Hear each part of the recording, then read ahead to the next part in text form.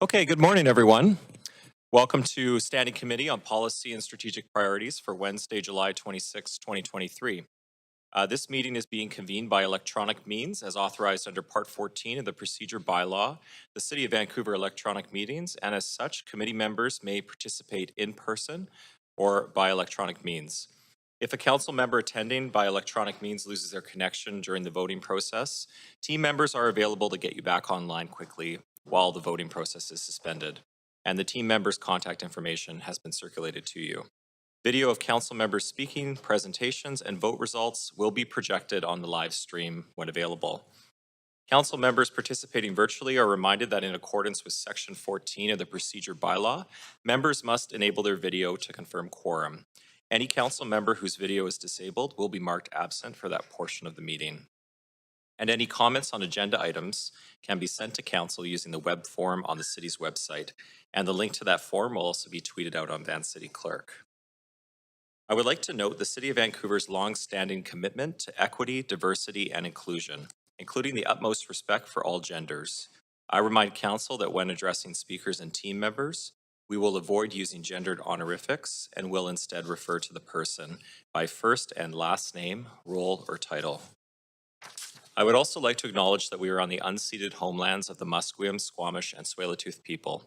We thank them for having cared for this land and look forward to working with them in partnership as we continue to build this great city together. I would also like to take a moment to recognize the immense contributions of the City of Vancouver's team members who work hard every day to help make our city an incredible place to live, work, and play. In case of an emergency, if we need to evacuate the building, I would like to direct your attention to the exits. There are 2 exits beyond the glass doors and to the left. If these exits are obstructed, please direct your attention to the 4 exits in the chamber. And please use the stairs and not the elevator. I would also like to highlight that there is a defibrillator located at the end of the hallway outside the council chamber. Clerk, may we have the roll call, please? Mayor Sim is on a leave of absence. Councillor Kirby-Young. Present. Councillor Carr. Councillor Dominato is on a leave of absence for civic business. Councillor Bly. Present. Councillor Boyle. Councillor Fry. Councillor Montague. Present. Councillor Klassen. Present. Councillor Meisner in the chair. And Councillor Joe. Present. You have, Councillor Fry is here. And you have quorum, Chair Meisner. Thanks very much. So plan for the day. We have 7 items of business on today's agenda, 1 presentation, 5 reports, and 1 council member motion. We will recess for lunch at noon and reconvene at 1 p.m. Should the business not be completed prior to 5 p.m. today, we will recess for dinner at 5 and reconvene at 6. I would like to remind council members that if amendments are brought forward, they must be submitted to the city clerk in final written form before the council member introduces them. Please ensure the clerk has received your amendment by using the council meetings amendment DL. And before we begin to hear from registered speakers, I would like to remind council and members of the public that in accordance with the updates to the procedure bylaw, which were enacted at the May 10th, 2023 council meeting, public speakers may only speak for 3 minutes and council may not ask questions of the public. Members of the public should state whether they're in support or opposition of the recommendations and may only speak once. I will also ask speakers who are, if they are residents of Vancouver, if it's not noted on the speakers list. And following the last speaker on the speakers list for each item, we will go back through the list for those who were not present when their name was initially called. So as chair for this meeting, I'm suggesting that for the reports with no speakers, we adopt the recommendations collectively in a single motion. And reports 2 through 4 have no speakers. Does any member wish to hold reports 2 through 4 for debate or questions to team members? Chair? Yes. Question. Confirming that report 1, the provincial grants report, does have speakers, therefore will not be held or will be held. Correct? It will be held, yes. Just reports 2 through 4 have no speakers, Councillor Kirby-Young. Thank you. Appreciate No problem. So not seeing anyone wanting to hold reports 2 through 4. Okay, moved by Councillor Carr and seconded by Councillor Klassen. Okay, all those in favor say yay. Any opposed say nay? Okay, that carries. Thank you very much. Okay, does any member wish to declare a conflict of interest on the consent items 2 through 4? I forgot to ask that before, apologies. Yeah. Okay, so that's been approved on consent, not seeing any conflicts. Reports 2 through 4. That is 2023 annual inflationary rate adjustment for development cost levies, UBCM 2023 Community Excellence Awards submission, and contract award for contractor services for domestic repiping of the new Continental. Okay, so the first item on the agenda is a presentation. It is the capital plan implementation update. Does any member wish to declare a conflict of interest on this item? Not seeing any. So we have team members here this morning to present this item. And please come up to the podium. Good morning.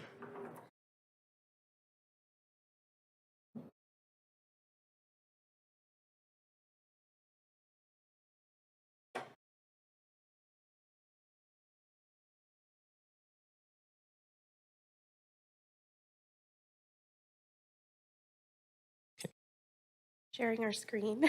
Oh, sure, of course. Yeah.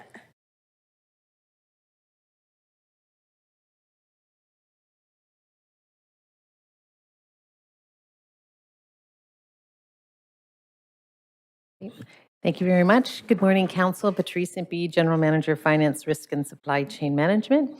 And, back up. And I'm here with a number of my colleagues to provide an update on some of the major initiatives being delivered in our capital plan.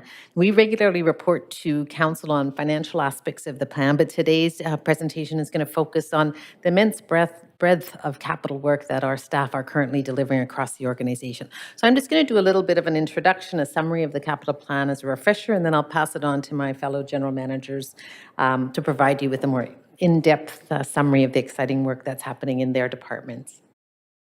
The City of Vancouver owns more than $34 billion in infrastructure and amenities across a wide spectrum of areas as depicted in the slide, and these include water and sewer infrastructure, roadways, walkways, greenways and bikeways, affordable housing, community facilities, parks and open spaces, and of course fire halls, police stations, and service yards. So we've spoken previously about the challenges in delivering our capital plan within the current economic and social landscape, but today really we're going to highlight on that despite those challenges, we are continuing to deliver on the capital plan. We're working on optimizing our processes, reprioritizing our financial capacity, and on augmenting delivery through external capacity in order to deliver the plan. Now, the current plan is at $3.5 billion in strategic long-term infrastructure investments to continue to enhance livability, sustainability, and resilience of our city. Now, over successive plans, we've made significant investments in renewing our aging infrastructure, expanding them and building new amenities to accommodate our growing communities, and adjusting our services approach to reflect the increasing complexity of delivering our infrastructure programs, services, public safety, and emergency response, serving both the city and, in many cases, the metro region. So to illustrate some of these investments, what they look like in the community and their benefits, I'll hand this over to Lon Leclerc, our General Manager of Engineering Services.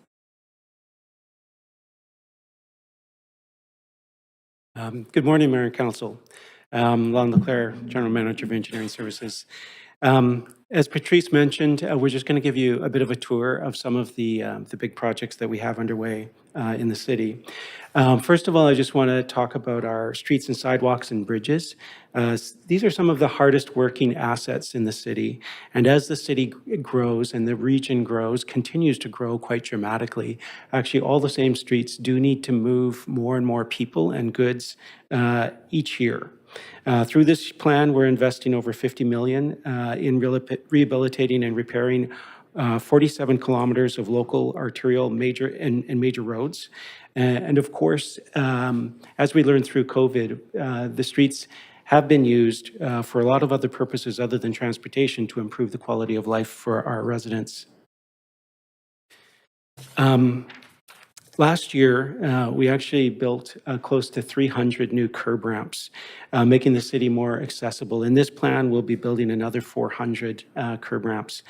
Curb ramps are often combined with curb bulges to narrow the crossing distance, but also allow for us to introduce green infrastructure and treat rainwater.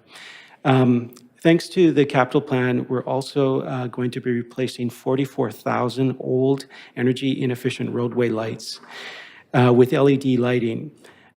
This actually reduces light pollution. We'll actually save up to 70% on our energy costs. And the other really amazing benefit is that it actually improves safety because of the quality of the light. And so this change actually will come to every single street and every single neighborhood across the entire city.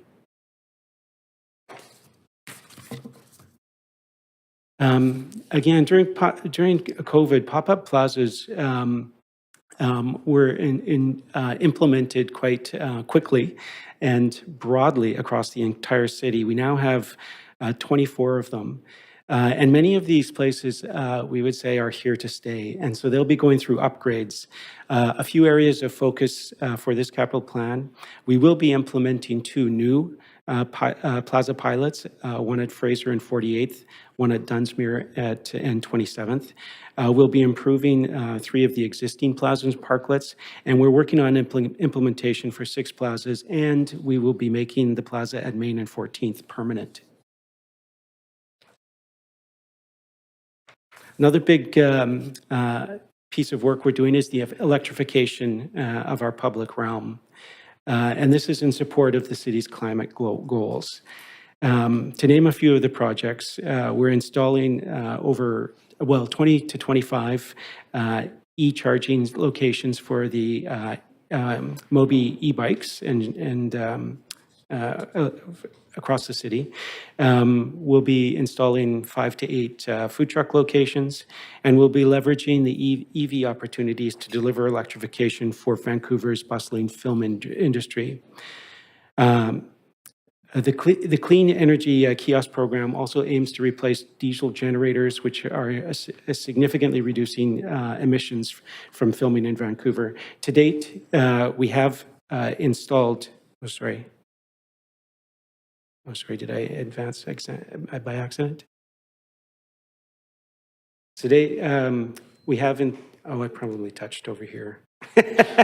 Sorry about that. So all this embedded video is so sophisticated. So we've installed film kiosks in the northeast section of Falls Creek, which is one of our most heavily used filming locations, where there's over 200 diesel generators that were used annually. 5 more are planned for 2023, and 3 more are planned for 2024. We recently completed the Richard Green Street project, which was a $14 million, 1.5 kilometer protected bike lane, but it was also the largest installation of green rainwater infrastructure that we've built in the city, creating the first real large-scale blue-green network. These nature-based solutions treat 15 million liters of rainwater and divert 11 million liters of rainwater from our pipe system. Also, this bike connection is a key link in our downtown network, which will help connect the new project on the Granville Bridge. Next one. So we're making significant investments into the Granville Bridge. We had about 19 million from the last capital plan. This capital plan is about 45 million. This includes critical structural work, which is taking place under the road deck, but also includes the conversion of 2 traffic lanes on the bridge surface for use for walking, rolling, and cycling. This will make the bridge usable for everyone, but also create a key link from the northern end of the Arbutus Greenway and via a new bikeway on Drake Street make simple connections to the Richards and Hornby separated bike lanes, and a connection down to the seawall. Also, a key part of this is the removal, as you can see in this picture, the removal of the loops. So those loops are being replaced by a grid road network, which does two things. One is that it will free up city-owned land, which was previously inaccessible because it was inside the loops, to allow those to be developed. But also it'll allow for easy walking and cycling connections from Granville Street down to the seawall. One of our most ambitious projects is the Portside Greenway. So we've just completed our first phase of 3 rounds of engagement. A real focus of this project is that dotted section, which is a real gap in the network. So the input that we've received from this first round of consultation will help shape our design concepts, and those will be shared in the next round of engagement later this year. We're also working to green our fleet. So this is over $14 million worth of investment to replace 235 fleet assets with electric options, including the necessary charging infrastructure. With these changes, we expect to eliminate 350 tons of annual GHG emissions. Joining our electric fleet this year is Canada's first battery-powered fire truck and the BC's first pair of electric aerial trucks. Now, we all pay attention to the surface of the street, but in fact, the invisible infrastructure is actually our most expensive. Valued at over $11 billion, the water and sewer infrastructure is hidden from view under the streets, but is actually critical for maintaining our community health and supporting a growing population. These pipes for water and sewer typically last about 80 to 100 years. And so when it comes time to renew them, we do that with a real focused effort to accommodate the growth in the city, but also to respond to the changing climate. And also because these projects tend to, well, rip up the road in the process of replacing these pipes, they present an opportunity to actually do street level improvements once we restore the street. Example of our biggest project, sewer renewal project at $45 million is the Hastings Sunrise Sewer Renewal and Green Rainwater Infrastructure Project. This is helped through funding. We have $15 million through the federal and provincial grants that are helping to fund this project. It will separate 4.5 kilometers of combined combined sewers and replace it with separated sewers, and add 15 new green rainwater infrastructure assets.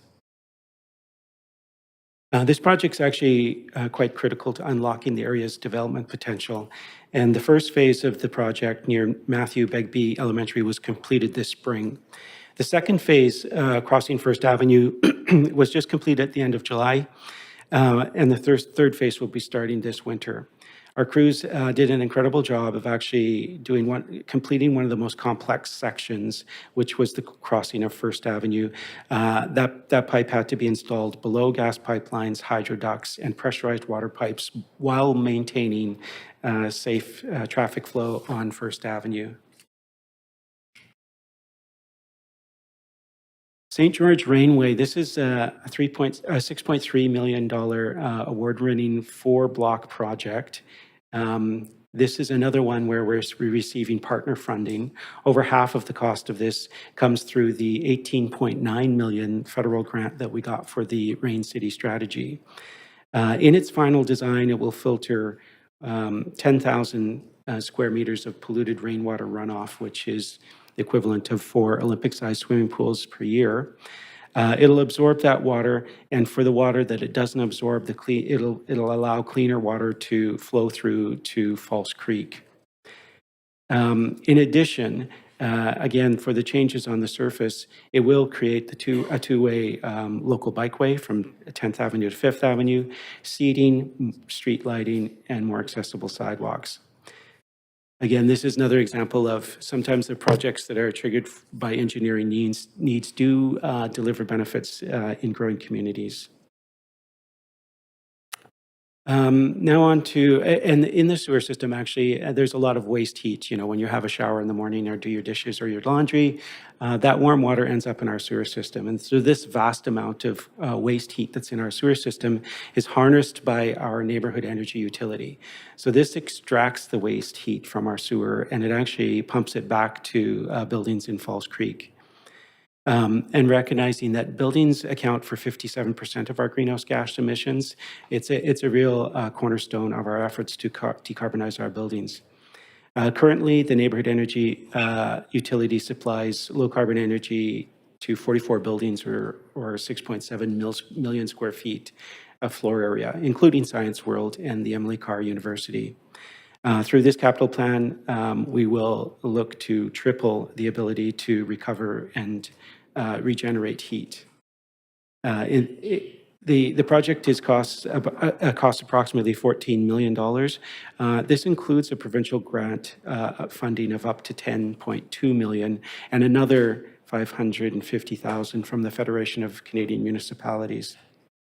The next big step for the NEU is a transition to renewable sources by 2030.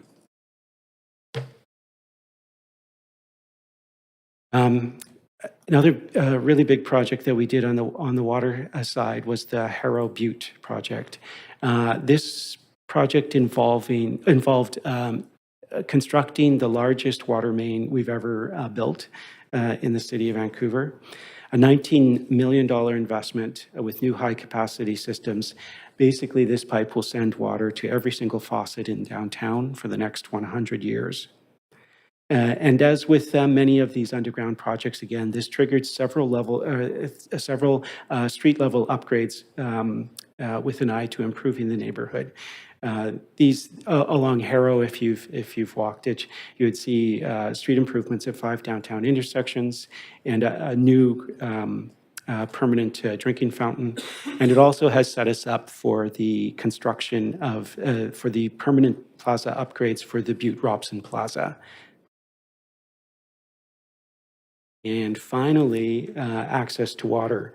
Not one of our bigger projects at $100,000 a year. It's a rather small project, but it is fulfilling a major need across the city. Really, our stance on drinking fountains and water assets have shifted over the last decade from a nice to have to critical infrastructure, supporting health and safety during extreme heat events. The Access to Water program uses temperature, health, and demographic data to identify which communities are in greatest need for water assets. And the recent events like the pandemic and the 2021 heat dome highlighted the disproportionate impact of extreme weather on vulnerable communities. So this year we're identifying locations in the downtown's east side and across the city to expand these infrastructure citywide. And we will be installing 20 to 30 permanent assets over the next 4 years in this capital plan. And with that, I will turn it over to Sandra for housing, culture, and childcare. Great. Thank you so much, Lon. Sandra Singh, General Manager, Arts, Culture, and Community Services, or ACCS. And as Lon noted, I'm here to speak on how we're delivering much-needed affordable housing to create an inclusive and livable city. And I'll also touch on how we are building equitable childcare and using capital dollars to create a dynamic and vibrant Vancouver through investment in social services, arts, and culture.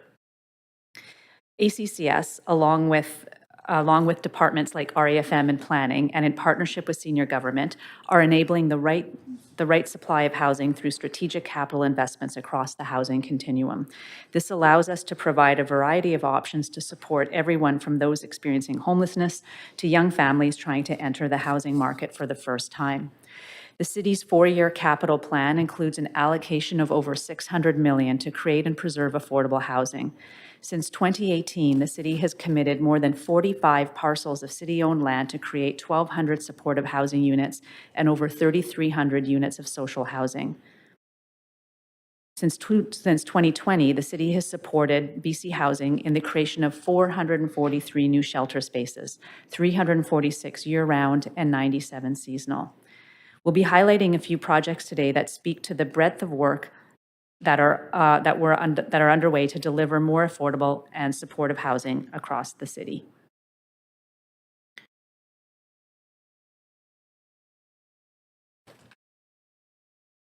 A great example of intergovernmental and nonprofit collaboration when it comes to supportive housing is 58 East Hastings. Alongside partners like Vancouver Chinatown Foundation, BC Housing, CMHC, and Vancouver Coastal Health, we're excited about this innovative social housing project in the downtown east side that will provide 231 new homes with integrated health support for the entire community. The city is providing the land as a partner for the project. It will offer 120 homes at the provincial shelter rate and 110 homes at housing income limits, providing much-needed affordable housing options in the downtown east side, and it's expected to be completed by 2024. A few other important projects being delivered with our partners include a seniors building at 3510 Fraser, the Vienna House project on Stainsbury, and the recently completed supportive housing project at 162 Main, to name just a few. But we're not just building affordable housing options, we're also building communities to ensure people want to stay, live, and play in Vancouver and are supported to be here, especially equity-denied groups. By delivering both social services and housing on site through co-location, we maximize the use of limited city land to deliver multiple benefits to community. For example, the recently opened Evelyn Saller Community Centre in Rawdon Lodge is a great example of where housing intersects with supportive services. Evelyn Saller provides important health and social support services, including indoor drop-in space, low-cost meals, shower and laundry, as well as social programming for thousands of low-income adults. Just above Evelyn Saller, Rawdon Lodge provides 213 homes. More than 2/3 of the homes are rented at the provincial shelter rate, providing deeply affordable housing for over 140 residents. And likewise, Council recently approved a nominal lease for Community, who will be building an LGBTQIA 2S+ community hub, forming part of a 17-story mixed-use building, which will also include 154 social housing units. With completion planned for 2025, this project at 981 Davie will provide not only homes, but culturally safe gathering space, workshops, counseling, and educational events. Building communities also means we're investing capital dollars to create cultural spaces to enhance the city's livability and vibrancy. A great example of this is 187 East 3rd in Mount Pleasant. This space is providing 30 affordable homes for artists and a shared 4,000 square foot production space for local artists and their families. Part of the production space is home to Ethos Lab, a Black-led nonprofit youth academy that offers science, technology, engineering, arts, and math education to youth ages 12 to 18 within an anti-racist, technology-forward framework. Through this site, we're providing not only housing for artists, but deploying space to enable a creative community. Cedar Cottage Neighborhood House redevelopment is another project I'd like to highlight. In a neighborhood that is seeing increasing densification, Cedar Cottage Neighborhood House acts as a hub where people in the neighborhood can find social connections, support, and services that are integral to their well-being. As all neighborhood houses do, Cedar Cottage helps build community and a sense of belonging for those who call this neighborhood home. Our significant capital grant is a substantial contribution toward the creation of a new 37 licensed childcare facility for children ages 0 to 4 and 15,000 square feet of this important social serving space. Along with housing and childcare, through this capital plan, the city is also improving equitable access to quality childcare by supporting renewal and new childcare infrastructure. Affordable childcare, as you know, is vital to the economy and is critical in enabling families with young children to stay in Vancouver.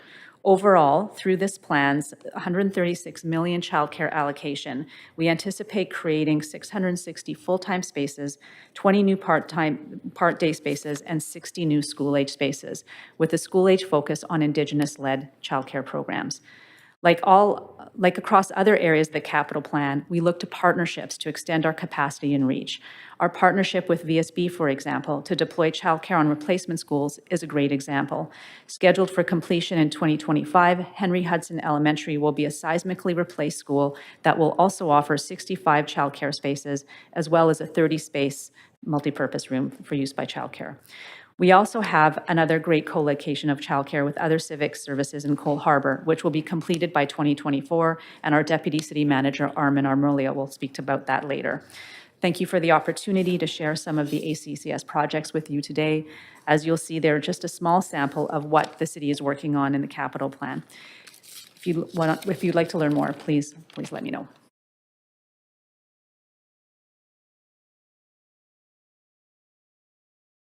Good morning. I'm Christina de Castel, Chief Librarian and CEO at Vancouver Public Library. Vancouver Public Library has been dedicated to meeting the lifelong learning, reading, and information needs of Vancouver residents for more than 100 years. And last year, VPL had more than 4 million visits across 21 locations. And I'm proud to say that VPL is the most visited major urban library per capita in Canada. West Point Grey Branch moved to a new, more accessible location that opened on June 27th of this year to better meet the needs of seniors, families, and students who frequent this library branch and neighborhood. And we're pleased to be working with Musqueam Nation to reflect their culture and language in this space through including welcome in Hunkamanam and in English on the vestibule wall, and Musqueam artwork for the windows, which will be coming later this year. We've put accessibility at the forefront of space design in this new branch with high contrast signage, room to move around, and accessible technology, including an accessible computer station in addition to regular computers.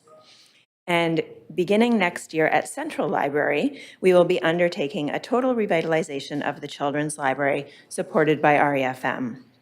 The VPL Foundation is contributing $3.5 million for phase 1 of this capital project, and construction starts in early 2024. Understanding of the way that children learn and the presence of families downtown have both changed profoundly in the last 25 years, and this project will address significant gaps and create new opportunities for learning and connection for families and children. We'll be introducing interactive play elements into the space, guided by research in early learning, such as an elevated treehouse-inspired space, dedicated program space in the Children's Library, and spaces designed to support early learning for ages 0 to 5. And this will build on learning from our new children's spaces that opened at Britannia and Renfrew branches last year and the year before that were funded by the VPL Foundation.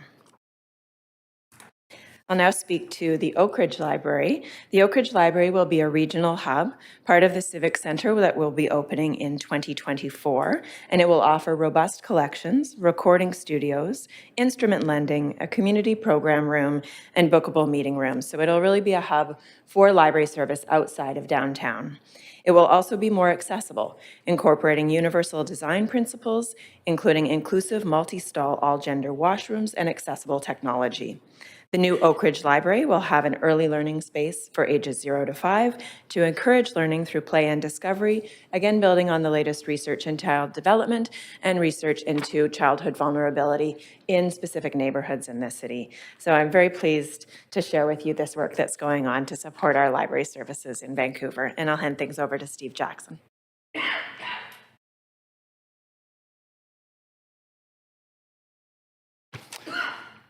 Thank you, Christina. Good morning, Council. I'm Steve Jackson. I'm the Acting General Manager for the Park Board. I'd also like to acknowledge our Park Board Chair, Scott Jensen, who has joined us in the audience this morning. It's a pleasure to share highlights of our work. Our team is passionate and proud of what we do and who we serve. And the public is equally passionate about their love of what makes Vancouver unique. These are our trees, parks, splash pads, beaches, playgrounds, sports fields, public gardens, and hundreds of other outdoor amenities we design, build, and operate, and tend on behalf of the residents and millions of people who visit Vancouver from within the region, within BC, and from across Canada and the world. At a glance, we care for 240 parks, over 1,300 hectares of parkland, 9 public beaches, and 430,000 trees. Within these spaces, you'll find 200,000 playgrounds, 150 or 200 playgrounds, not 200,000, whew, I wish. 150 permitted fields, hundreds of other well-loved and well-used outdoor amenities. Park Board's team acquire land, design, build, and renew these assets through delivery of the capital plan. And we don't do this alone. We often work in partnership with our colleagues in engineering and REFM, keeping the public's experience and enjoyment front and center. Our spaces are used 365 days a year and provide services to a broad range of user groups with a goal of encouraging residents to engage in healthy lifestyles through community involvement, recreation, and access to nature. While we celebrate these successes of today, we continue to look to the future and adapt our strategies and policies to account for climate change to ensure these much-loved spaces are available for generations to come. I'll share a few case studies this morning that offer a snapshot of what we do and how we deliver for the residents and visitors to the city.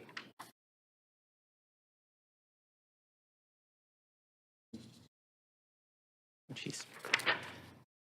Creating parks and green spaces. A great example is the new park, Sucklehanum and Siksahwe. It opened last summer and quickly became one of the hardest working parks in Vancouver, serving over 10,000 residents and 17,000 workers who live and work in the area adjacent to Smythe and Richards. Last month, the park was recognized with a national award for landscape architecture and featured in a Globe and Mail article on the future of park design. It also represents the future of urban sustainability. The 1-acre site in this dense downtown area is planted with thousands of shrubs, perennials, aquatic plants, and mature trees. Rain and water from the plaza's water feature is collected, filtered, and channeled for irrigation and flushing toilets. The playground and water features offer an opportunity to escape in fun and laughter for many of the children and youth growing up in a densifying downtown core.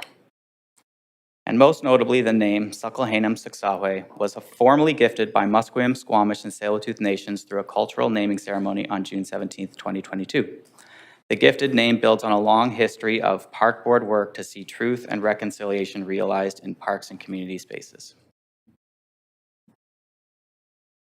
Shoreline resiliency and providing access to nature. Our park development and engineering teams are working to protect Vancouver's beloved shorelines from sea level rise and damage from intensifying storms. Current projects range from the shoreline protection for Spanish Banks to a long-range plan for the West End waterfront to ensure public access to the seawall and West End waterfront remain enjoyable for the decades to come. A great case study is the restoration or daylighting of the historic creek that once flowed through Tatlow and Volunteer Parks. This project will increase access to nature, create new habitat areas, and integrate stormwater management through natural green rainwater features. This site is also a culturally significant place for the Musqueam, Squamish, and Tsleil-Waututh nations. Representatives from the 3 host nations have been involved throughout the project and will continue throughout construction by way of archaeological monitoring. As a joint project between Vancouver Park Board and the City of Vancouver Engineering's Green Infrastructure Branch, this project will provide many ecological enhancements, help to improve the water quality entering English Bay, and increase the city's resilience to climate change. Construction of the creek daylighting began in March 2023 and is scheduled for completion by December 2023. Responding to the climate crisis also means recognizing that certain neighborhoods and communities in Vancouver are more vulnerable than others. Expanding the urban forest canopy is a priority for the Park Board. Vancouver's tree canopy reduces effects during heat events and moderates temperatures during extreme cold. Park Board is responsible for Vancouver's 150,000 plus street trees, as well as those found in our parks and green spaces. Every year between October and March, our urban forestry team work with city engineering to plant trees in streets, boulevards, and parks, focusing on tree deficient areas, including the downtown, south, and east areas of the city. Nearly 300 trees have been planted in this season's planting season, including 30 on the 600 to 800 blocks of East Hastings Street.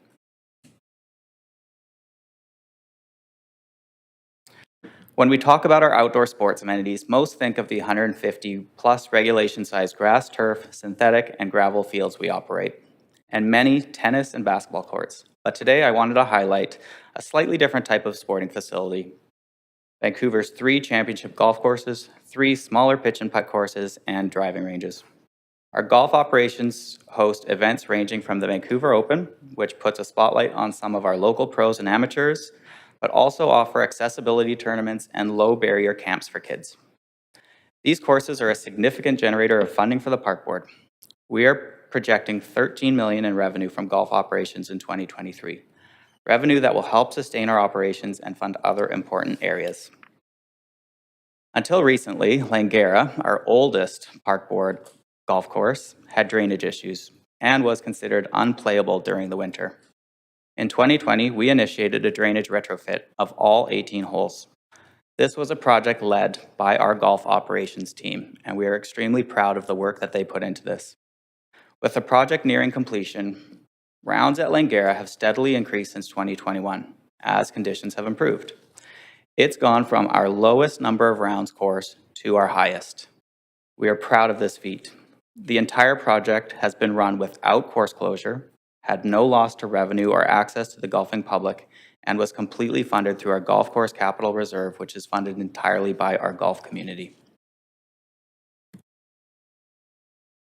Many of our projects involve key partnerships, and the redevelopment of Oak Ridge Center is one of them.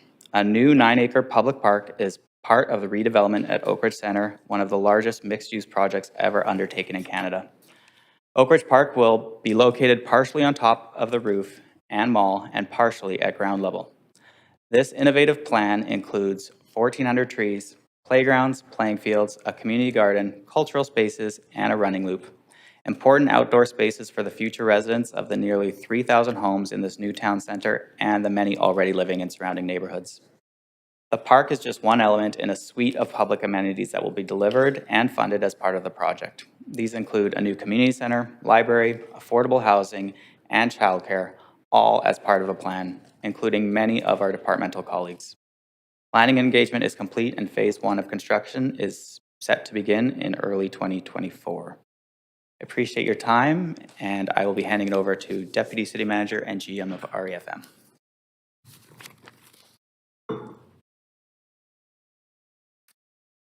Thank you, Steve.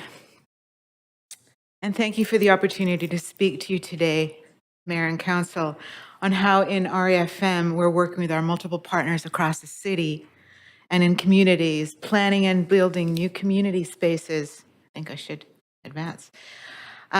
New spaces to meet the growing needs of our communities and our changing populations.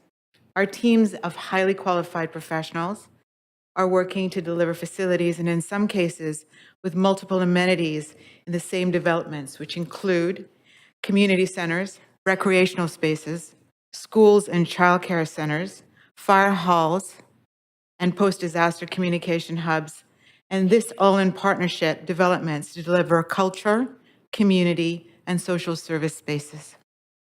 Currently, the city has committed to ensuring that our developments are sustainable, resilient, and meet the highest accessibility standards. We understand the importance of community centers as they are an important way Vancouverites can remain connected in their neighborhoods. And I can tell you, as a young immigrant coming into Canada, the community centers that I was working and living close to were the lifeline of our family. So on all capital projects, we strive to include LEED Gold and Passive House, 100% electrical heating and cooling to create near zero emissions. We target a 40% reduction in embodied carbon, rainwater management capturing and treating 90% of annual rainfall on public and private land.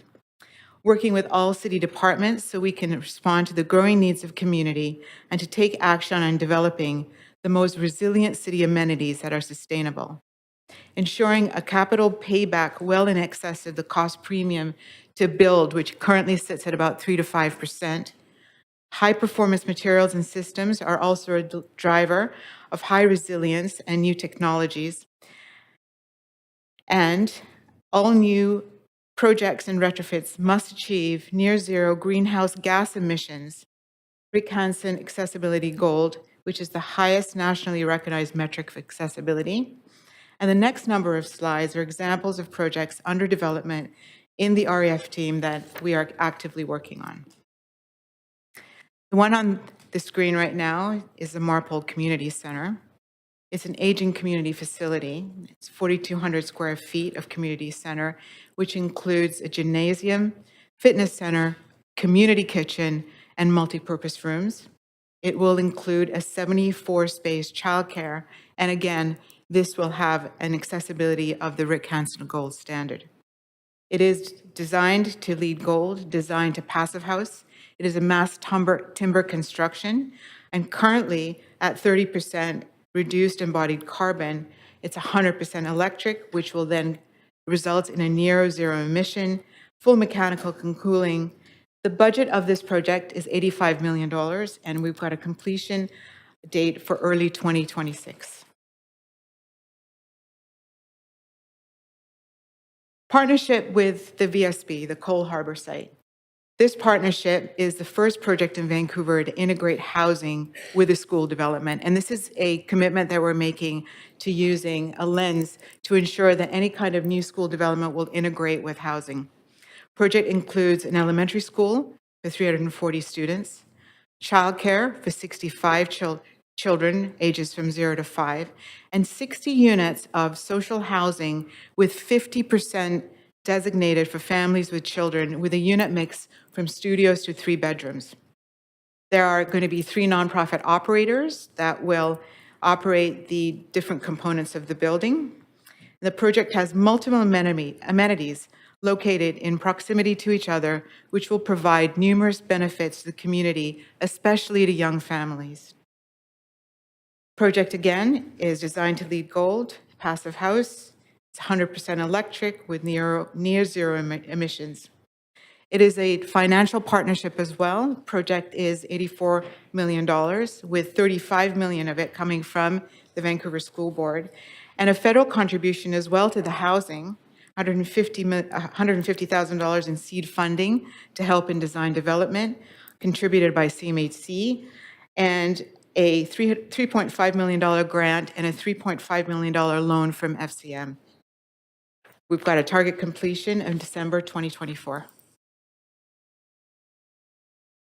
This is probably the jewel in our portfolio right now, the PNE Amphitheatre renewal. This came to council a few weeks ago. It is a partnership with the PNE. It's the largest urban park in Vancouver. It sits at about 165 acres. It's an exciting renewal to support more access to music, culture, and multifunctional outdoor space. The redevelopment will see a 9,300 seat capacity from the current 7,000. It's got a weather protection, a large roof, heavy span timber construction. It's going to include permanent back of house infrastructure that will allow a plug and play scenario for artists, an improved front of house with VIP boxes and a whole host of concessions, and improved sound mitigation to offset noise issues in the neighborhood. Accessibility standard will be Rick Hansen Gold, and the project will also see an interesting environmental facet. We're going to daylight a stream, a salmon-bearing stream, and we will be seeking salmon safe certification. Budget, $103 million. Construction start is anticipated in 2024, and completion date for December 2025. And so now from large and mighty projects to the small but equally mighty. We install the largest heat pump in our portfolio in the Bloedel Conservatory. The heat pump uses clean hydroelectricity instead of natural gas to heat and cool the dome's interior, and cutting the greenhouse gas emissions by 90%. This is significant as it reduces the heating and cooling costs by 40% per year, thereby justifying the capital expense of the new heat pump. In recognition of the work from the city, the province awarded the conservatory BC Hydro's first Clean Energy Champion Award earlier this spring, and thanks to Councillor Carr for accepting the award for us. This is a partnership with Vancouver Fire, Fire Hall 12. It's to retrofit the seismic upgrade of the facility to meet current post-disaster requirements. This retrofit is being carried out while the fire hall is in operation to ensure that community responses are being met. It's complex work for a very small budget, a complex structural seismic upgrade carried out from the exterior, a new roof upgrade, replacing underground fuel tank with an above-grade fuel tank, which has an end-of-service oil inceptor, replacing overhead doors and a host of other amenities for the folks that work and live there or have residence there. Budget again, about $6 million. Current completion date, Q4 2023. And in closing, I'd like to also promote that our communications group has created a new way for people to stay updated on the capital projects through a web hub at vancouver.ca/capital projects. This will be displayed at project sites as well as through various media platforms, and want to thank you for the opportunity to present.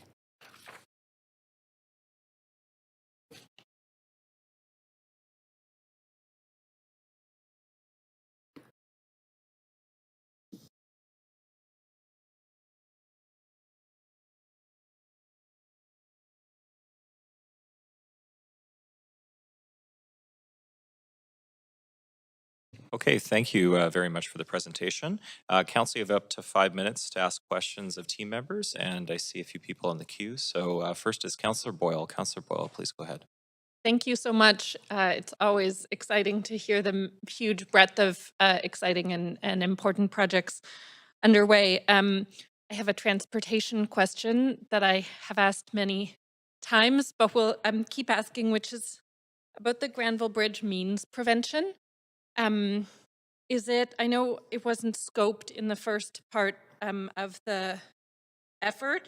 Maybe this is a question later for the Growing Communities Fund, but I'm wondering in the timing of the project, if it's still possible to add it in now and what that would look like in terms of timing and cost.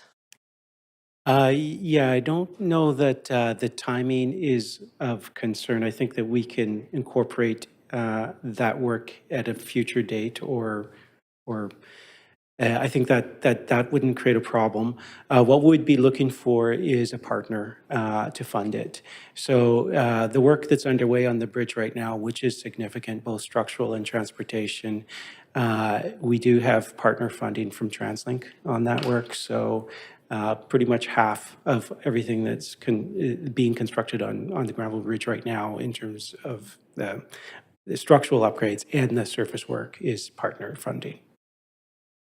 Okay, but it could be done kind of within the timeline and effort if we were able to find At this point, because the work is underway right now and the contract is let, I would say that it would be done after. Okay. It's for us to perform the work, we're not quite sure what it looks like because we don't have a design or a solution. I mean, a very simple addition could be something pretty straightforward, or it could be very complex if it involves a complete replacement of the railing. Okay, maybe I'll ask the second half of that question related to the Growing Communities Fund and if the timing could fit with the requirements of that fund. So I'll save the rest of that for later this morning. Thanks, Lon. I'm also curious on the community building downtown. I think this is a question for ACCS. I have heard that there's a bit of a funding gap on that project, specific, similar to the gaps we're seeing everywhere with rising costs and interest rates. Has that been a challenge that we're seeing yet or that we've been hearing? Sorry, a funding gap on the community project? We're seeing cost escalation on many of our projects, and so that is something that we're working with financial services. Oh, and Armin can jump in. Great, thanks. Thank you for the question. We actually have, we've got mitigation for the gap. Okay. We're aware of the gap and our teams are working on the mitigation, which we've actually got a number for now. So I think we're actually okay on that. I can recheck for you, but I'm quite sure we're okay on that. Okay, you're welcome. Thank you. You're welcome. Okay, and a VPL question, which is sort of forward-looking instead of what was covered, but can you just give us a sense of where the conversation is about a new Collingwood branch? The Collingwood branch was going to be part of a developer-delivered project, and we haven't heard any updates in quite some time on that. So we're continuing conversations with REFM on hopeful for a future site. Okay, fair enough. Thank you. I have one sort of overarching question, which is what impacts are we seeing on our capital projects of cost escalation and rising interest rates? Are we having to delay certain projects or cut scope? What have those impacts been? Yeah, maybe I can take that one. Certainly, the last few years have been very new to us as far as the level of escalation, cost escalation, and we are working with the teams now as we're starting to work towards the 2024 budget to look at cost escalation and how that has impacting some of our projects. So at this point, it's a combination of allocating some of our, funding that we've set aside for cost escalation, which we do as part of our plan, but it's not enough to cover everything. So it'll be a mix of possibly deferring some projects, reducing some scope, looking at how we can, in other ways reduce costs, and then allocating what we have in the way of funding set aside for escalation. And in some of our programs, it might just mean spreading out the work over a longer period of time. So we have part of that initiative going into this year's budget, and then also, if you recall, we do a midterm update. So that will be part of 2024. So we're definitely very aware and working on it. Yeah. Okay. Appreciate that. Those are all my questions. Thank you. Okay, thank you. Councillor Kirby-Young. Yeah, thanks, Chair. Can I move for a second round off the bat? Yes, can I get a seconder, please? Yep. All those in favor say yay. Okay. Any opposed say nay. Okay, go ahead. Okay. First, I want to start by thanking staff for the update. I thought it was a fantastic overview. I think in my time on council, it's one of the best that I've seen in terms of translating a kind of usually a lot of budget documents and capital spreadsheets and capital plans and actually putting it into real human terms of what we are actually investing in and building. So I super appreciated that. And I think the public would too. I know that you had lots of great visuals. I'm just wondering if there's an opportunity with some of the commentary to post that for the public, because there's some really great commentary around how many childcare spaces or number of affordable housing units, et cetera. And see Maria coming to the podium, but I actually think that that's a great story for people to be able to read about, because that's one of the challenges we have is people are saying, where is the money going? And clearly it's going to some really good projects. Yeah, thanks, Councillor Kirby. I'm Maria Pontigas, Chief Communications Officer. One thing that led to the inception of this update to you is that we realized there wasn't kind of a central nexus to talk about the work we're doing on the ground. So if you go to vancouver.ca/capital projects, that will be the space where you'll have both the visuals, some of the B-roll you saw, as well as the commentary in color with the different numbers, facts, stats that you've seen. So people can learn more about that. Bolstered by a social campaign to kind of show and share those stories online. So you'll see reflected a lot of what you heard today in the GM's notes across our channels. Amazing. And is that ready now, or would that be coming soon? vancouver.ca/capital project. It's live if you want to visit right now. Amazing. Thank you. I super appreciate that. The next question that I had is really, I'm wondering if I could zero in on a couple of questions, and it's around investment in South Vancouver. That's something that this council has chatted about. And so I didn't see a lot of references to, obviously the Marpole project for the community center has been ongoing for a long time. It's an important one. But I didn't see commentary around turf fields, for example, repair of Memorial Pond, looking at Steve. I don't know if you want to comment on that. Yeah, thank you for the question. So we've heard, obviously loud and clear from council, the interest in South Vancouver. So we are already engaging with that community now in regards to amenities that neighborhood is interested in within the parks and open spaces realm. Obviously open to any other further direction that council or our board has on that, but it is a area in the city that we are focused on. South Memorial Pond, we've got some behind the scenes actions to deep dive that and understand what the issues are and what that means for water use and bylaw compliance. But we're well aware of the issue there, and we have a plan to report back to council, at least in some memo form. Okay, that's super. Do you want to add something, Sandra? Yeah, thanks so much, Councillor. Yeah, this is certainly with Council's recent motion. South Van is a lens that we're applying to many discussions across departments. Okay, amazing, thanks. My next question is really around Beach Avenue. Lots of conversation from the public who really love the open space. Some people are still concerned that it's backed up with park access. I'm wondering if there's been any thought with restoring two-way access, but the potential to also add a bike lane in there, if that's something that can be done in the interim, if that ties into the waterfront planning. But what I'm hearing is that people are loving the opportunity for additional bikes, but we also have a huge backup, and people are saying, well, this is working against climate because you have all these cars that are backing up trying to go one way out of the park on GHG. So is there any thought to the ability to open that up two-way and do a bike lane as well? Yeah, so just a quick mention that we are working on the West End Waterfront Parks and master plan. And so we are hoping one day, as we start to transition to more permanent infrastructure, that that would be compliant with whatever we adopt as part of that master plan. But in the interim, we can easily adjust the way we have traffic operating out there right now. And so that has been triggered by the changes that the park board has made in the park and related to Park Drive. And we have looked at, right now it operates one way between Denman and the park. We looked at switching the direction to the other way or making it two-way.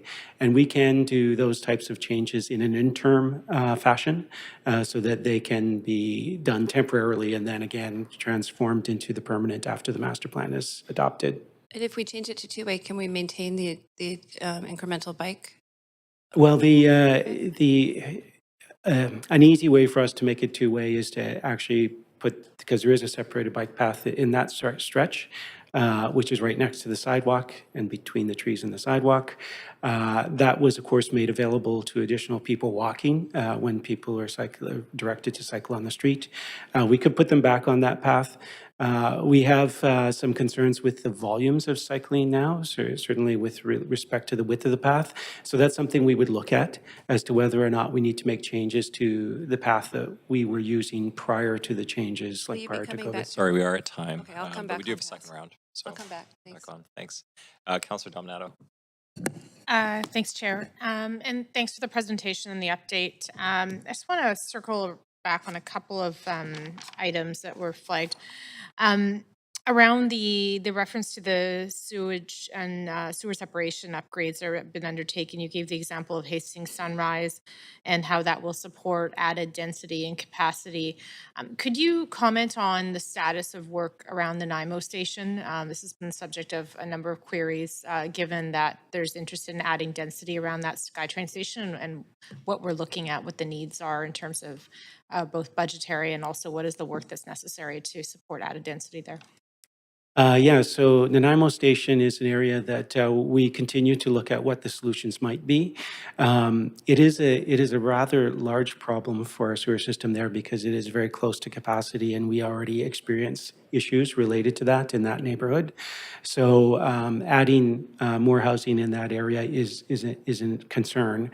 What we're learning with all of the green infrastructure projects is the more that we can divert rainfall out of our pipe system, we actually can accommodate more growth that way. So with nearby Trout Lake and park assets, if we were to come up with solutions where we could divert, and again, we're talking about very intense rainfall as a result of climate change, which is actually a big trigger for us and getting worse by the years. So as we explore more of those solutions, it's possible that we could come up with something. Right now, the kind of the upgrade or fix is quite extensive, and so it's quite expensive to accommodate the growth in that particular area, but it is something we are continuing to pursue. I appreciate that. Can I just ask one follow-up question on that topic? Is there, just to clarify, it's not contemplated in the current capital plan? It would need to be addressed in the next, either the current capital plan would need to be amended or it would need to be addressed in the new four-year capital plan that will undertake this term? That's correct. And also the design exercise is quite significant as well. And so, you know, if we were directed to do that work right now, of course, we would have to start with a couple years of design work before we could actually get to a construction project. Okay, thank you. I appreciate that clarification. I want to circle back on the for quite a few items. The new plazas, they've been quite successful. And I think I noted the addition of two new plazas. I think we've received some correspondence from residents around Fraser and 48th and expressing concern about how do we engage and let the neighborhood know we're contemplating a plaza and that we might be closing up a street. And I'm just curious if you could comment on that broadly. And but that's the one that's come to my attention of late. Yeah, so again, this is a pilot, and that's the way these all start. And the great thing about a pilot is that it really gives everyone an opportunity to experience what the changes as a result of that installation is. it's a different approach. What we used to do pre-pandemic was we used to spend a lot of time consulting and trying to anticipate all the potential issues and changes and challenges, and that would take often years of process. During the pandemic, we took a different approach, which was to implement and put up a sign says, let us know what you think about this. And then people would contact us, and if they had an issue or a concern, we worked to see if we could resolve those issues. And if not, the installation would be removed. We could adjust or we can remove. And so that was and of course, that allowed us to do many times the kind of road space reallocation that we would have done in the past with a more kind of careful consultative process. And it's not to say that we don't consult. We're consulting, in particular, consulting with everyone who experiences any effect of it, because the access to us is very clear on the information signs at the installation. While you're there, these last 30 seconds, could you comment on, and I'll come back on, is the Portside Greenway and considerations around, because there is a need to deal with that gap, but also it's a significant route for moving goods through the city, and it's also continues to be a commuter route. And what are staff early thinking about how to accommodate all those needs? The reason it's a gap right now is because it's a huge challenge. If it was easy, we would have implemented a solution already. We will work hard to figure out what that is, and I don't think it's going to be an easy solution. But we'll very much, there's no interest in diverting any of the port traffic or anything like that. So we need to keep that street functioning for the arterial traffic. But Apologize, you're out of time. I'm back on. Thank you. Okay, thanks. Councillor Carr. Thanks, Chair. And I just want to echo Councillor Kirby-Young's commendation for the presentation. It was excellent, very thorough and very focused. Appreciate that. So first question to Patrice MP. And I'm wondering if we've seen an increase in the contributions from the federal and provincial governments towards our capital budget. And if so, are you seeing emerging priorities for the capital investment from the senior governments? Just on the first question is, yes, we have seen from all levels of government more interest in more funds, in some cases one time, like we'll talk about the Growing Communities Fund, and in other cases looking for programmatical funding options for municipalities. And what we can do is report back maybe on our progress, which we've done from time to time with council. That's probably the easiest way for you to sort of see the different funds. And can you repeat your The second question part? was, Yeah. have you seen a change in priorities? Are they funding some things that they didn't used to fund, or are they not funding things that they did used to fund? I mean, I'm wondering if there's a change in priorities that you're seeing. Yeah, I can probably get back to you on that and talk to the team a bit, but definitely, this idea of supporting infrastructure within municipalities getting much more attention. It's also, through FCM, sort of that lobbying with the federal government and UBCM, so that the whole focus on infrastructure funding has taken a significant increase. And then, of course, housing, which we know through the Housing Accelerator Fund. So, so that's sort of the key areas where we're seeing that, but also opportunities in green infrastructure, in supporting some of the work of engineering as well. So those would be the main areas, but we can report back when we can do a summary for you and highlight some of those top of It head. helps to get awards like for Rain City. I think of the tracks. Yes. The tracks funding too. And do we have any other possible feasible sources of funds? I mean, our budgets are big, the capital budget. So I'm wondering, you did mention the FCM. Are there any other sources, outside sources beyond the senior governments or FCM that we are pursuing, that we're seeing maybe emerging as recognizing that cities are the sort of brunt leading edge of climate change, for example, impacts, and the need to seek funding is pretty big. Yeah. And we continue to advocate for those areas. But yes, I think in the federal and provincial government, we're seeing that. And I think TransLink funding for transportation and supporting the city's initiatives. But I'll just check if there's any feedback from the rest of the group that... Yeah, I would say the climate resiliency and disaster mitigation are new areas that we're seeing funding. So with the case of Canby Bridge, there's a new funding pot for us there. For TransLink, the region's mayors, of course, are struggling with funding from TransLink, but there's always a strong commitment to continue to invest in the cycling network and the major road network. And so we generally see those funds increasing. They also have they have a strong commitment to fully fund the operation and maintenance of the major road network, which of course Vancouver has a significant component of. Good. Lon, you can just stay right there because the next set of questions are for you. Drinking water fountains, I hear about this all the time. I think all of us on council do. So you focused on the downtown east side, which is, I think, the logical priority. Is there a plan to expand drinking water fountains citywide? Yes, that's the piece of work that we're doing right now, is looking at the citywide kind of where the gaps are in the network. And so we do have budget for depending on the locations we select, the 20 to 30 assets that we're looking to deploy. And we are looking not just on the downtown east side, but citywide. Okay, that's good. Second question, you mentioned the transition to renewable sources of energy for the NEU. I'm assuming that it's a switch from, I don't know, you tell me, is it a switch from regular gas, methane gas, to natural methane gas, or to? Yeah, so right now, the way this system works is the base load is covered by the heat that we're recovering from the sewer system. But we do have peak demands which occur on the very coldest days of the year. And to respond to the heat demands in those, we have a gas-fired boiler. So it's natural gas. Heat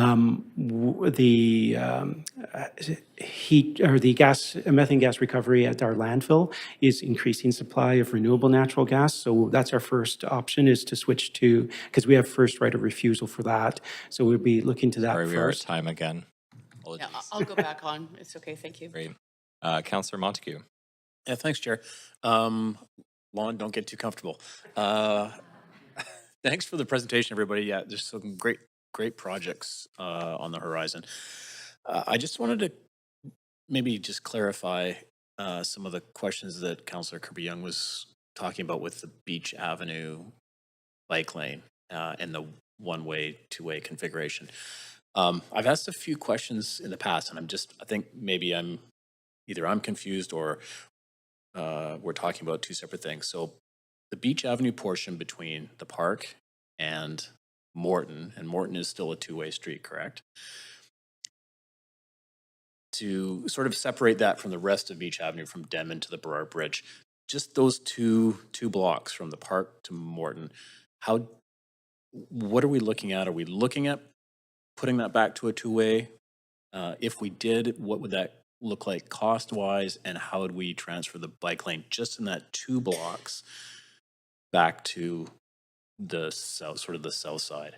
Yeah, well, in the absence of any direction from council, the conversations we've had with the park and the changes that happened in the park board and the interests that we have around access in and out of the park, the first thing that we were planning to do was at the next month was to convert the existing traffic operations from one-way westbound to one-way eastbound.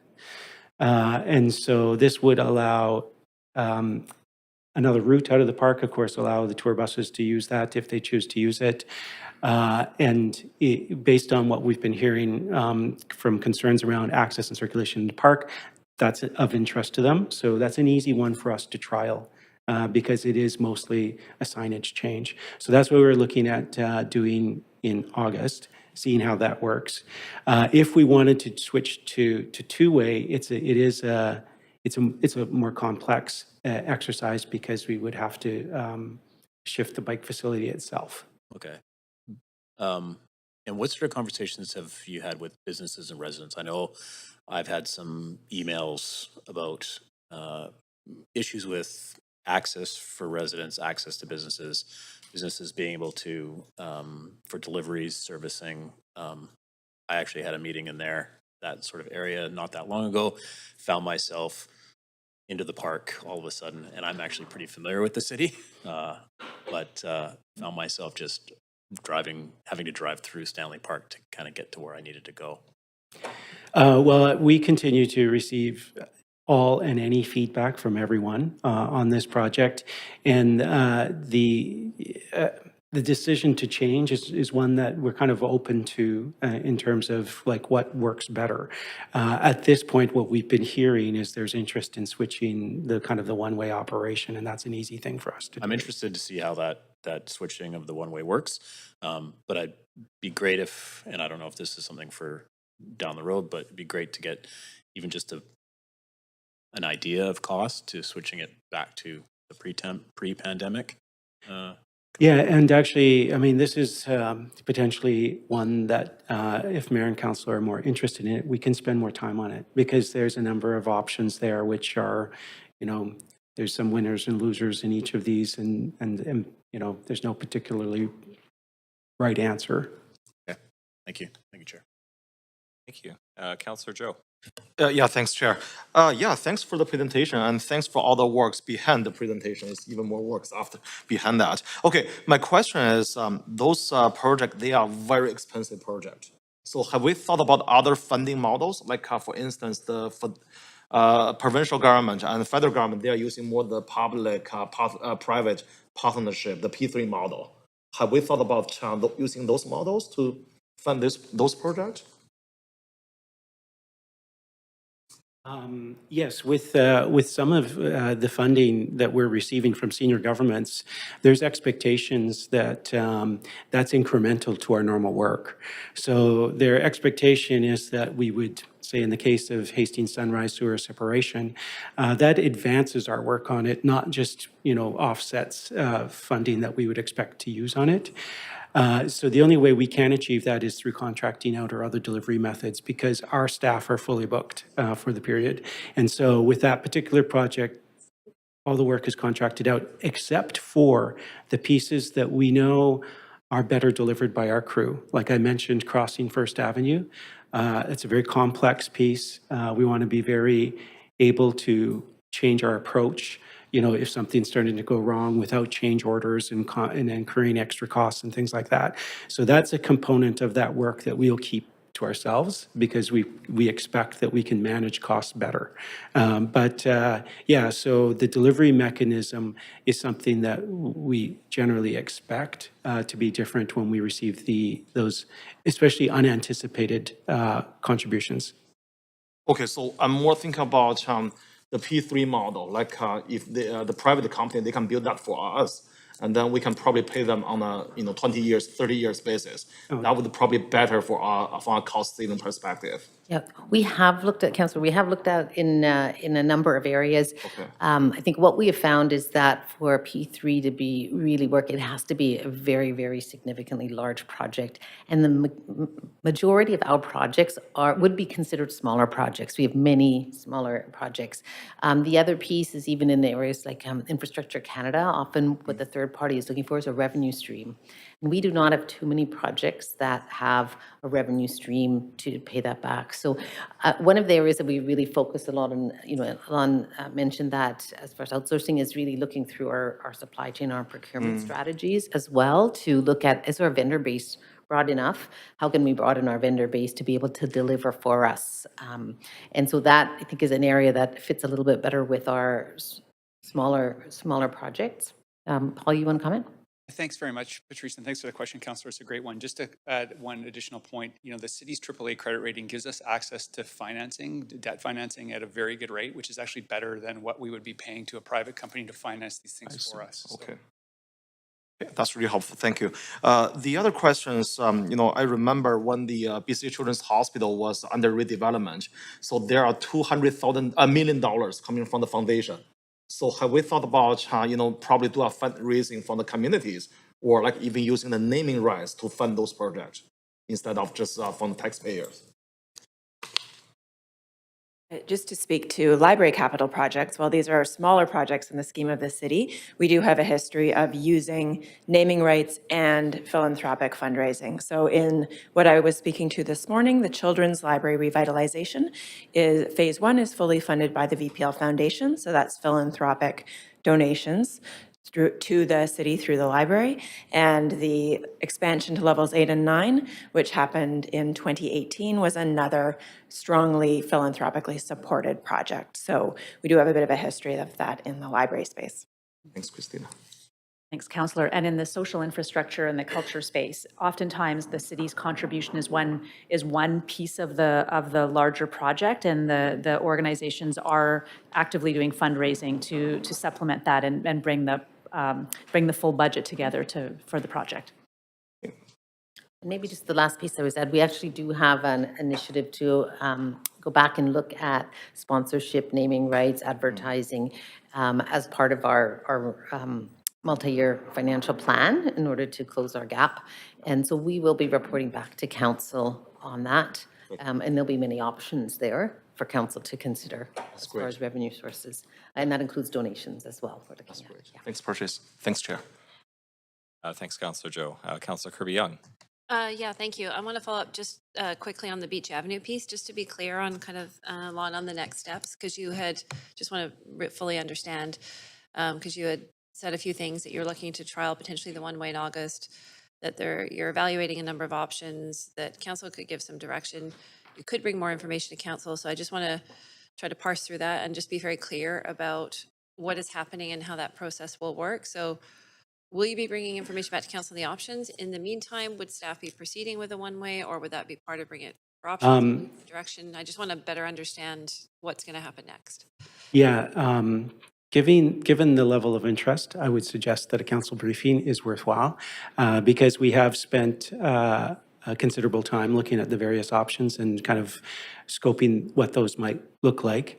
At this point, I would actually still kind of suggest we probably proceed with the switching of the one way to the other way, just as an opportunity to learn some more, given that the opportunity for a council briefing is probably a ways out, and it might be after we do it. But yeah, at this point, I'd be kind of I'd be interested to have a council briefing on it. Be interested to know if council has a particularly strong feelings or position on any one of those solutions. At this point, we're trying to just balance the pros and cons of each of them and kind of choose the one that looks the best. Okay.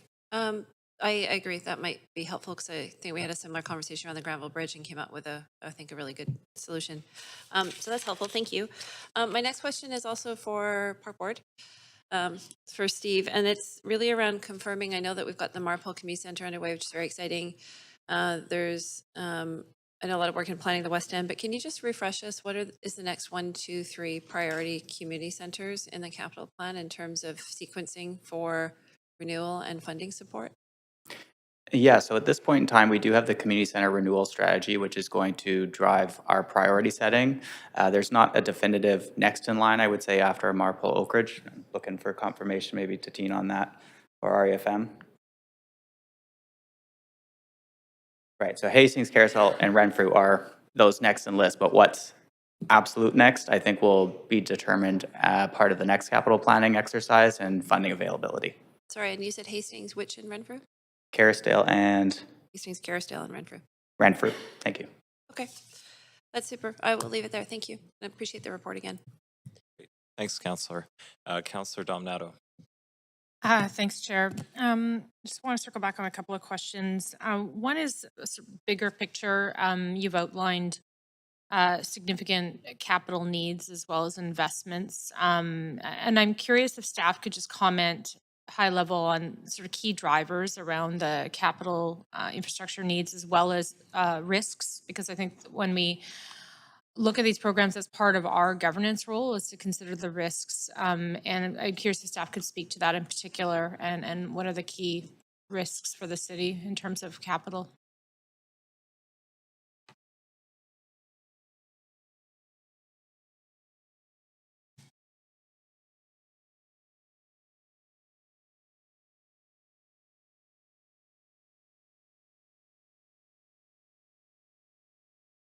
We're just. You're going to arm wrestle? Who's going to take Yeah, that yeah, the focus of the question.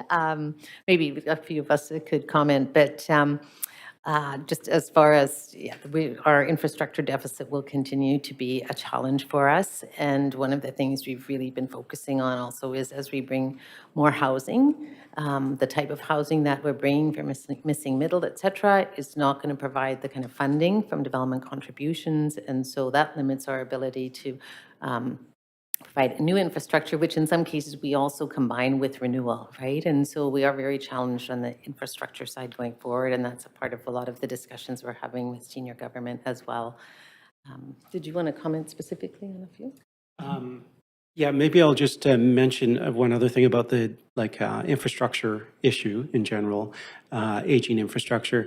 One piece that is becoming more and more helpful for us is that we're gaining a lot more, we're gathering a lot more data and doing a lot more analysis.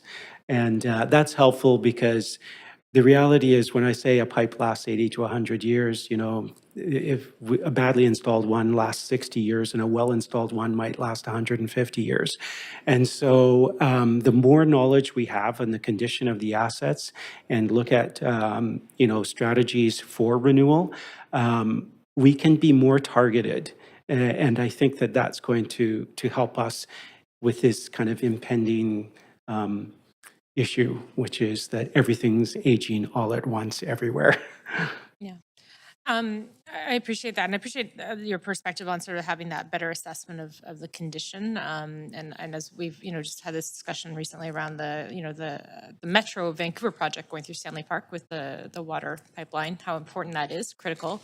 I do want to ask in that vein, how can we collectively at council with staff advance a stronger advocacy strategy with the provincial and federal governments? It's been a subject of FCM recently. It's communities, small and large, are struggling with the ability to keep up with infrastructure investments, and I know it'll be a topic at UBCM. So I'm curious if you have some thoughts on how we can maybe strengthen our advocacy approach. And we do work very much with our intergovernmental relations team here at the city on that, both you know, across all of the different levels of government. So certainly, as I mentioned, FCM has a motion on infrastructure funding. With UBCM, there was the ongoing program around financial resiliency, which I think more advocacy could happen there. I think we're not seeing the kind of results from that we would have hoped in getting that attention. I think the province has advanced some things through that initiative and through that working group. So definitely, I think we can do more there and continue to work through IGR on that. Paul, you wanted to add? Thanks, and thanks for the question, Councillor. Adding to Patrice's comments, I think there is lots of conversation happening at a staff level with both the province and the federal government. I think one of the issues that we need to help connect the dots on is the impact of growth on our infrastructure. So as the federal government sets immigration targets and as the provincial government sets expectations for housing supply, those things are going to have huge implications for infrastructure, not only our infrastructure, but metro infrastructure, TransLink infrastructure, as well as provincial infrastructure like schools and hospitals. The full costing of that is not really recognized, I think, at any level of government. So a consolidated picture of, you know, for Canada, you know, if last year we had 1 million people, the city the size of Calgary, like the infrastructure impacts of that are immense. So I think that's an issue that we do need to wrestle with nationally, and really where I think we're looking as local governments is to be able to provide the information to the feds and the province about really what does this mean on the ground, because I think that's where the disconnect is now. Mm-hmm. Yeah. Thank you. I appreciate And maybe just to add, we do participate also in the provincial and federal budget consultations and provide information there as well. And then I understand from the federal government, the focus on infrastructure and housing coming together, it really fits what municipalities need, that viewpoint. We're just asking for housing, but not understanding the infrastructure. Sorry, Patrice, we are at impact all the time. way around. Thank you. No, I Thank appreciate you. the fulsome response. Thank you, Chair. Councillor Carr. Thank you. First question for Armin Amrolia, and it's regarding the capital plan. And in this capital plan, how much money or what is the plan for retrofitting public serving city buildings in terms of climate places of safe refuge, so heat pumps, so there's heating and cooling? We have a number of projects. I'm going to get Michelle to come up because she's got a more intimate understanding of that. Okay, no problem.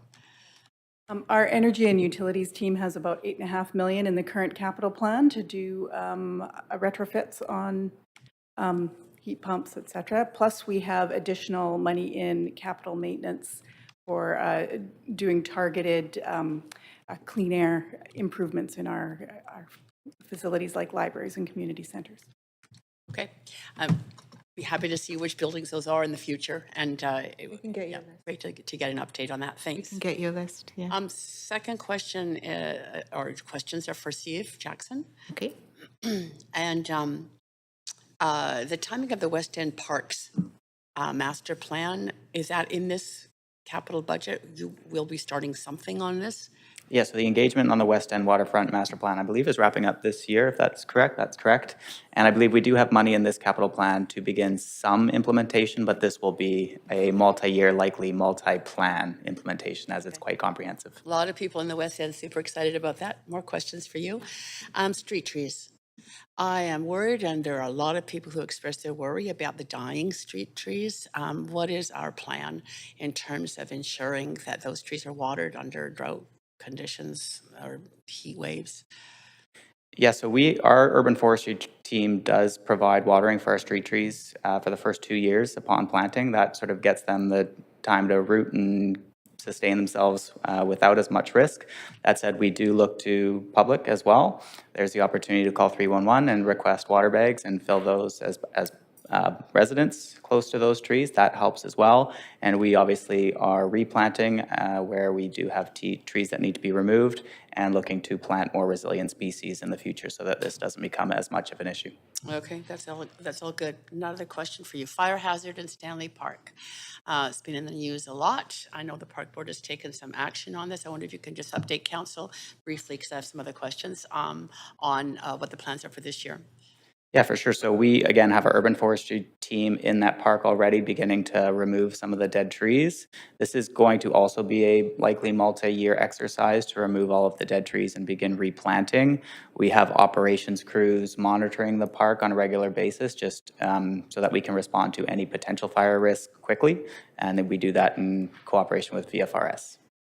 Okay, that's great. Thank you very much. Although, sorry, one other last thing. Sea level rise, you talked about it in your presentation. Engineering actually had a fantastic presentation, not this term, I don't even care, maybe it was 2 terms ago. John Englander, on something on Main Street book. Anyway, it was phenomenal about projecting and making sure that in our planning, we plan not just for sort of the general government estimation of sea level rise, but we looked and also an extreme estimation and make sure that we're including that in our projections. Are you doing the same thing at Park Board? I would have to go back to staff and request information on that specific. We are doing a coastal adaptation plan. That report is coming 2024, next year, and we will hopefully have some of that information included in there. Great. Okay, thank you. Last question to Sandra Singh. And Sandra, this is about, you talked about affordable housing. We have 45 parcels of land. What is your estimation of how much housing can we, the city, incorporate into our city-owned land? And how far does that go towards meeting the need that is in our Housing Vancouver strategy? I don't have the number for you now, but I can work with Ryan to pull that together for you. But it's substantive. The units that we could deploy on our city land with senior government support.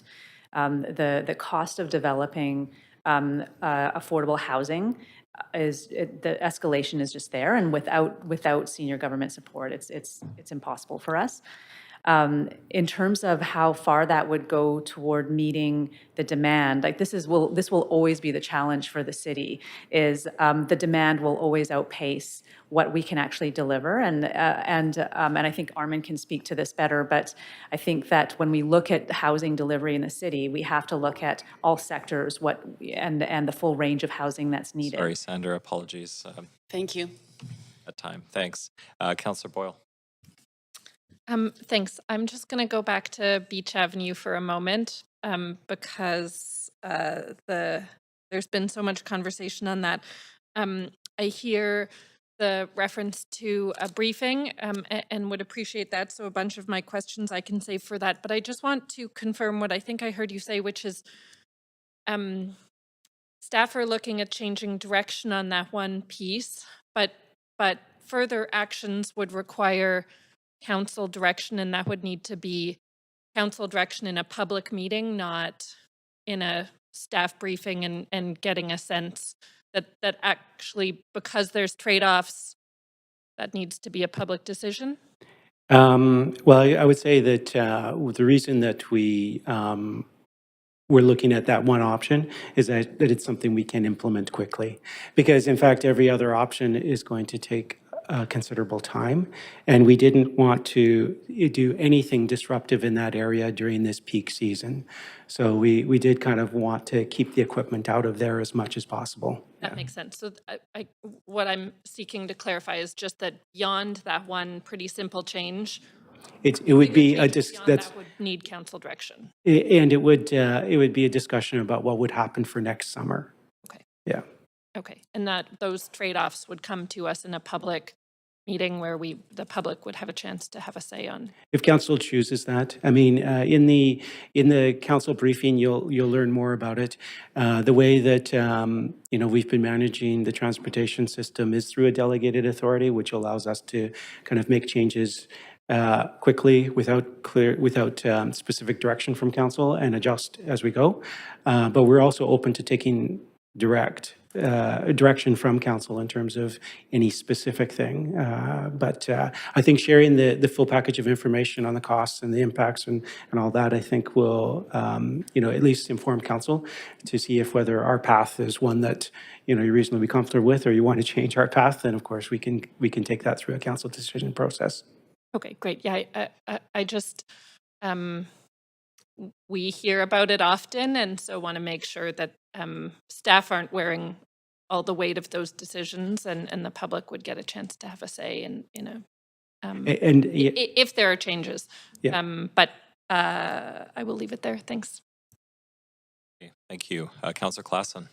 Thank you, Chair. I want to just zero in on some of the money involved in doing this work. So maybe Patrice, you might maybe you can start. How much to finance the work that we've been talking about, and by the way, I agree with the fantastic presentation, depends upon our development industry. So getting more actual housing development, more office development happening, commercial development. There's two parts of our infrastructure is funded partly through fees, partly through property tax, and that's generally through funding of our financing through our debentures. And then for growth-related assets where we're growing, that was generally funded through development contributions. So it could be DCL, CECs, in kind, et cetera. So it depends on the type of infrastructure, but the majority of our infrastructure is infrastructure renewal, which is funded, again, for sewer and water, largely through utility fees, for community facilities through property tax, and generally as a mix of debenture and direct pay-as-you-go. There's a bit of a sense that the high interest rate market is having an impact on the financing for development, and I guess I'm trying to get a sense of. I realize that when we have DCLs, that will pay for infrastructure needs and other things surrounding, but obviously community amenity contributions are a factor in our ability to invest into communities. So just to close off that piece of financing, how much do we depend upon that ongoing development as a perhaps an overall percentage of our ability to finance these changes? In our plan, about 30% of the capital plan is development contribution. Okay. And Counselor, if can I just add? Can I just add one point to that? And Yeah. just to recognize that if development doesn't happen, we don't need the growth-related infrastructure. So those two things do go together. So it's just to make that point, is we use CICs and DCLs to support the growth. And if the growth is slow, then we can slow the delivery of those growth-related assets.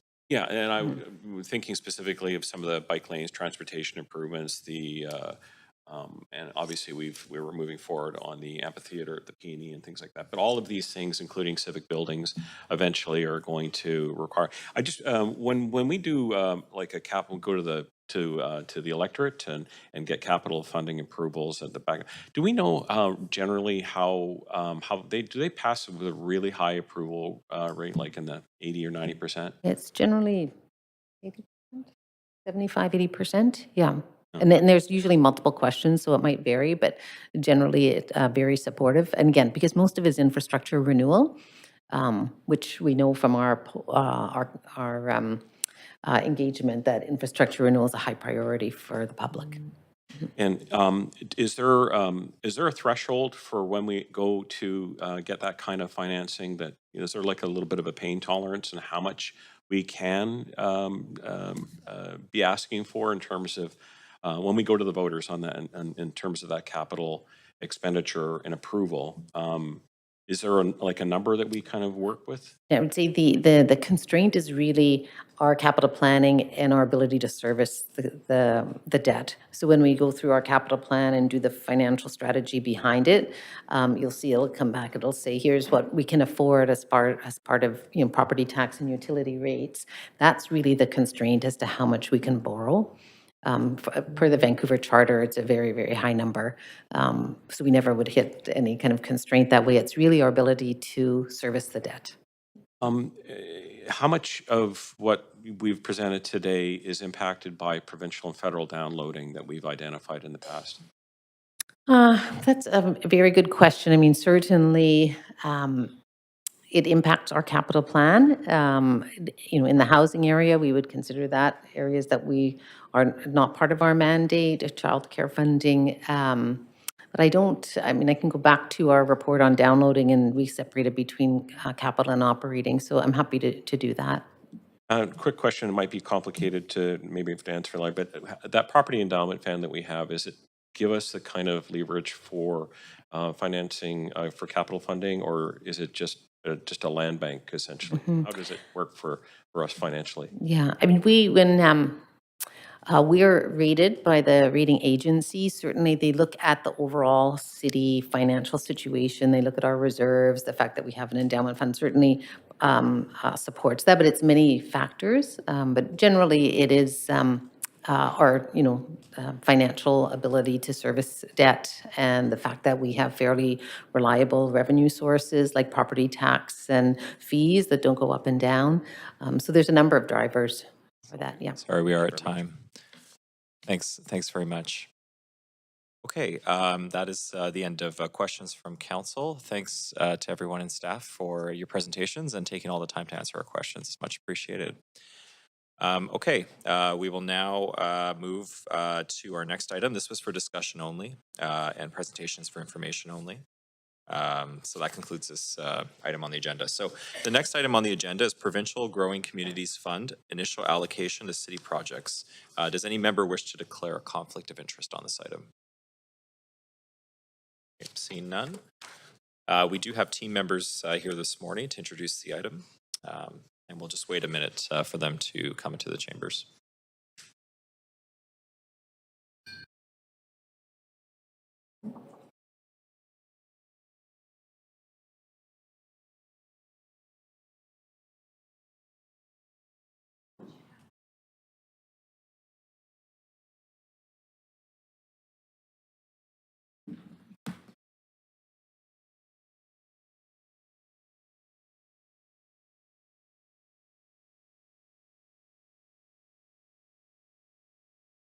This should be coming up.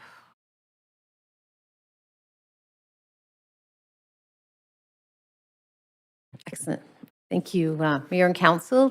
You have a report on the allocations that the staff are recommending towards the Growing Communities Fund, and this presentation is really just summarizing some of the key elements, and then we are here happy to take some questions. I don't seem to be moving here.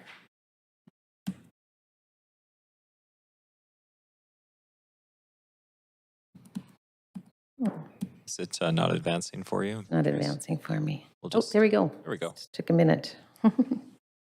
Great. And again, as I mentioned, the report provides some recommendations for an initial allocation from the fund.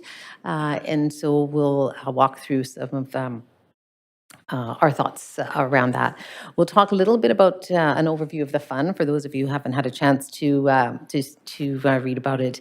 Their requirements, we'll look at the city's process that we went through and the criteria, what we're recommending as far as an initial allocation, and then we'll have the team come and speak to some of the key projects so that you can answer questions on those and then talk about next steps.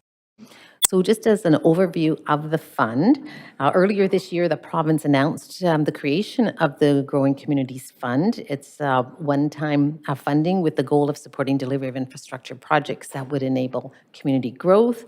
Our allocation is $49.1 million, and there are requirements by the province for us to report back annually on that fund. Now, there are many categories that are eligible, but there are some that are not. So just to share that with you. So as we look at, we took this into account as we looked at eligible projects. So what is eligible? Affordable housing, childcare, parks, open spaces, community facilities, and that's recreation, but also includes libraries, public safety, streets, transportation, potable water, rainwater, wastewater, solid waste. What's not eligible are arts, culture, and heritage, community facilities, that would be social facilities, nonprofit offices, etc. We cannot use it for civic facilities or equipment, renewable energy, or technology. Other criteria is the municipality must own the asset. The funds can't be used for grants to third parties. They can't be used for ongoing or operational activities, so just the one-time capital investment. It must be incremental to what we've currently planned.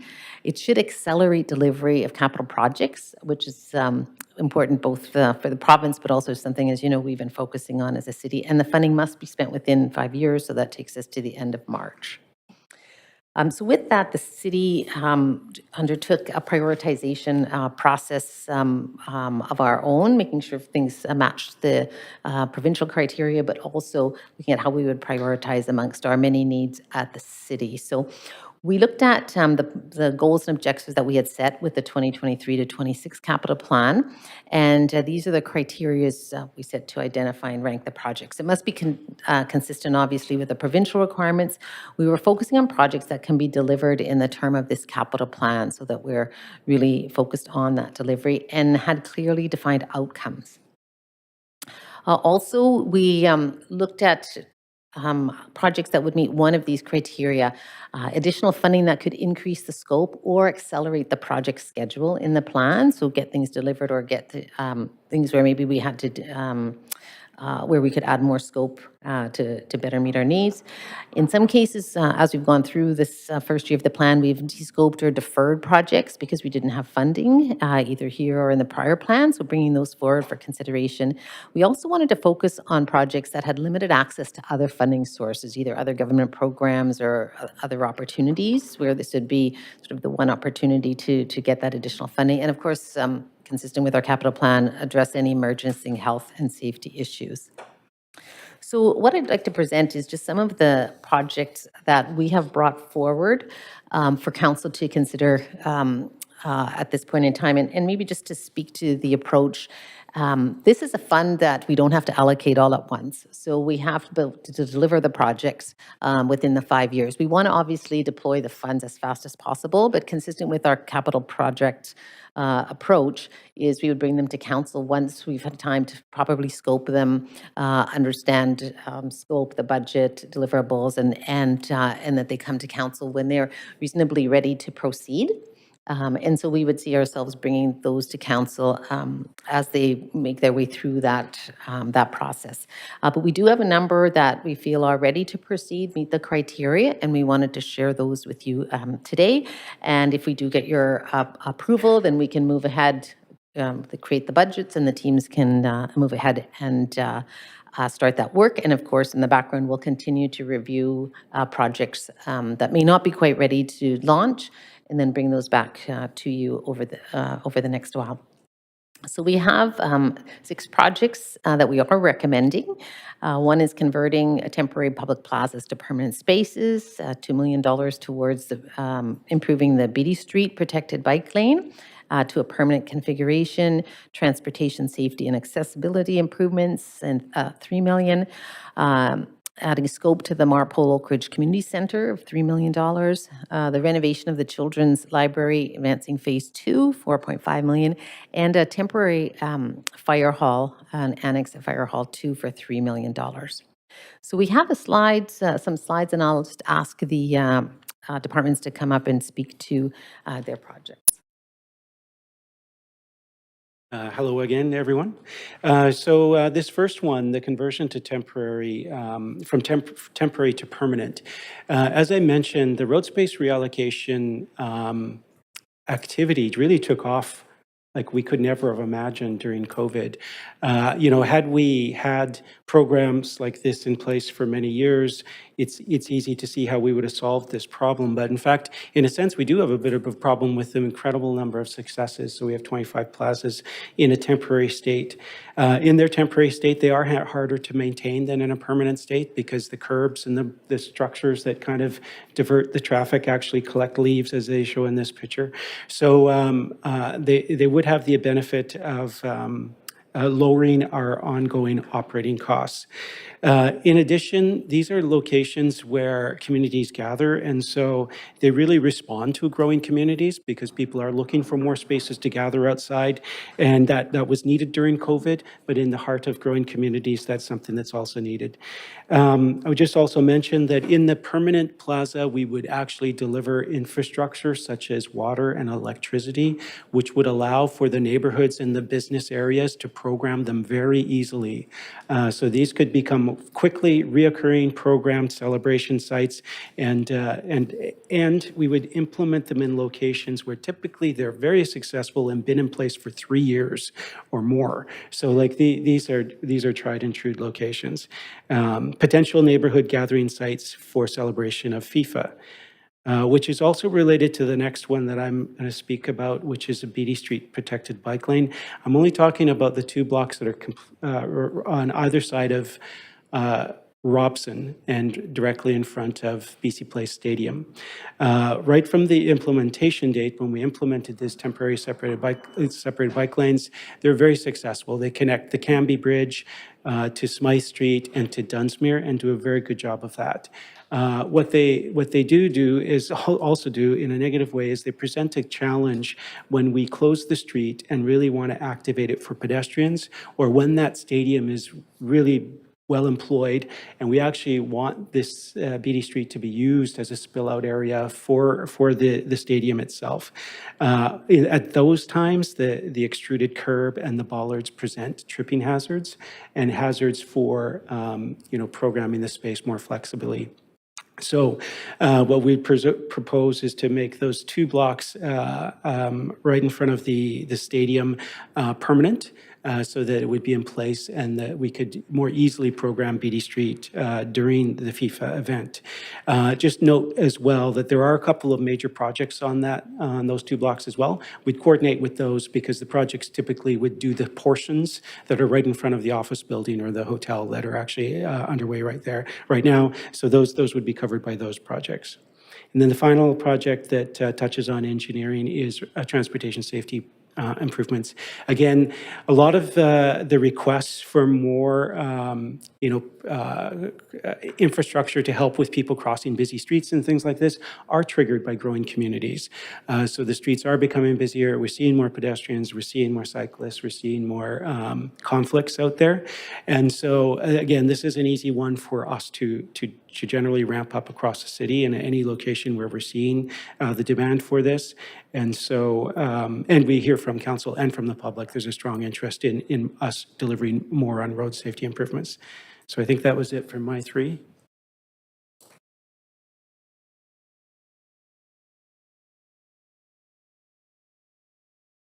Good morning, Council.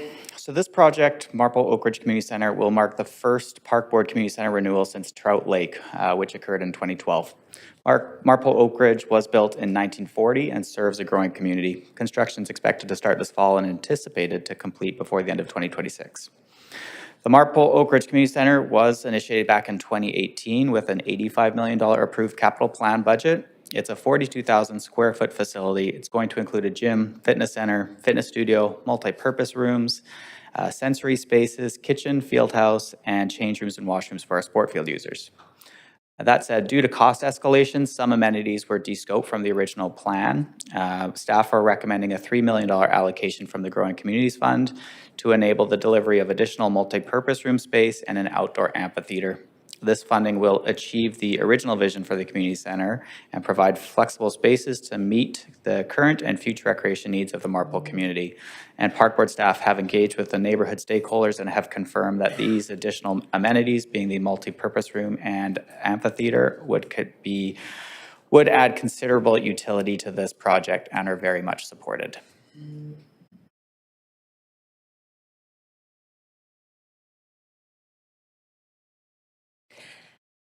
The next project I'll speak about is the Central Library Children's Library. So when Central Library was built in 1995, it was not imagined that the downtown core would become the home of so many children and families. And as you heard earlier, this revitalization project responds to the changes downtown by creating a revitalized indoor space for children in Central Library. In the last 25 years, research has also progressed in the field of children's learning development, and this project incorporates research on building literacy skills and creating equitable and accessible spaces, including for children with neurodiversity. The Children's Library is currently funded at $3.5 million with donations to the library through the VPL Foundation. We're requesting an additional $4.5 million from the Growing Communities Fund to implement the full scope in this capital plan. This will avoid a second construction-related closure in future years, saving approximately $2 million in costs, and it will encourage support for future fundraising for VPL capital projects, including further revitalization of Central Library. The Children's Library revitalization in its full scope will transform the lower level of Central Library to create an environment of exploration and engagement for the development of pre-literacy skills for ages 0 to 6, while offering rich play opportunities and support for learning, including STEAM, science, technology, engineering, art, and math, for families with children up to age 12. And as I mentioned earlier, the first phase will add a hands-on programming room for the more than 1,000 children's programs delivered annually, reaching more than 35,000 participants, as well as an early learning space with interactive play elements for ages 0 to 6. Expanding the project with an additional $4.5 million from the Growing Communities Fund to achieve the full scope will add a central gathering space for families that supports community connection, update shelving to make children's collections more accessible, provide dedicated space for children with sensory needs to support inclusion, add renewed space for ages 6 to 12 with supportive technology for STEAM learning, add an accessible parents' room, and provide necessary seismic and acoustic enhancements to ensure safe and enjoyable use of the Children's Library for many years to come. So this second phase of the project addresses significant gaps for engaging children ages 6 to 12 and assisting families in developing safe and supportive community connections. And VPL's Central Library receives more than 4,000 visitors each day. Daily children's programs often see 60 participants at a time who will stay to use this space. So just to reiterate, delivery of both phases at once will streamline the project and generate overall cost savings of approximately $2 million, enabling the delivery of a destination public space for families and children in 2025. Thank you.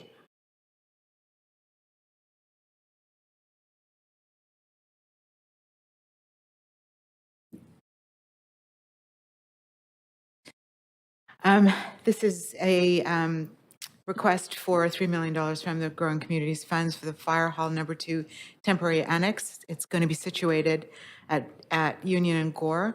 We're repurposing a modular from Fire Hall number 5 to create as much efficiency as possible. Project consists of a building and temporary annex for Fire Hall number 2 to address the health and safety issues with the current staff quarters serving the downtown east side. Fire Hall 2 is the busiest hall in Vancouver and apparently in North America. It's approximately 6 times busier than any other average City of Vancouver fire hall. And over the last 6 years, Council has approved operating funding for 2 additional rescue crews at Fire Hall number 2 to address the response issues in the downtown east side. This increased crew from 8 to 14 staff and the apparatus from 2 to 4 has resulted in an overcrowding at Fire Hall number 2 and resulting in health and safety issues for the staff and for Fire Hall, and 1 fire vehicle having to be parked outside, which is a hazard. We are in the planning process of this, and we're hoping to deliver this by 2025.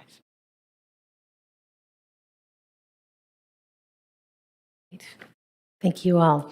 So that is a summary of the 6 initiatives that staff felt met the criteria of the fund, met the criteria of the city criteria, and we're ready to proceed. So if council is comfortable with those projects, you may approve those as a part of this, as recommended in the report. You may ask us to go back and do more work on one of them, and then we can bring them back at a subsequent time.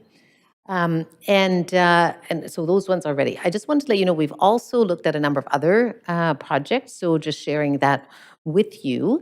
And in all of these cases, we're not quite ready to recommend moving forward, either because we're still reviewing criteria or the project may not be ready to initiate. And again, the process would be to bring it to you when it's ready, when we've got full scope and other considerations that may need a little bit more time. Again, we want to deploy the funding as quickly as possible. We do have a number of years to do that, so want to do that when we're quite comfortable we have the right projects and we're going to be able to successfully deliver.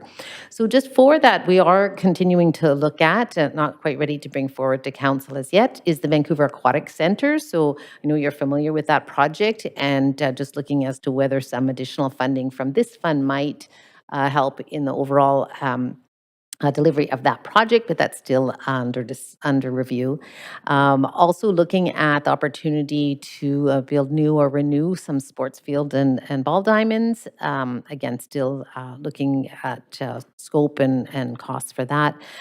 We are looking at access to washrooms in the public realm. That's a complicated area, and that has, in many cases, there's a lot of significant operating impacts as well. So we do have an initiative to look into washrooms. It's just not ready to bring forward at this time. And also the potential for some accessibility and inclusion improvements. And again, not quite ready to bring forward, but just wanted you to know that these are ones that we feel should be considered, and we'll be doing that work. As you noted in the council report, there's also an additional consideration. If there's items that council would like us to look at that you haven't seen here, we'd be happy to take your direction to go back and take a look at that, and then we can bring that back to council again. So very open to hearing from you as well on items that we could do a little bit more evaluation on. And we expect that over the next few years, there will be other emerging projects that we might want to consider as well. So potentially saving some funding aside for those. So just the last slide as far as the next steps, obviously to facilitate deploying this and getting them delivered in the time frame, we would like to try and bring forward our recommendations within the next 12 months.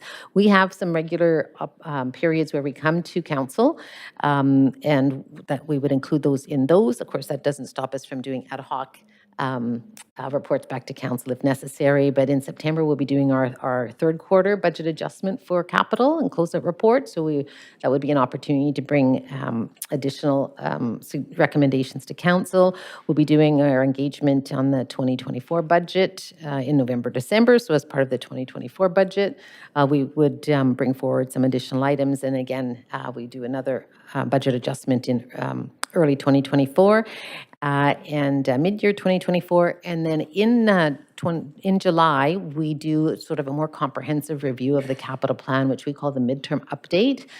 factoring in so many changes that have happened over the first 2 years and kind of doing a little bit of a coordinated reset. So at any of those periods, we can bring back more opportunities to council, or again, on ad hoc opportunities. So there's not really many constraints on that. So happy to take questions now on any of the recommendations. And again, as I mentioned, council can approve any or all of those 6 and give us direction if there's other ones they'd like us to add to that consideration list and do a little bit more evaluation on. Thank you. Great, thank you. So council, you have 5 minutes to ask questions, and yes, Councillor Carr.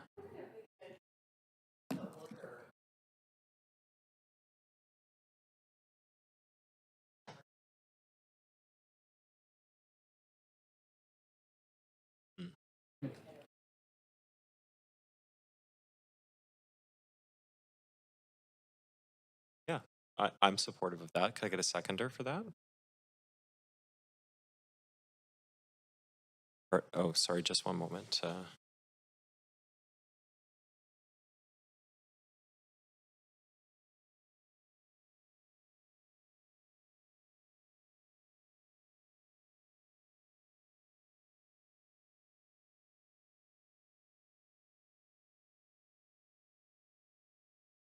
Okay, so in order to do that, I'll need a motion for suspension of the rules, and I'll need a seconder. So who would like to move the motion?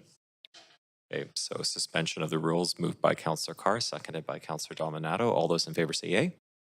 Okay, any opposed say nay. Okay, that carries. And then the motion to hear from our speaker before we go into questions to staff, moved by Councillor Carr, seconded by Councillor Dominato. All those in favor say yay. Great, don't see any opposed. Okay, so let's do that. And Mark, if you could please come to the podium.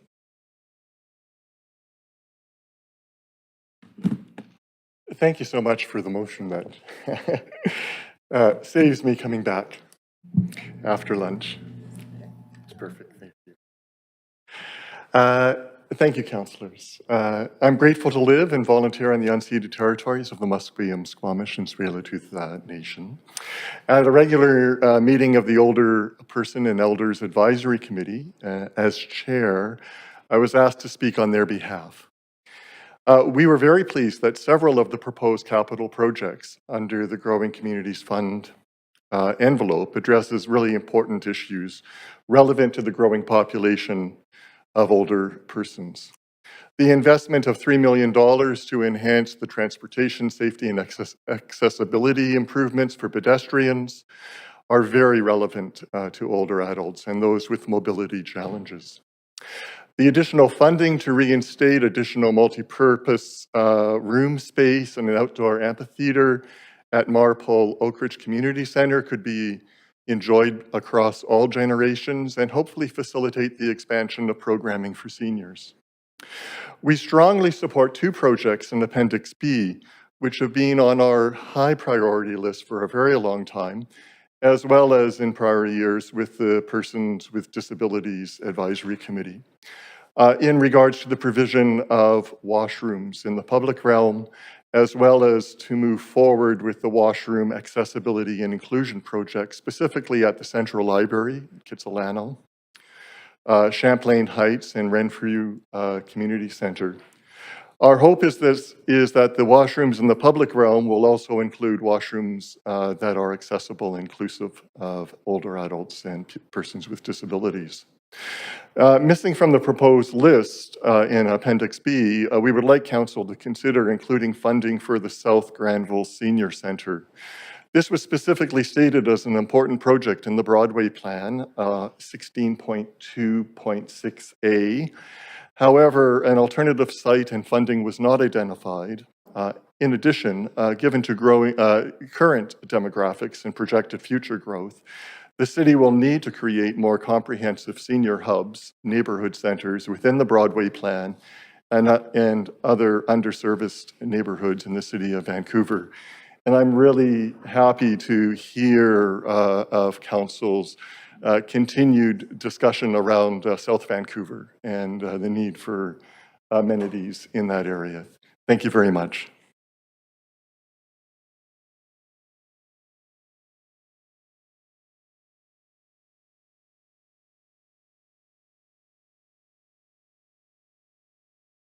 Thank you very much, Mark. And I'm glad we were able to squeeze in before lunch. So thanks for rolling with that. I'm just noting the time, 11:40, and we do have questions from counselors still. So I would like to propose that we finish questions from counselors to staff, break for lunch, and come back at 1 p.m. Can I get a motion, please? Okay, moved by Counselor Joe, seconder. Counselor Carr. All those in favor say yay. Okay, any opposed say nay.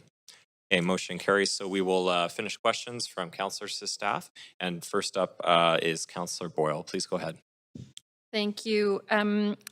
Maybe I can just jump back to the Granville Island connector question. I'm curious to hear where the conversations with senior levels of government have been on that. I know the folks at Granville Island, sorry, Granville Bridge connector, the folks at Granville Island have been quite actively advocating, and I'm curious, I guess, to get a sense of if the city were able to put some funds through growing communities on the table for that, if you think that could spur some more successful conversations with senior levels of government to get it done. Good morning. Thank you for the question. Paul Storer, Director of Transportation. We have had some ongoing conversations with senior levels of government, but they haven't landed anywhere yet. We're still hoping that progresses.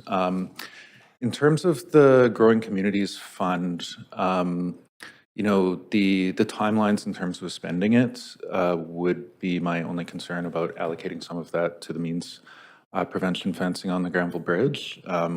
You know, there'd be a significant design effort to design the fence, to construct the fence, but it is definitely something that we want to move ahead. Okay, so we could ask you to look at it, costing options, and come back in one of the further updates on allocation of these funds? Yes, we could definitely provide more info to council on that. Okay, that would be great. While you're here, Paul, I'm also curious. We have many more requests than we're able to tackle each year on crosswalks and flashing beacons. What's the limit on that? I asked this by email too, but if council were to direct more money into that, I gather there's still a kind of capacity limit to how quickly we can roll those out, or how could we tackle that list faster? Great, thanks for the question. We had 2 million allocated towards those pedestrian safety improvements in the capital plan. And when this opportunity came up, we've heard a lot of interest from council in doing more in this program. So we looked at what we could deliver in kind of the next couple of years, and the timelines we're hoping to deliver things coming from the Growing Communities Fund, and kind of saw that given crew capacity and our design capacity, about $3 million is the what we're comfortable committing to delivering. If council wanted to allocate more funding, we would go back and take a look at what opportunities we might have to deliver more. But this would be a good start in terms of really being able to start to ramp up that program. Okay, and this is sort of a doubling of the effort and speed that was already planned, so. Yeah, exactly. And we could also report back to council at the midterm updates with more ideas about how we might do more in the program.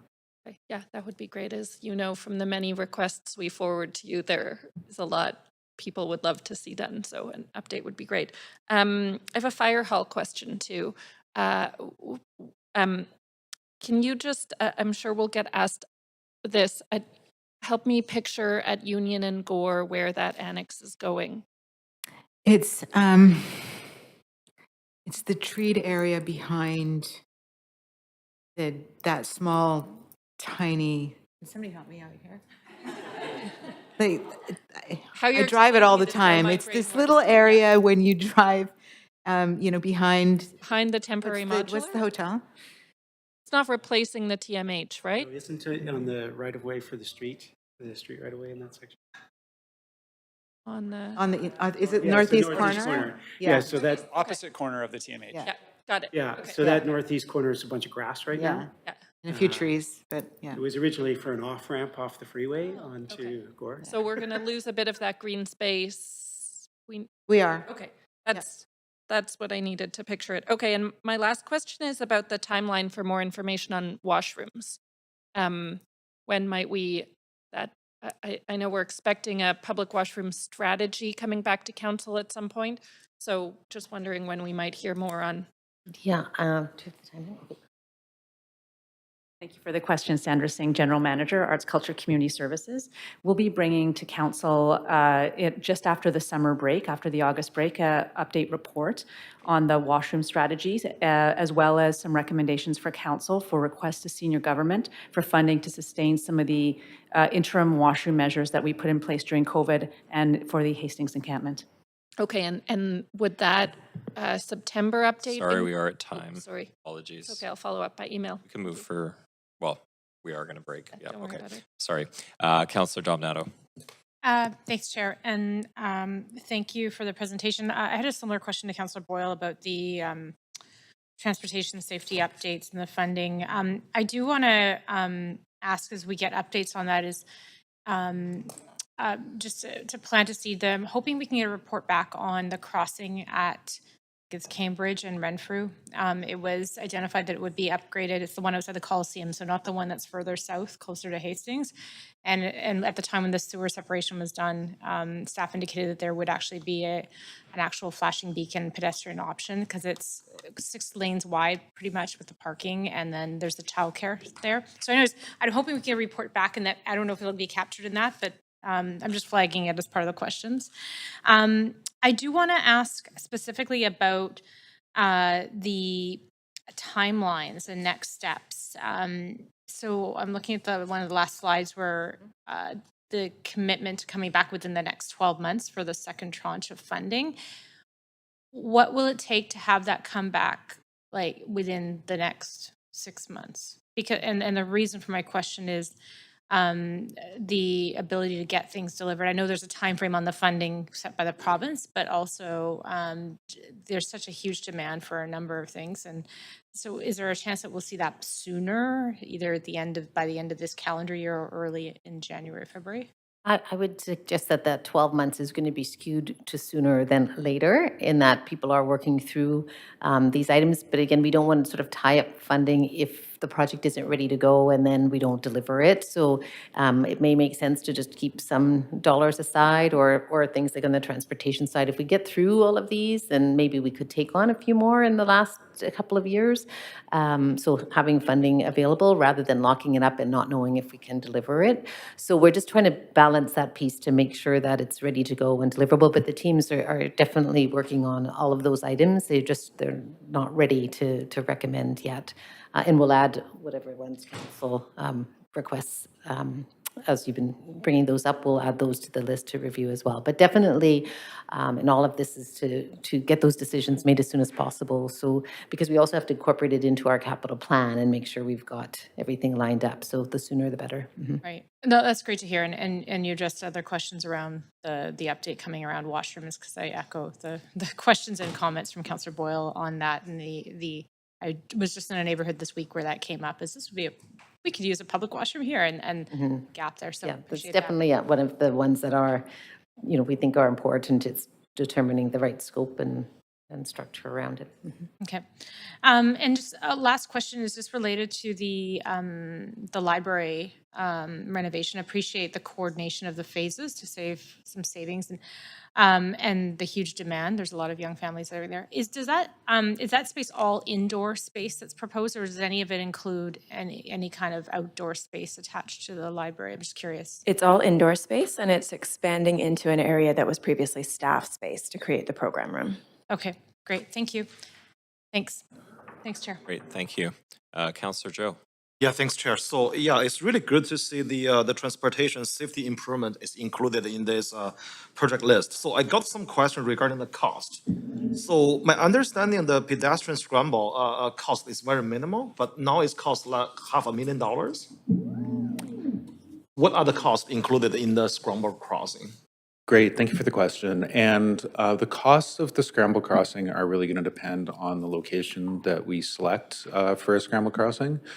So it would be easier at some intersections than others because of the configuration and because of the signal equipment. If we have older signal equipment, it's going to be harder to retrofit that to kind of take on the new demands that a scramble signal would have. But generally, we would be modifying the programming of the signal that might require upgrades to the signal kind of hardware within the signal controller area. We'd be looking at modifying, the arms and the display indications for pedestrians. There would be paint and sign changes. So all of it really does depend on the intersections that we select. Okay, so since the location is not determined yet, so the cost right now is the maximum we can go.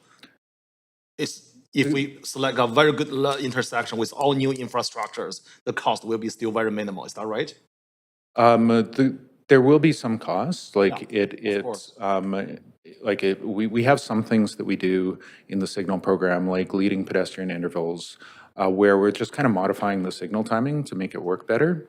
In that case, it's very low cost because it's really just staff time to test things out and do the work to design that. In terms of a scramble, you're really modifying how the signal works. So you're letting people cross diagonally. And that will require some physical changes to the signal as well as sometimes to the curbs. So I think the number we put there was our best estimate at what a reasonable signal implementation would look like. But as we start to select intersections and look at the different trade-offs, then we'll be able to report to council better on what those costs will actually be for those spots. Okay, thanks, Paul. So I look forward to see that report coming to council. Okay, the other questions about this transportation thing, the slow zones. My understanding from the answers from staff yesterday was there will be no yellow barriers, just the signs and paint for the slow zones. That 15 slow zone costs $250,000. Is that right? Yeah, that's correct. So we've started to implement local neighborhoods within the city where we're reducing the speeds on all the streets to 30 kilometers per hour. With the Strathcona traffic calming, we're trying to do that as gateway signage. So we're looking at ways to do that more efficiently. So it would really just be the speed changes, including signs and paint. Okay, so my question is, that's about $20,000 for each slow zones, only include the paint and the signs. Yeah, that's correct. Okay, so that's the actual cost. That's our estimate. It depends on how big the neighborhood is, but it's basically a sign at each point where a vehicle may be entering the neighborhood, as well as some paint. So why is cost that expensive? Just signs and paint. Just forgive my ignorance, but I just want to understand better for the. Yeah, definitely. The physical cost of the sign, it's always more than I'd expect. Okay. So I believe a typical sign costs us a couple $100 to build and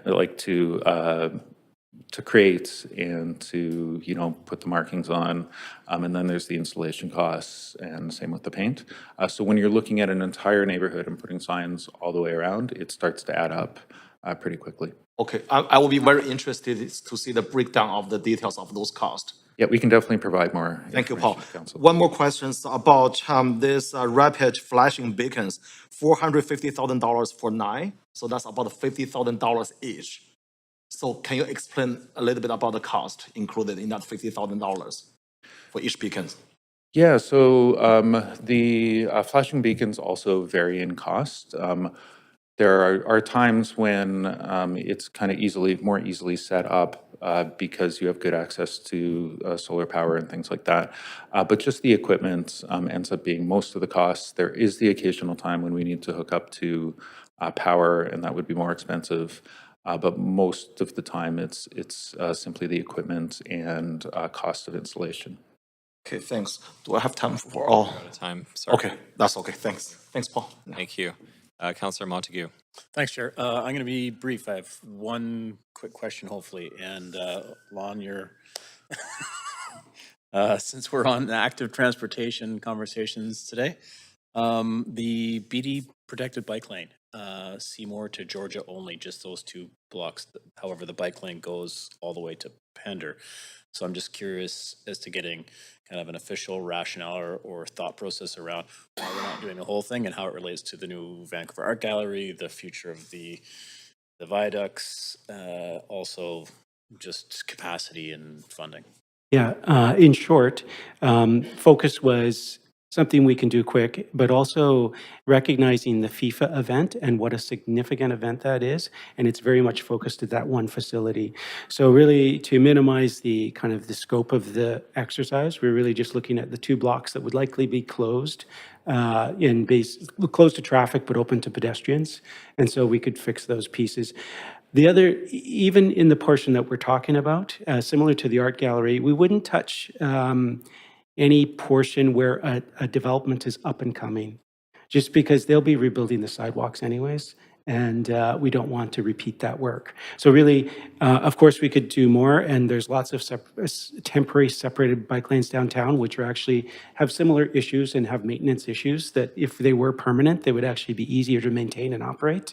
But just really trying to narrow the scope, very focused on the event itself, FIFA. Okay, thanks for that clarification. Thank you. Councillor Kirby-Young. Yeah, a couple questions. With respects to the current Granville Bridge work, can you recap, just high level for time, how we had to sort of break that work down? I think it was phased because we didn't have enough funding to do what we needed to do. And so we kind of focused on pedestrian in the west side. So what was the total cost of the project, if you can remember that? How much are we spending now and what's remaining that was unfunded to do some of that work on the bridge? Great, thank you.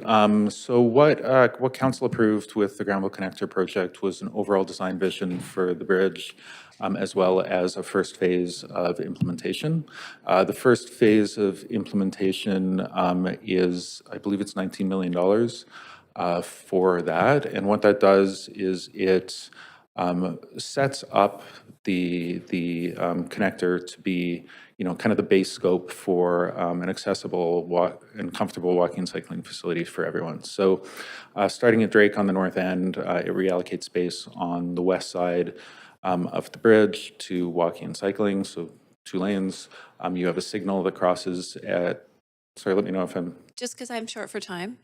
So phase 2, high level, how much, what is it? And what was the gap? Like, I'm looking at the total project. And then maybe we get into details if we have time left, but just keep it high level. So we didn't identify what a phase 2 would be yet. If council's interested, we could go back and report back on what a phase 2 could look like. The next thing that council... I know there was a higher number in the budget consideration, the discussions on this. So if we're going to be coming back after lunch and move for second round, could you come back with what that figure was? Yeah, we can take a look at what how we scaled that down on some of the work and had to reduce some of the, if I recall, on the east side, I think some of the pedestrian improvements and some of the other pieces that we're really concerned in terms of pedestrian safety for crossing, right, where it gets very fast and people with strollers and that on the east side. So I'm going to ask for a second round, but I would love and ask that after lunch. I would love if we can come back. And then I think that there was also discussion, if I remember, with respects to suicide prevention barriers, which we also didn't have funding. And so it was a tough choices between trying to do the work and improve pedestrian safety so people are not getting hit. And there was another motion, I think, for advocacy to the province. Do you have a recollection of how many millions suicide prevention barriers would have cost? Yeah, when we looked at the means prevention fencing at the time, it was high level estimated between $8 and $16 million. When I looked at the 16 million? Yeah, when I looked at the inflation, that with inflation, it's about $10 to $20 million today. 10 to 20 million now. Okay. And we've spent 19 million just on trying to do the first part of the on the ground level pedestrian safety cycling improvements. That and the active transportation connection. Okay, that's really helpful frame of reference. And I will come back after lunch, so if you find any other numbers, that'd be great. My next question is with respects to the fire hall number 2, and incredibly supportive. That's a hardworking, one of the most hardworking fire halls in the city of supporting it. I guess my question is just, what's the expected lifespan of sort of the annex and the $3 million relative to a plan to upgrade that fire hall or to do something more permanent? Like, is there a gap sort of substantive and it's really about rebuilding the fire hall later on? Or if we waited and spent, for example, $6 million, would we have something that would last twice as long and would really serve the needs there? So I'm just trying to get a sense of that. Yeah, thanks for the question. The temporary annex at this location would actually serve as the swing space for redeveloped Fire Hall 2. We'd have to do a temporary fire hall in order to redevelop Fire Hall 2 because it looks like the best solution for Fire Hall 2 is to redevelop on the existing site, as it's has not been possible to find a new site anywhere in the neighborhood that would work. So the hall will be preempting the temporary hall we'll need in the future in any case. And we'd expect at least about a 10-year life or so out of yeah. Okay, and do we have funding for the Fire Hall 2 redevelopment identified high level and upcoming capital plans at this point, or no? Not yet, no. Okay, but we get a reasonable life out of it, so we think that yes, that's a good expenditure. Okay, that's super, thank you. Can I also move for a second round, just so I can come back and ask that question later? Second round post break. Yes. Yep, so moved by Councillor Kirby-Young, seconded by Councillor Klassen. All those in favor say aye. Okay, any opposed say nay. Okay, so we'll have a second round of questions after we come. Thank you. Great, no problem. Councillor Carr. Yeah, thanks. Thanks to Councillor Kirby-Young for asking my questions about Fire Hall 2. That was great. So I'll move right on to the request from the Speaker, Mark White. So first question on that, is it best if we're adding recommendations around prioritization of money of items that are in Appendix B, which include the prioritizing access to washrooms in the public realm and accessibility and inclusion improvements? Is it best to put those into recommendation B as opposed to A? In other words, A is everything in Appendix A, or not everything, but in Appendix A. So is it best to add that as a recommendation, or sorry, an amendment into recommendation B to prioritize things that are in Appendix B? I might ask city clerks if they have a preference. We have the consideration C. So whether council brings that forward as a new item, procedurally, Paul, any preference? Maybe to clarify, Councillor, so the items in Appendix B is work that we are doing and would expect to bring back to council once we have more work done in any event. So we don't need more direction unless council is not interested in things in Appendix. I think she's wondering, should they amend B and add whatever new ones they want, or do they just add a new one and say, please also consider and report back on these ones? Maybe you could clarify, Councillor. So if there's a hope to get those moved up front or to ensure that they are undertaken, these are items in B, in Appendix B. Right. I'm just looking for wording that will make sure it's clear that there's a prioritization on some things. Right. Because there's some big ticket items in there, like the aquatic center, for example. But so I think we're continuing to do work on all of those. Yes. We would report back to council on the more refined options on all of those. Mm-hmm. Council's not interested in us doing work on any of those. I think that's probably helpful to understand, so we can kind of tools down on that. But for example, accessibility requirements, we need to bring you back something that we think we could actually deliver with costs associated with that. So we don't need direction on that. That is work that we're doing now. There are costs already in the report on that. There's some estimates, but we don't have a project that we could bring yet. So that's what we need to come back to. Okay. I would say at this point, it's from our perspective, it's too preliminary to commit to that because we can't articulate to you with confidence that there's an actual scope we can deliver. Right. So that's the piece we need to do. So all those issues, projects listed in Appendix B, we are working on and we'll report back on all of those. Okay, and you don't need direction around making sure you prioritize, because there's, as I say, there's varying levels of money that are involved in them. Again, I think if council has a preference for things on the Appendix B list, that's helpful to know. Okay, okay, that's good. That I'll forward. I mean, wording on that. That's good to know. South Granville Senior Center is not on the list.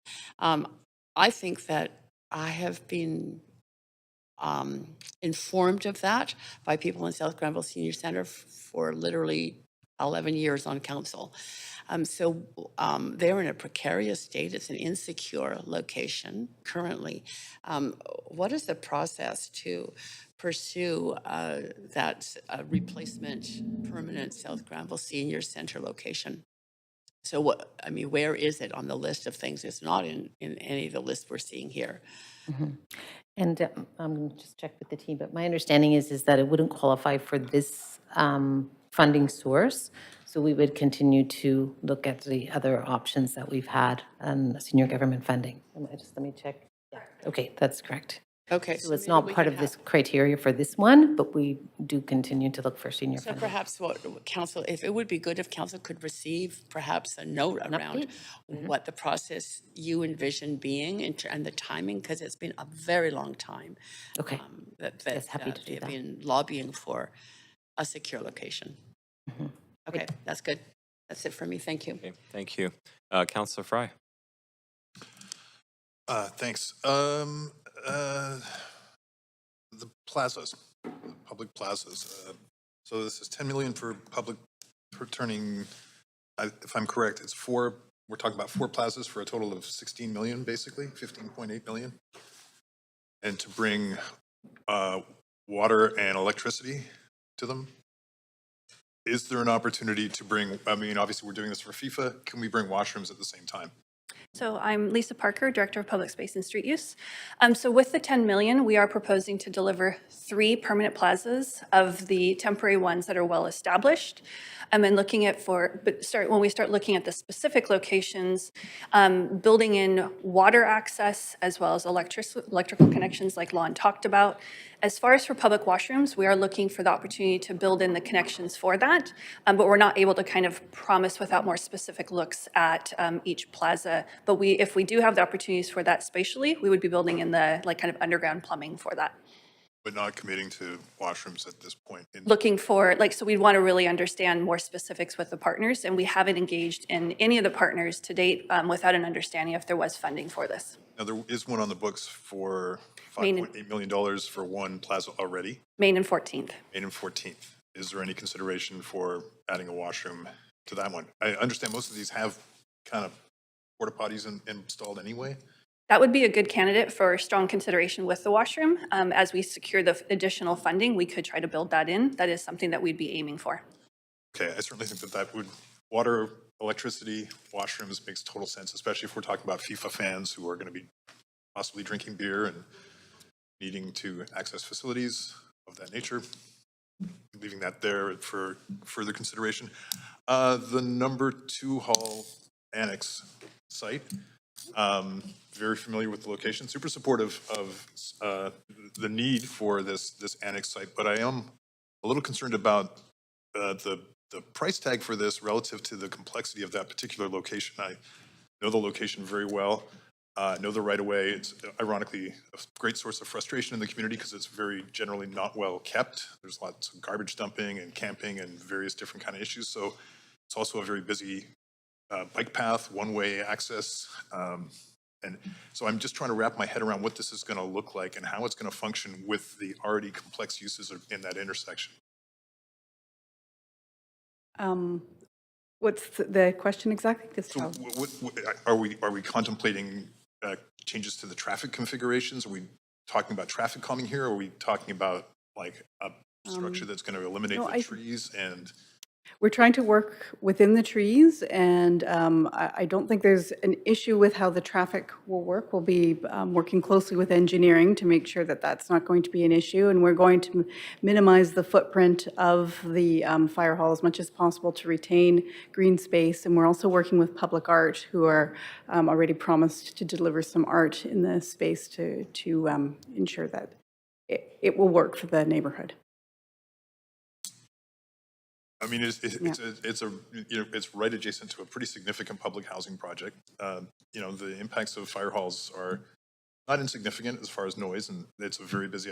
I live right by number 1 hall, so there's a lot of siren noise in general.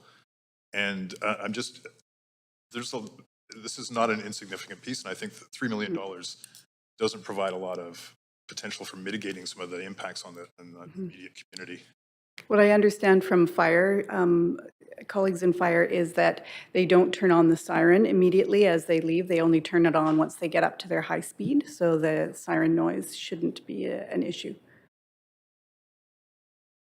Okay, so what is the $3 million going to deliver then? It's like we're relocating the existing modular from Fire Hall 5 and the existing tent from the Fire Hall 17. So we're not buying new materials. The most of the cost is going to be the service, water, sewer, hydro to the facility and preparing the ground to accept it. the foundations. Okay. All right, I'll leave it at that. Thanks. Okay, thanks, Councillor Fry. I want to chat about Beatty Street Bike Lane. I certainly see the need for that, given FIFA and the reasons outlined in terms of this is a very important, busy area that's about to get busier. But just wondering if I get more details on what's planned there. $2 million for 350 meters of a bike lane strikes me as quite expensive. So I'd love more details as to the complexity of what we're going to be doing there. Is it similar to Richards Street? Is it just an elevated asphalt bike lane with a curb? Again, $2 million, 350 meters of bike lane seems very expensive. Great, thanks for the question. And we have kind of looked at it at a high level, through a high level estimate, looking at other projects that we've completed. Typically with one of these projects, yes, we would definitely be looking at raising the protected bike lane. What that'll do is create more space and a better facility for people cycling. It'll make the sidewalk better. We would be looking at improving how the sidewalk works at the same time. We would be looking at the intersections and improving those as well. So there's a number of pieces to it. If funding is allocated, we would get more into the conceptual design and detailed design, and then could provide more detail to council on exactly what it looks like. Okay, can you remind me how much the Richards Street bike lane cost? To the best of my memory, it was about $10 million, give or take, for the, sorry, 14 million. The total project was 14 million. I believe the transportation improvements piece was about 10. Okay. Are you anticipating that the bike lane upgrade, which again I'm supportive of, just wondering a little bit more detail around the cost, which I'll appreciate to receive that. But the blue-green infrastructure that you did on Richard Street, are you proposing that as well? Yeah, we always look for opportunities through these, anytime we're changing the street, to put in green rainwater infrastructure. Usually it ends up being really complementary between the transportation project and the rainwater project. So we haven't scoped out what that would look like, but if this moves ahead, we would definitely be looking at that. Okay. And then another question was around one of the bike lanes that connects to that. So on Smythe Street, the bike lane is not two-way from Richards south to Beatty. So wondering if that is in scope as well. As someone that uses it, I find it very frustrating. So that isn't part of the scope. If council were interested in looking at that, we could look at that scope as well. Okay. And do you have any estimate on the cost of doing that, making that portion two-way? We could get back to council with that. The reason why that piece is one way is that at Richards, that's where Nelson protected bike lane is introduced, and because we have one-way cycling over the bridge, the bidirectional bike lane on Smythe, the intent for people who are crossing the bridge is really that they would transition over to Nelson along Richards and then use Nelson to get to the bridge. But there's a lot of other connections that people make, right, where it would be beneficial to have that two-way. Okay, I'd love more info on the cost of potentially doing that in the future. And then my other question was around the slow zones. So I see that there's funding proposed to be allocated for those. These are different than the banana barriers, is that correct? Yeah, so our terminology, I think, has gotten confusing. So through the pandemic, we implemented slow streets. And that was streets that are better for walking and cycling, that we put signs and other information up to try to slow drivers and make it more comfortable to walk and bike. The slow zones are really going into an entire neighborhood and reducing the speed limit to 30 kilometers per hour.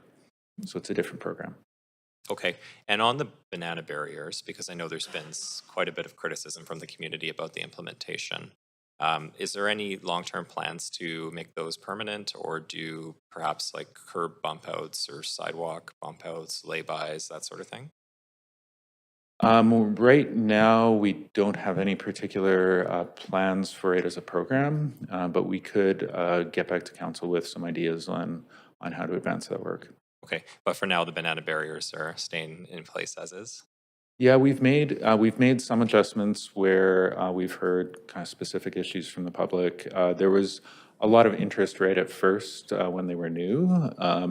And we've been hearing fewer concerns lately. So, but we can definitely provide more info to council on that. Okay, great. Thanks, Paul. Okay, that was it for the first round of questions. So we will take a recess until 1 p.m. and we'll see you then for the second round of questions. Thanks.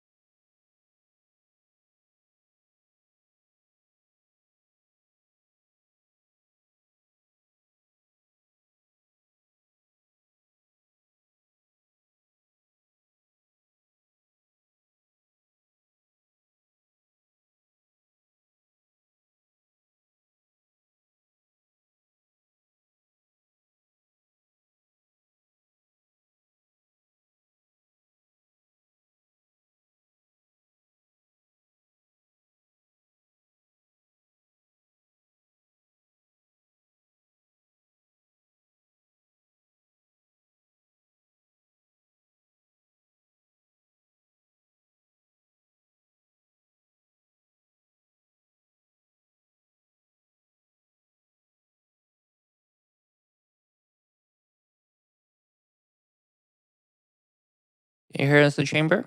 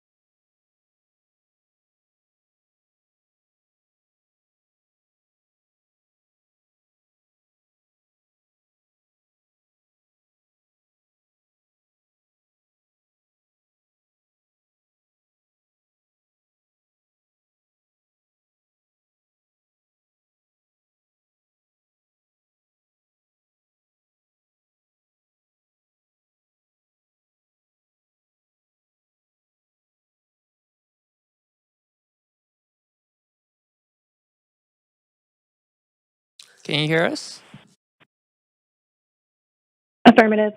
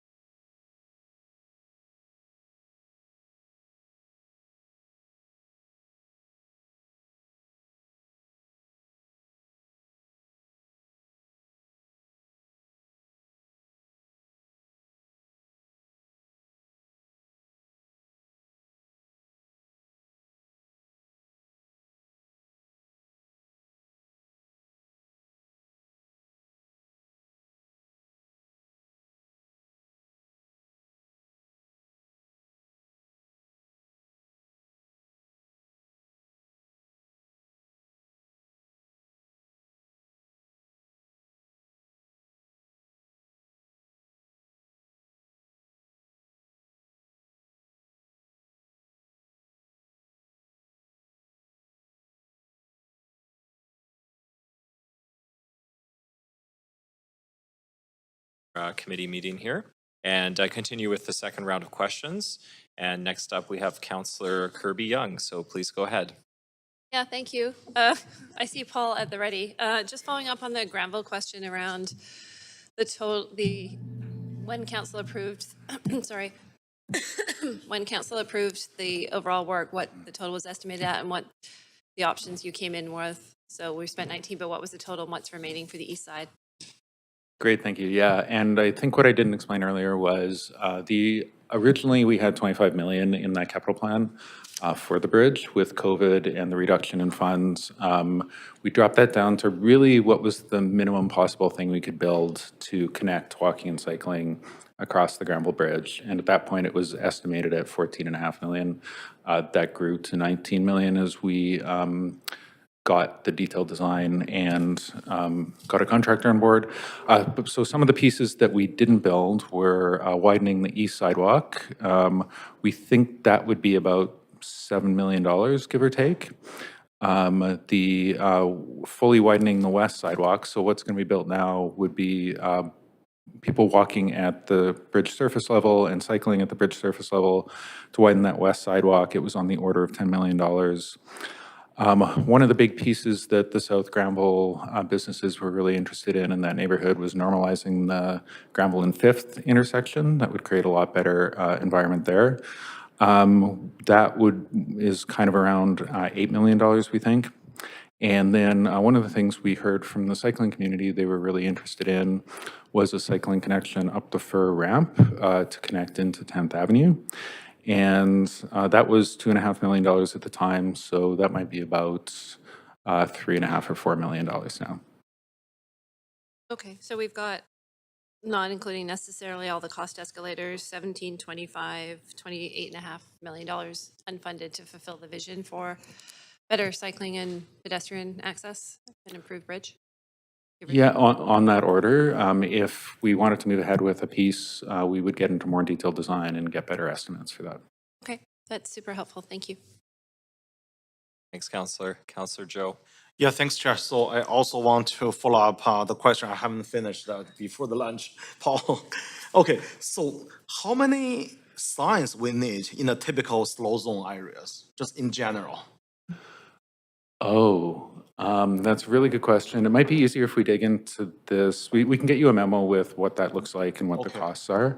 I don't have all of that info handy. Okay, thanks. Really look forward to see that memo.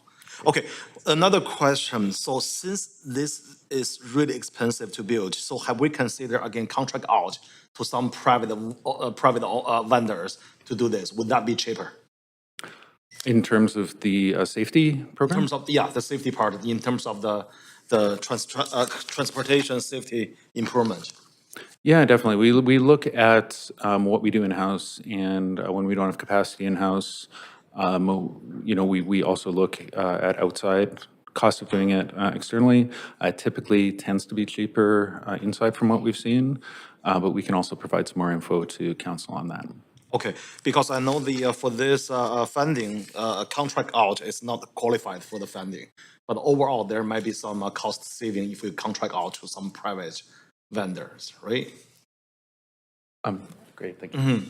I think one of the criteria is you can't provide a grant to somebody else to do I saw work. that. But it doesn't mean that we have to do all the work internally. We can contract with a vendor. Yeah, so I would be really keen to see, what is the cost if we do that in-house, compare the cost we contract out.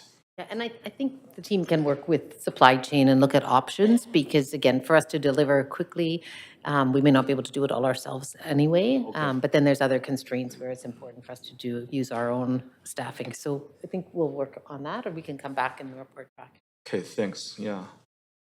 And maybe more specifically on some of the bigger work like BD streets. And I think one of the things we're looking at with the plazas would be to contract out design and construction with a lot of that work because we don't have a lot of extra capacity in-house. Okay, and for the signs, we design the signs, produce the sign, everything in-house, or also contract out? Because you mentioned a few $100s for each sign. Yeah, once you look at materials and installation, it adds up. But we can get you more detail on that. We have contracted out signs as part of projects, and I believe our experience is that it hasn't been significantly cheaper. Really? Okay. But we can provide you the info that we have on that. Okay, how big is the sign? Can you just give me a rough idea? Oh, it's like this. That. Costs a few $100s? Yeah, so there's the material, there's the printing that goes on it, and that's reflective, so it's fairly expensive material. It's getting usually a pole in the ground or attaching to a pole, and it's the installation, so the people to go out and install it, right? Okay, So thanks. That's really helpful. My last question, very general question. I saw the affordable housing is actually eligible for this funding, but why there's no affordable housing project? Not in the current project, the sixth project, not in the future other projects either, yeah. I think one of the main reasons is that the criteria that we used internally was, are there other funding sources? And we know that with affordable housing, we have the affordable, the accelerator, housing accelerator funds. There are, senior government is coming to the table for housing, so we thought that's best to stick with those funding sources because we have many other needs, right? I see, okay. That was the rationale, yeah. Yeah, thanks. That's all my question, Chair. Great. Thanks very much, Councillor. Councillor Carr. Yes, thanks. One additional question. I'm just wondering, this capital plan covers the period to 2026, and in the last term, we passed the Vancouver plan, and in the Vancouver plan, we had an objective to convert 11% of neighborhood streets for community use, de-emphasizing car use, things like children's play area, food gardens, places for seniors to sit. Is there any funding that has been allocated in this plan, in this capital plan, to enable that conversion to start?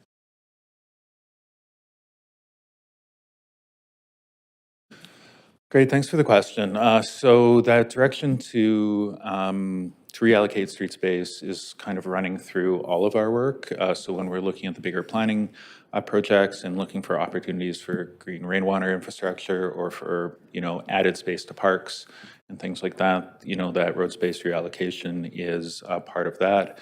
As we're looking at walking and cycling improvements and transit improvements, that's part of it. So I'd say the funding to do that is kind of running throughout a lot of the work that we're doing within the plan, including the, making the plazas permanent, right? Like that, those side street plazas are reallocating that car space to people.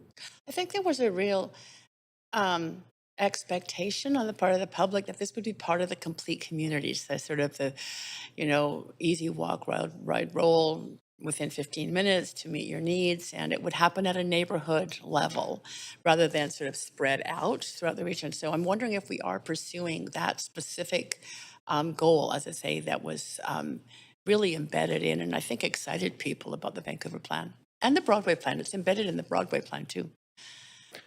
So one of the things we're working on right now is a framework for a broader look at how we reallocate street space, and that is several groups within engineering and parks and planning, taking a look at how we progress that on that broader scale. But I guess from a current work perspective, we're also trying to incorporate that into a lot of that other work that we're doing. Okay, I might just keep pushing on this. Great, thank you. Okay, thank you. Councillor Kirby-Young. Yeah, thanks, Chair. I'm not seeing anybody else on the queue, so I'd like to move the recommendations, and then subsequently I want to propose an amendment. Okay, so seconded by Councillor Claassen. I will move us to the main queue or the amendment queue, apologies. Yeah, so, sorry, 1 second here. It might go. Go ahead, Councillor Kirby-Young. Yeah, thanks, Chair. So just sent in shared an email, an amendment, sorry, let me articulate better, with council, and I really appreciate all the discussion, and I appreciated the motion that Councillor Boyle brought forward with respects to putting a greater prioritization on South Vancouver, and I think there was a resounding agreement across council on that. And so really noting and hearing feedback from community and noting in the list of projects that from a geographic perspective, I think there was disparity here. And also what we're hearing a lot from community members is the need to really advance tangibly some projects in the area. And I think I can attest from my time on the park board from last term that there's sort of longstanding, well-articulated need in the community that has been voiced very broadly in South Vancouver. And also noting that this list did not include the initial tranche of funding, did not include any allocation to parks. And so an effort to kind of support on that priority in terms of parks, but also in the South Vancouver direction that council has given. The amendment that I'm proposing says that council directs staff to include parks within the priorities for the initial Growing Communities Fund grant, and that a portion of funding for temporary plazas be used to fund and support the completion of a new turf field at Moberly Park that has been identified as a priority by the South Vancouver community. and that staff conduct the appropriate analysis and report back to council regarding the scope, cost, and delivery timelines of these projects. And I propose this because these are always tough choices, but I think we do need to see some more equitable distribution. I'm a huge proponent, as everybody will know, of public plazas, probably one of the biggest or most enthusiastic supporters of that, but I am confident that we have the second tranche of funding coming.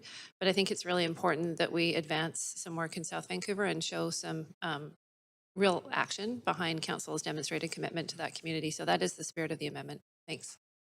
Okay, thanks, Councillor Kirby-Young. Councillor Boyle.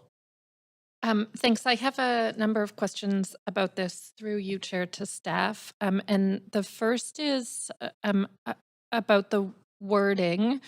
I'm just trying to understand if staff would interpret that this is about that 10 million currently directed toward temporary plazas, that some portion of that 10 million would instead go towards a turf field at Moberly Park.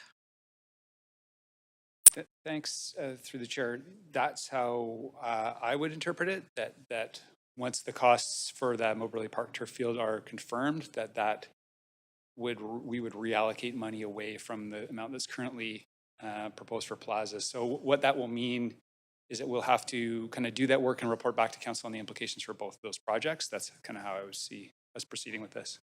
Okay. And similarly, I don't know a lot more about this turf field. The details of the project, could it be completed? Is it scheduled to be completed by the park board within this timeline? So to confirm, the projects that are set out in Appendix B that we're currently working on include additional sports fields. So this is within notionally the scope of things that we're continuing to do work on to refine those projects and what those options would be. Obviously, this expresses a clear priority for Moberly Park. So again, that's the work that we would bring back and to council. Again, if there's I'm not aware that there's an issue around our that we would not be able to deliver that. Again, there is an expectation that we could deliver more turf fields with additional money, but that's the work that we would need to do. Okay, and would staff's interpretation of this be that this is a direction to bring back the analysis for a future decision, or that this is council saying use whatever money is needed and do this, and you'll just report out to us on the details? I believe we would have to report back to council with those details to get kind of confirmation to proceed with both of those projects, rescoped for plazas as well as Moberly Park. Okay, great.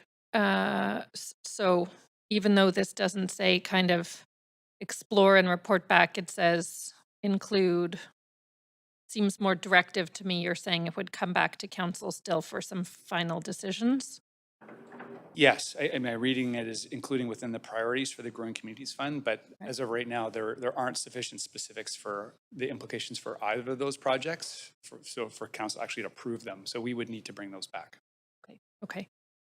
Thanks for that. I will just say, having just seen this a moment ago, I would like to know a lot more about the plan, obviously a park board decision and not our decision about how those park funds get allocated. I am nervous about the proposal to reallocate funding for the plazas. The plazas, as we heard, are very well used and in their temporary forms require a lot more upkeep. And that direction around funding parks is already in there. So I'm not in a place where I'm ready to say we should absolutely take funds from the temporary plazas and put them into the turf field. I want more information. I appreciate that this will still require another decision with more information, but I'm not at a place to support this yet. I will keep listening to the conversation, but those are the parts I'm nervous about. Thanks. Okay, thanks, Councillor Boyle. Councillor Carr. I was sorry, Chair. I thought I was on the main queue. Are we on an amendment queue? We are on the amendment queue. Councillor Kirby-Young was on the... I was hoping that I was okay, I will remove you. up to the main queue. Thank you. Okay, no problem. Councillor Klassen. Yeah, no, I'm prepared to support this amendment. Again, just going back to the conversations that we had with community members and community leaders in South Vancouver, and the real need for us to, in this shorter term, to be looking at ways that we can support a more equitable distribution. I'm a huge fan of the plazas, as I say, and I know that we have this is a first tranche. We have a second tranche, and that work will continue. But I think seeing this kind of meeting that very alive conversation about South Vancouver, I'm prepared to support this. Great. Thanks, Councillor Klass and Councillor Joe. Yeah, thanks, Chair. I'm also prepared to support this amendment. I think we heard loud and clear during the campaign last year, people in South Vancouver, they want a turf field, especially for the young peoples in the area. And right now they have to drive or travel all the way to west side of the city, or even go to city of Richmond, city of Burnaby to play sports. So they really need a turf field over there. And also having a turf field, specifically in this Moberly Park in South Vancouver, will be a valuable addition to our community. This also aligns with the amended motion that was passed in the last council meeting to support infrastructure in South Vancouver. And this turf field will create a hub for people from all ages, offering a resilient play surface that can be utilized year-round. This turf field would foster a sense of community, providing a space where neighbors can come together, enjoy sports, building connections, and lead to a healthier lifestyles. Additionally, this facility has potential to attract tournaments and events, so bringing more revenue and promoting local business. So I think it's going to be a triple win for everyone. And I really believe supporting the construction of turf field in this neighborhood would not only enrich our recreational options, but also strengthen our community and enhance the overall quality of life for the residents. So with that, I really want to appreciate the Councillor Carbian for bringing forward this amendment. I'm going to support this amendment. Great. Thanks. Thanks, Councillor Joe. Councillor Fry. Yeah, thanks. I can't speak to the need or not need for a turf field at Moberly. I do know that this did come up at Park Board and it was rejected by the elected Park Board. I know that there's public engagement underway currently that the Park Board is initiating on this very issue, and that there is a synthetic turf field that's ready to go at Sir Winston Churchill, which is just less than 2 kilometers away. And that there may even be some opposition to the idea of a turf field because there's an elementary school that doesn't find it beneficial for the use for the children. So I feel like we should respect the Park Board public engagement process that's underway, and possibly this does get funded in the second tranche of funding. So I'm wondering, Chair, maybe through you, if I can ask if we do have a Park Board representative, and maybe where this conversation around Moberly Turf Field is, and if there is public engagement going on right now to ascertain the community interest. Thanks for the question. So we've completed our first initial step of the engagement process, which happened Canada Day at the Sunset Engagement community event there. There's still a number of activities we'd like to do with that community to better understand synthetic turf field, as well as other amenities that that community I think is desperately in need of, and where all of those fit within the community. There's a lot of pressures that do get created through synthetic turf fields on use, and so I think it is important for the community to understand that, but we are, of course, willing to take direction from council and our board on that. Yeah, I very much appreciate that answer, and that it will inform my decision to not support this unless it's kind of reworded in a sense that actually respects the public consultation process that is underway and the previous direction of the elected Park Board. I think that committing to this without that level of public consultation and understanding would be premature.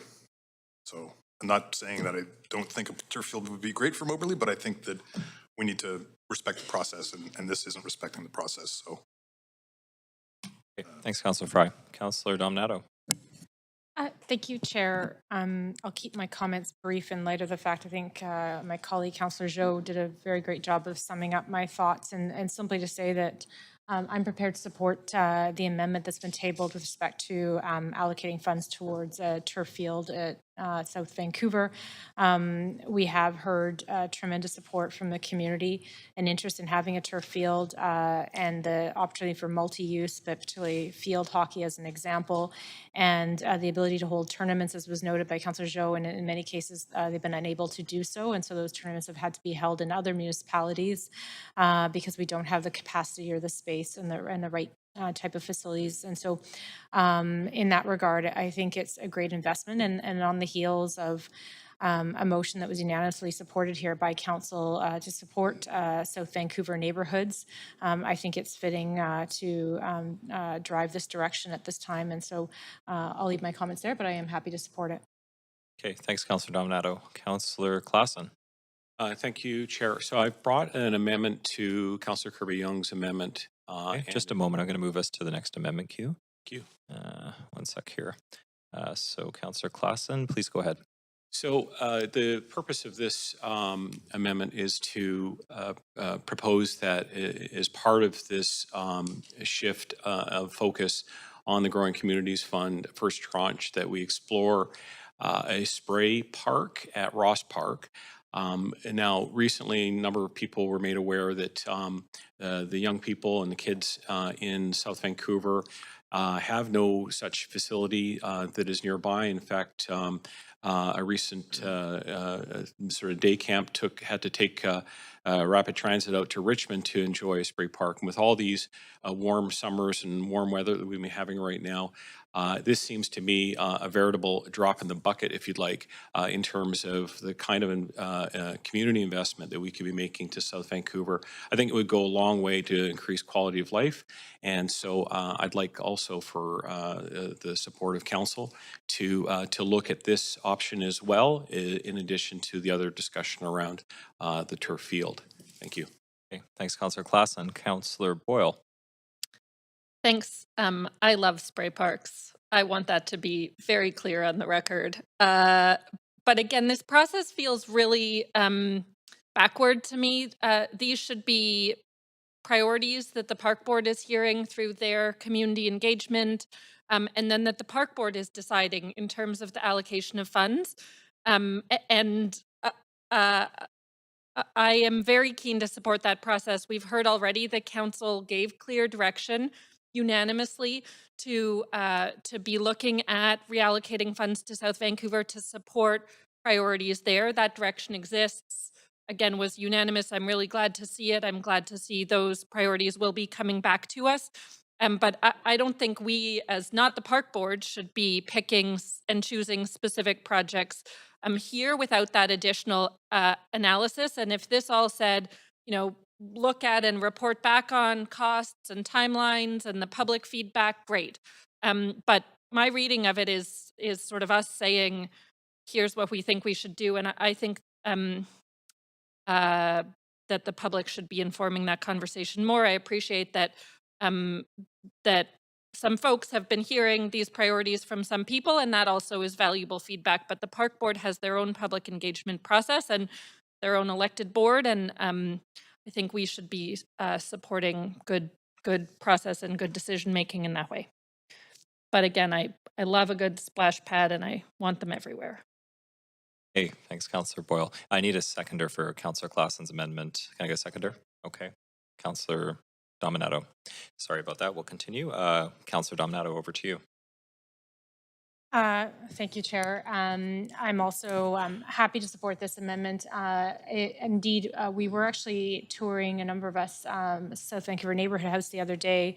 And when we met with staff there, we met with some young people who we were asking what they were doing for the day, and they were going to Richmond to go to a spray park there because there wasn't sufficient facilities and services within South Vancouver, and I think the existing smaller spray park is not very accessible. And so again, I think this is a great investment. I understand from talking to a member of Park Board that this is something that could be readily completed within, potentially a year. So it'll be ready for next summer, which I think would be fantastic, particularly as we see these hotter summers.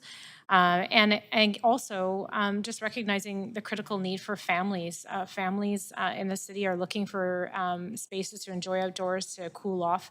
And this is another example that would help and again contribute to the South Vancouver neighborhoods. Okay, thanks, Councillor Dominato. Councillor Carr. Yeah, I too have difficulties with the democratic process around this. I mean, I would feel pretty awful, I think, if another level of government or colleagues came forward to this council and decided to overturn a decision that we made on something and just say, no, we're going to impose our will on that. So I cannot support that process. I mean, when the park board considered it, I'm assuming they had much more information and knowledge about the community needs and the community support or not for this, and the allocation of money is so from my point of view, it's not the right process for us to, as I say, overturn what they rejected in a vote, democratic vote at the park board. I also, I mean, I've been to a lot of spray parks in my life with children and now 2 little grandchildren. But there's nothing in here that talks, and I don't even know if you can have a spray park with recirculating water. Probably not. But my understanding is that there is a spray park, in the region, in South Van already, and I have a real problem with increasing the infrastructure that uses water when we are facing droughts and very uncertain conditions in terms of supply of water going into the future. So I cannot support this. Okay, thanks, Councillor Carr. And Councillor Klassen. Yeah, just to, in response to some of the concerns, I don't think we're upending democracy here. We are providing a choice and some opportunity for our park commissioners. Of course, at the end of the day, they could decide themselves that they don't support it. But I think that, again, going back to, I think, a really important discussion and debate around the needs of the South Vancouver, very large geographic part of our city. I'm just been thinking about these hot, long summer and days that we've been having, and just the relief that a splash park brings to a community, a center that brings communities together, and just provide so much relief. I just think for partly because of the expediency, the timelines, being able to get this built and up and running in a relatively short period of time, and as well just again addressing that the current climate conditions that are bringing these kind of hot summer days. I think it would just be really great for us to start making these kinds of investments and signaling to our park board that this is the kind of investment that we'd like to see to try and enhance quality of life in those neighborhoods. So with that, I'll just maybe we'll move on to the vote then. Okay, thanks, Councillor Klassen. Seeing no one else on the queue to speak to the amendment, I'm now going to call the vote. Clerk, if you could please move us to the voting panel, and Council, if you could please register your vote on the voting panel. This is on the amendment to the amendment. Yeah, thanks for clarifying that, Councillor Carr.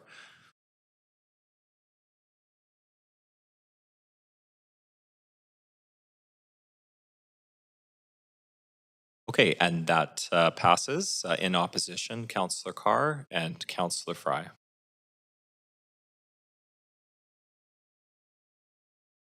Okay, we're now going to go back to Amendment Q1.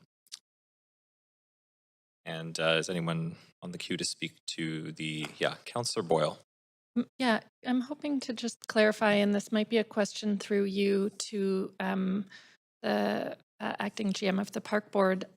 There was a park board vote on a turf field at Moberly Field, a turf field at Moberly Park, and the park board voted it down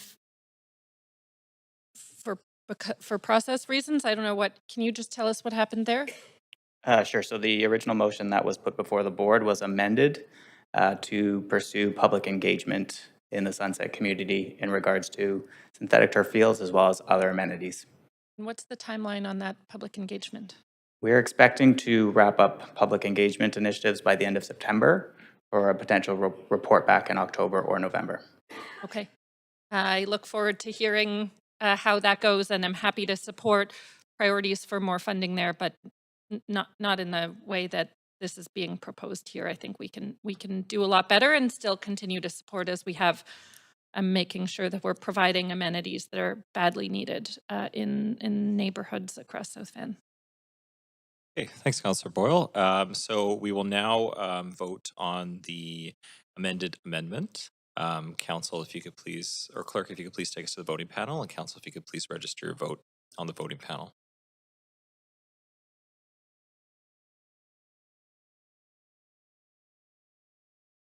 Just waiting for one more vote. Okay, so that passes. In opposition, Councillor Carr, Councillor Boyle, and Councillor Fry. Okay, we'll now go back to the main motion. I think Councillor Carr, you were on the main queue, right, originally? I can put you back on at the top.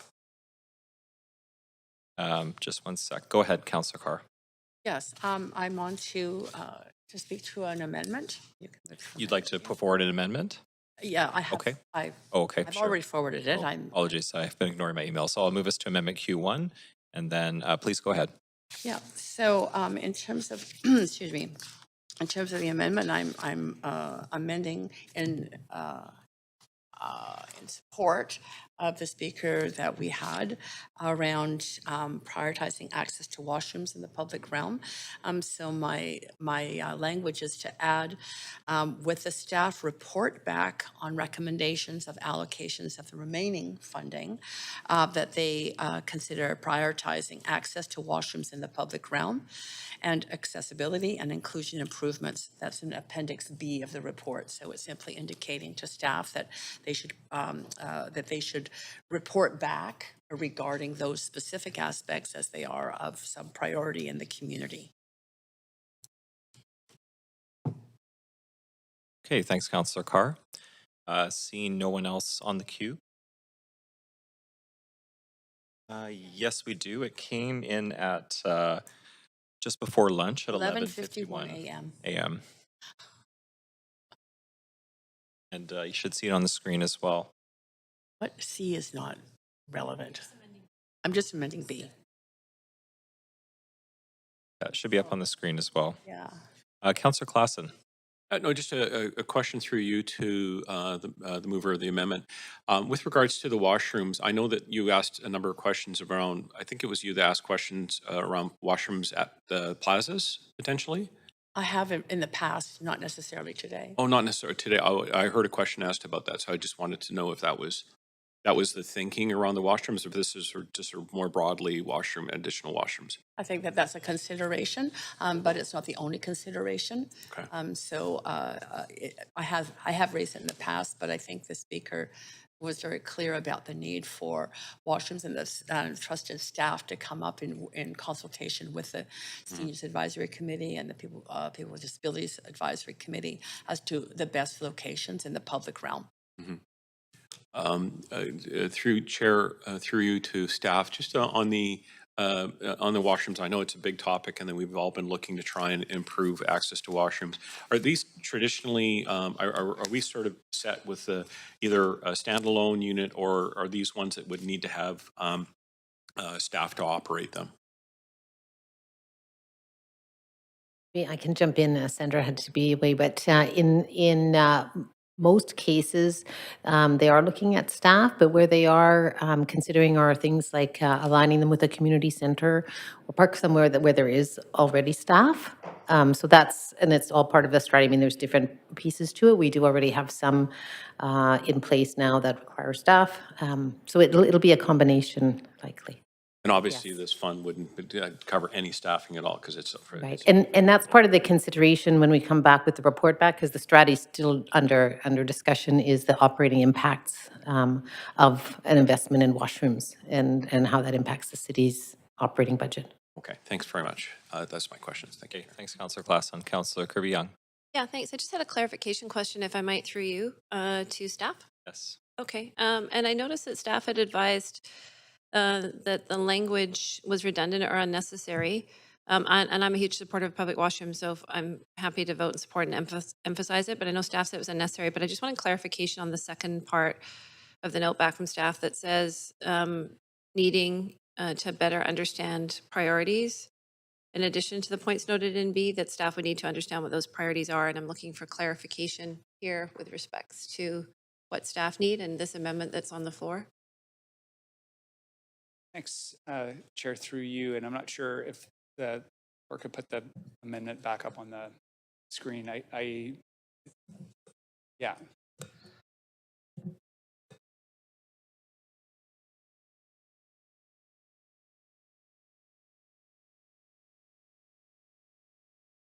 Maybe we can stop my clock, Chair. That's not mine. Yeah, Councillor Carr's amendment. Yeah. D doesn't need to be on there. Okay, I think that's the clarification. Yeah. From the mover is the removal. Yeah, of D does not need to be on there. But I guess my It's the same language. Oh, I see. So that was where, because it's listed as, that was where the question related to. So C is not on the table. That's what I just wanted to confirm. No, it's not. It's just highlighted. Okay, just so the C, highlighted so yellow. C should come off the screen Yes, for it clarity? should. Okay, that's what I was trying to confirm. Thank you.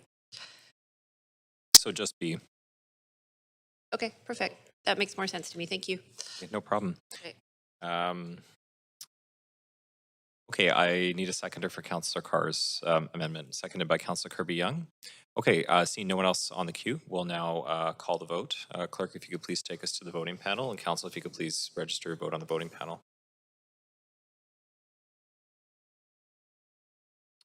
Okay, that passes unanimously. Okay, we're going to now go back to the main queue. Councillor Carr, anything to add? I'm fine at this point. Thank you. Okay. Councillor Boyle. Thanks. I also circulated an amendment. Okay, I will just add you. There you go. Thanks. Thanks, Chair. I circulated an amendment related to means prevention barriers or suicide barriers on the Granville connector. This is a issue that I have brought up many times and that is pretty personal to me. It's also an issue I've had a number of conversations with folks at Granville Island about as well. I know the BIA partnership wrote a joint letter in support of having these suicide or means prevention barriers added on the Granville connector.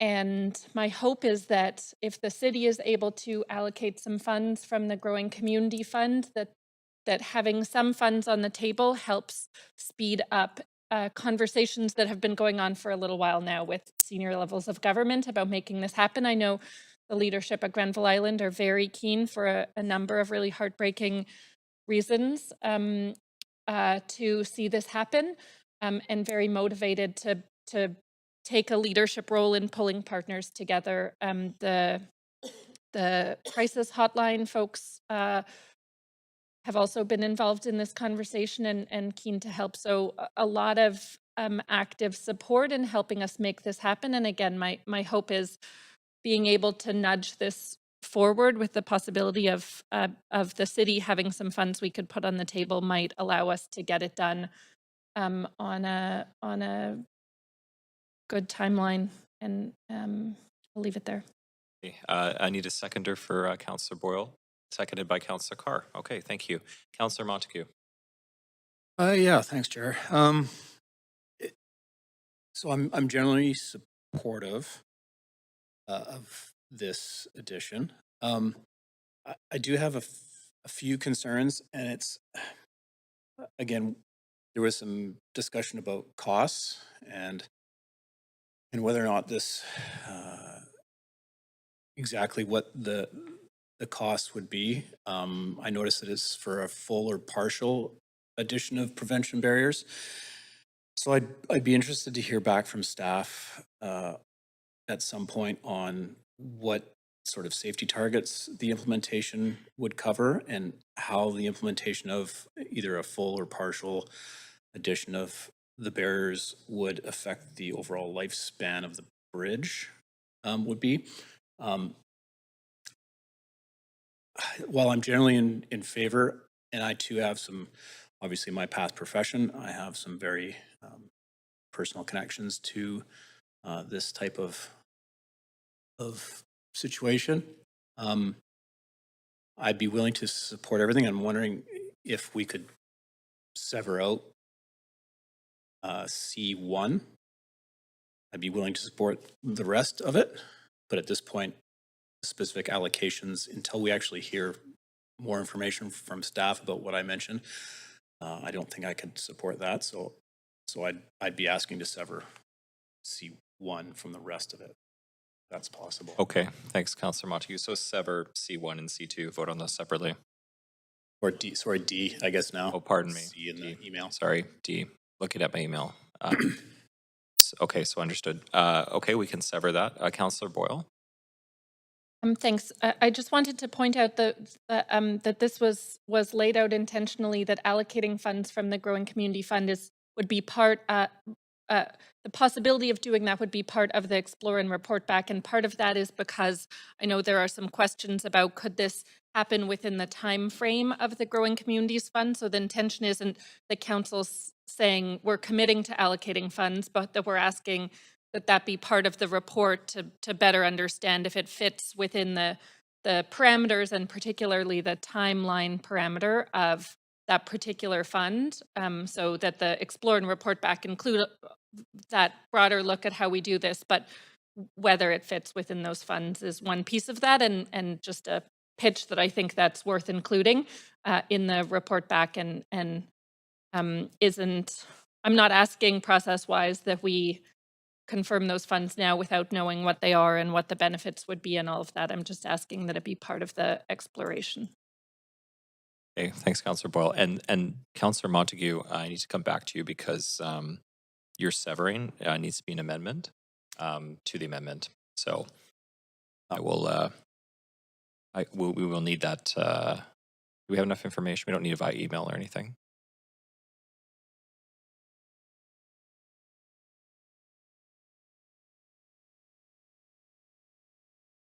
Or we just need a moment here.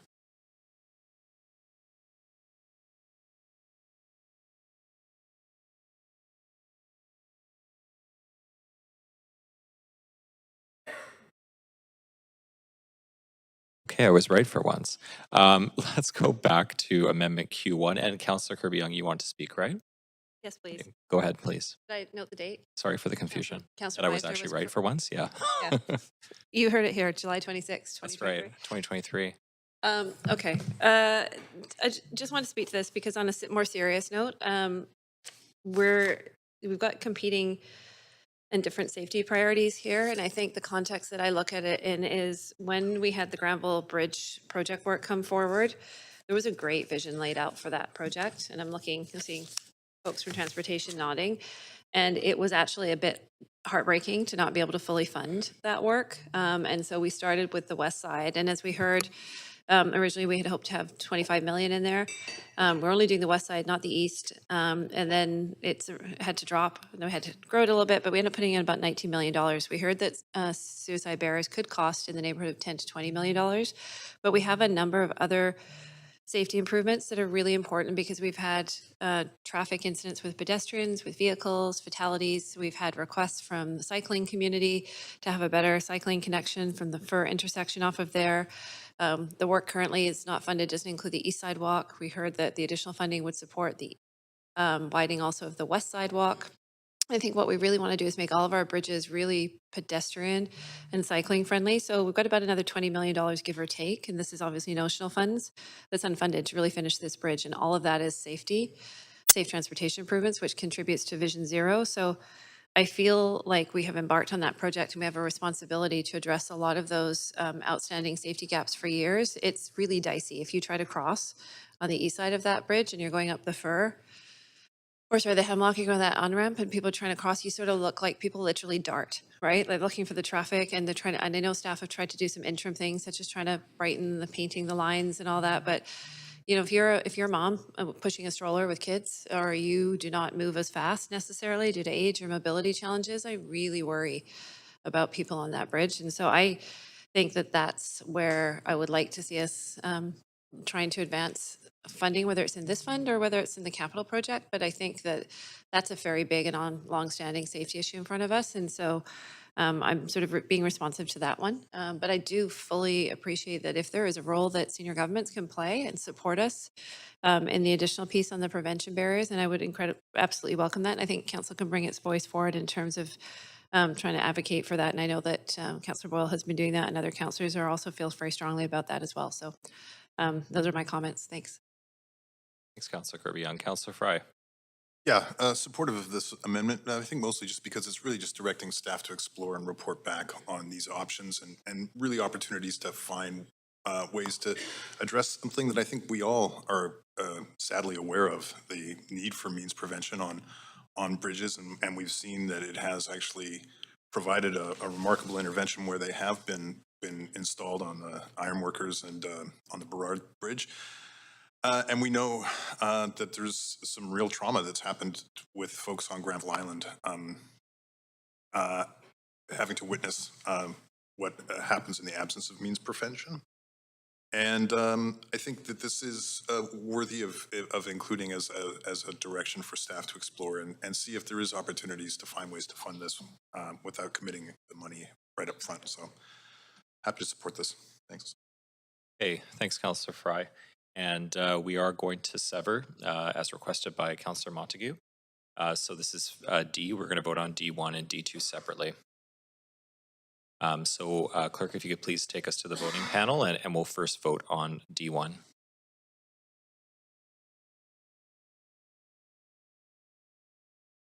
Did you have a question, Councillor Kirby-Young? Oh, okay. Well, okay.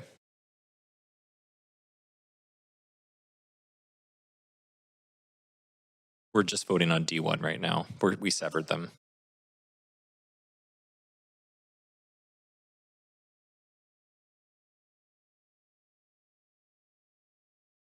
I see. Councillor Montague, was that your intention? Oh. Where the funds would come from. So the allocating funds from the Growing Communities Fund. So vote on 1 and then D2? You could do D and 2. All of D with subsection 2, and then just subsection 1 on its own. Okay, so let's do that first. Sorry for the confusion, everybody. So we're going to vote on D and all of D and subsection 2 first. So that's highlighted on your screen. So if you please cast your vote.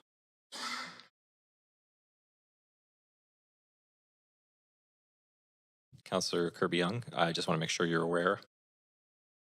We're voting on D and subsection 2, but not subsection 1. Okay, so that passes unanimously. So now we are going to vote on subsection 1 only.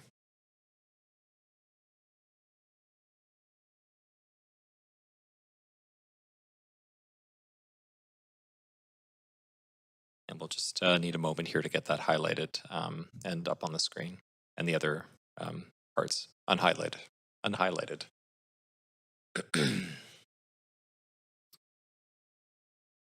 Okay, so I think we're ready. Take us to the voting panel, and council, if you could please cast your vote again on subsection 1 only.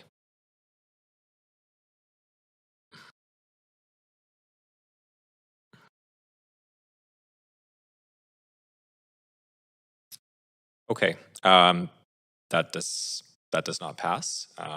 In opposition, Councillor Meisner, myself, Councillor Kirby-Young, abstention from Councillor Dominato, Councillor Bly, Councillor Montague, Councillor Klassen, and Councillor Joe.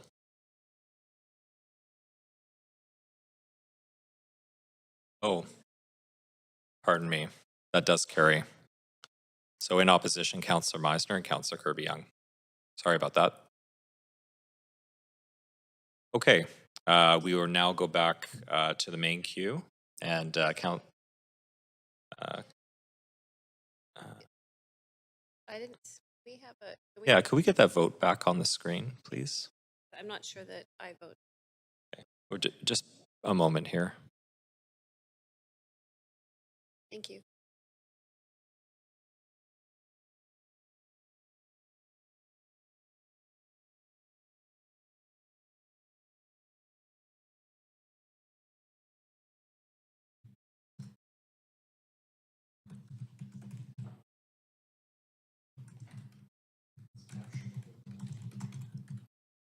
Is that sufficient?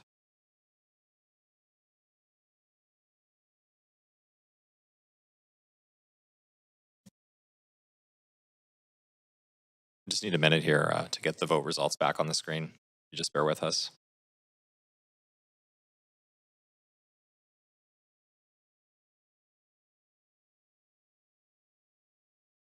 It's going to take a 2-minute recess here while we get that back up on the screen.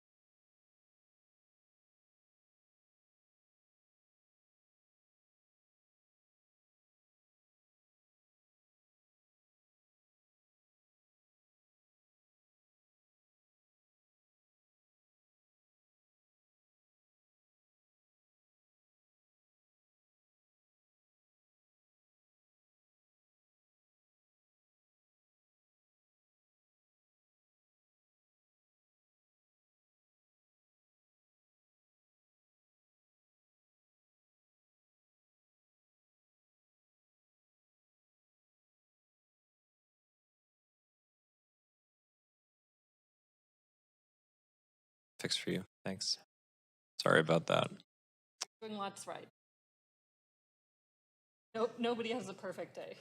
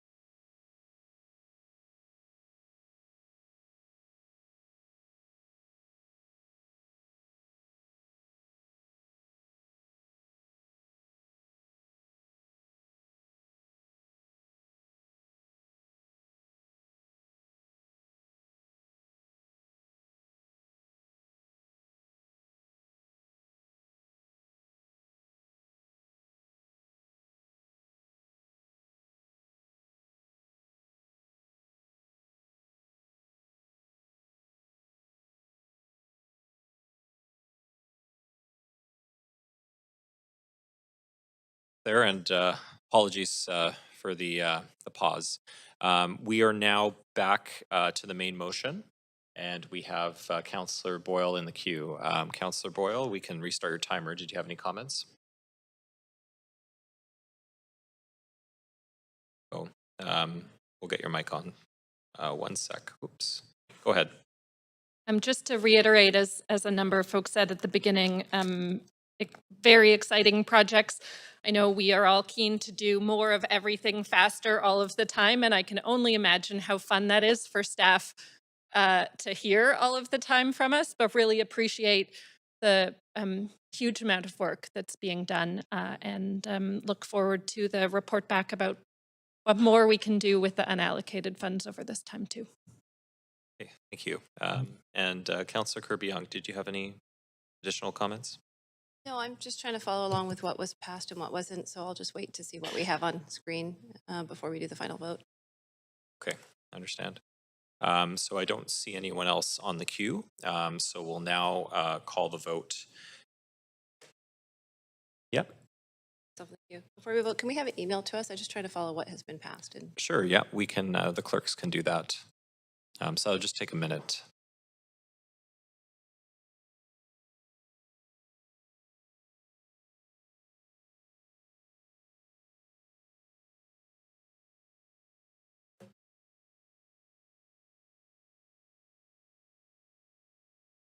Okay, so you should just be receiving that in your email now, the final motion as amended.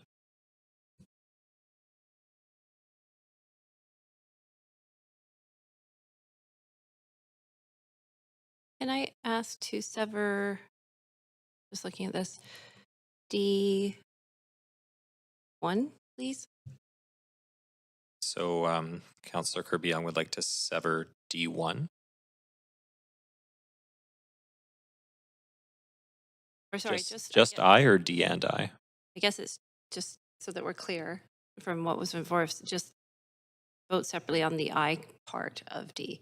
Okay. I think that's the correct procedure.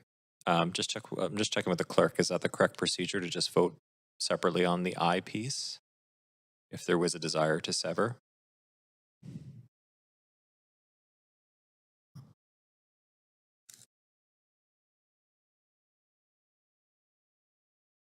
And then come back and vote on I alone? Okay. Okay. Okay, so yes, Councillor Boyle. I'm just asking that we also sever out C for a separate vote. Okay, so Councillor Boyle has also requested to sever out C as a separate vote. Is that correct, Councillor Boyle? Okay, great. So we'll vote on A, B, and D2, DII. Is that correct, clerks?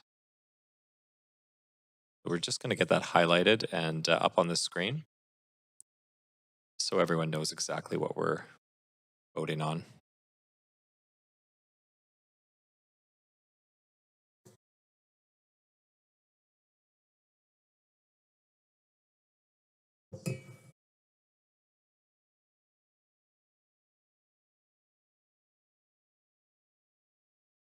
Yes, I think so. And do we have it up on the screen? Okay. Yes, Councillor Carr. Yes, I wasn't clear. I thought you said DII. Oh, so together, I thought we were going to do DI with it, but severing out DII. No. No, it's the opposite. So it's A, B, and DII, and then we're going to vote separately on C, and then we're going to come and do another vote just because it's so much fun on DI. got it. Okay, thank you. Okay, no problem. It's yeah. It's not just me that's confused. No, it's a little convoluted. Okay, so are we ready to do that first vote? Okay. Hey, Council, if you could please cast your vote on the highlighted portion.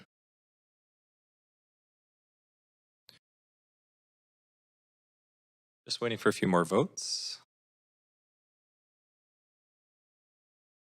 Okay, that passes unanimously. Now we'll go to C. Vote on C. We'll just need a moment here to get that highlighted so everybody's crystal clear on what part we're voting on.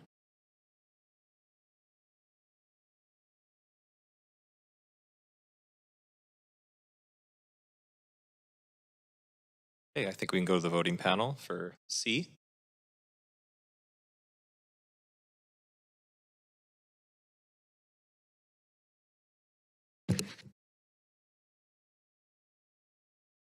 Okay, that passes with Councillor Carr in opposition and Councillor Boyle abstaining.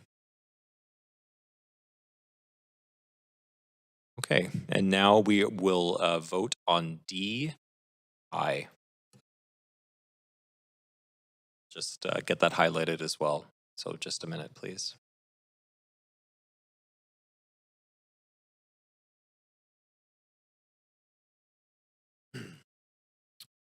Okay, so that should be up on the screen highlighted, and just so everyone knows, we're just voting on I under D. So we can go to the voting panel, and Council, if you could please cast your vote.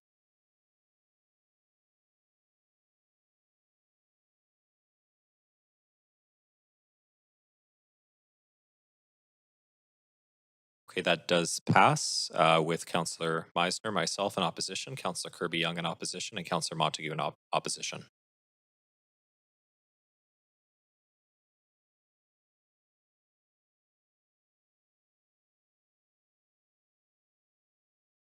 Okay, thanks for your patience, everyone there, and that concludes the item. Report 1. So we are now going to go on to our next report, number 5, which is the contract award for contractor services for domestic repiping of the New Continental. Oh no, that's not what it is. Sorry. Is it? No, it's the organics. Sorry, there's just a bit of a error in my script. So we are going to go to number 6. Apologies about that. That is contract award for green bin organics processing. So does any member wish to declare a conflict of interest on this item? Okay, and not seeing that, any conflicts. So we do have team members here today to answer questions on this item. And Council, you have up to 5 minutes to ask questions. And I see Councillor Kirby-Young in the queue. Please go ahead and we'll reset your timer. Not in the queue? Not for this. Okay. Okay, Councillor Boyle. Thanks. Sorry, I was expecting a presentation, so I'm just getting Oh, my is there a presentation? from staff. There is no staff presentation, no. Okay. Just speakers and questions. Okay, thanks, Patrice. Okay. Sorry, my brain isn't quite ready for questions. I'm still recovering from the last item. I'll pause for now. Okay, understandable. Councillor Carr. Yes, I have several questions for staff. My first question is there any way we can do a contract for less than 5 years?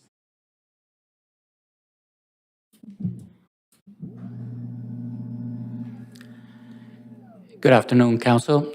Alex Ralph, Chief Procurement Officer. Thanks for the question, Councillor Carr. We've considered different options in terms of best value for the city, and we consider that a 5-year contract is the one that will provide us with the best total cost of ownership for the city. It's possible, but it may be possible, but this is your recommendation based on the contract value. It is not possible. Oh, not possible. Okay, second question. Is it possible to divide up the volume instead of having one contractor take or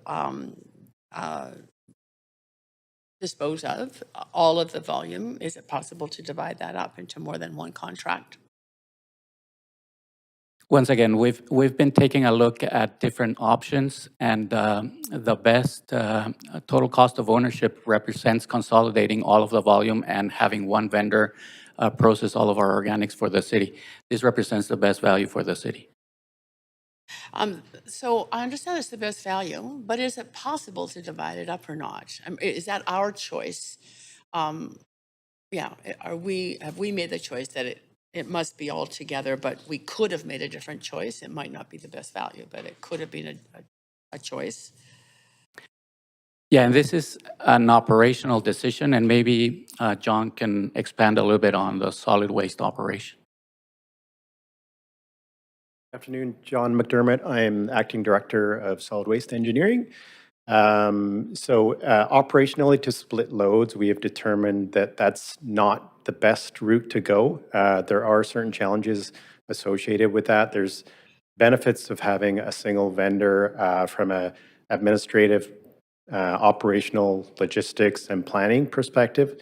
And so if we were to split the load, there would be some implications on that. On planning, logistics, operations, And administration, yeah. and admin, okay. There were other firms that were noted that were part of the original bidding, and I'm wondering, those other firms, the report indicates that they are not ready to take on the kind of volume of the city. What's the actual potential, do you think? Can you assess it, of the ability of other firms to ramp up to achieve the volume that is needed in our contract within 5 years? Yeah, so typically what we look at is permitted capacity within the region. And so Metro Vancouver issues a permit for organics processing. And so within the region, there are currently 2 organizations or vendors that can that have capacity. One is Anaconda. They currently have a 12,000-ish ton per year capacity. And then GFL has 150,000 a year. And so part of the process to either amend that capacity limit would be up to Vancouver, or Metro Vancouver, sorry. So it would be their permitting process, and then, of course, citing a new location within the region is always going to be challenging. There are a number of different engagement processes that need to be followed, and but that would really be up to Vancouver or Metro Vancouver to sort of drive that process forward in terms of the permitted. Okay, that's clear. Thank you. That's my questions. Thanks, Councillor Carr. Councillor Boyle. Thanks. I also had a question about capacity that I appreciate the answer to from Councillor Carr's question. My follow-up is around what's the timeline on the Metro Vancouver permitting change to expand capacity for Anaconda? I don't have that answer. That's a Metro Vancouver really process. There's a number of different steps that are involved in permitting. And I can say that we are aware that there was an amendment to permitted capacity submitted by Anaconda. We received, as part of that process, the City of Vancouver is included, and so Metro Vancouver will come forward and ask us for our opinion. Based on that, when that was applied for in 2018, we came back with some questions saying we need some more information, and we haven't heard anything since then. So we reached out to Metro Vancouver, and they said that has not been approved yet. So it's been a number of years, and we don't have information on what's involved with that. Like, why is it taking so long? I mean, that's a Metro Vancouver issue, and so they're not willing to share that with us. Okay, but possible that it happens within the next 5 years, and at the end of this contract, the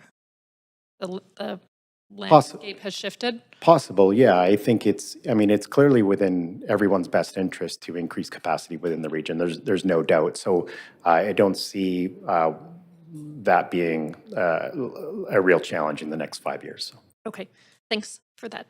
My other question is I'm interested to know how our social procurement policy overlays with this particular contract or area of work at the city. Yeah, thank you, Councillor, for the question. So the city implemented in 2019 social procurement framework, and the premise of it is to be able to diversify our supply chain. But one of the important considerations of the framework is that we do not sacrifice either quality nor price, and make sure that we are providing best value to the citizens of Vancouver. And if we have the opportunity through our procurement and our contracts to be able to pursue social value, then that's where we would design a procurement to be able to pursue that opportunity. In this case, there was no procurement. We're doing a permitted sole source, and therefore we are not just using our social procurement to be able to pursue that additional social value. Okay. Okay, I will leave that there for now. Thank you. Thank you. Councillor Carr. Yeah, I had one further question. What are we doing as a city about actually reducing food waste at its source, or other ways in which we can reduce the volume of organic waste? I have been privileged enough to see a composter that works that would go into a condo or a neighborhood house, no smell whatsoever. It would take dog waste as well.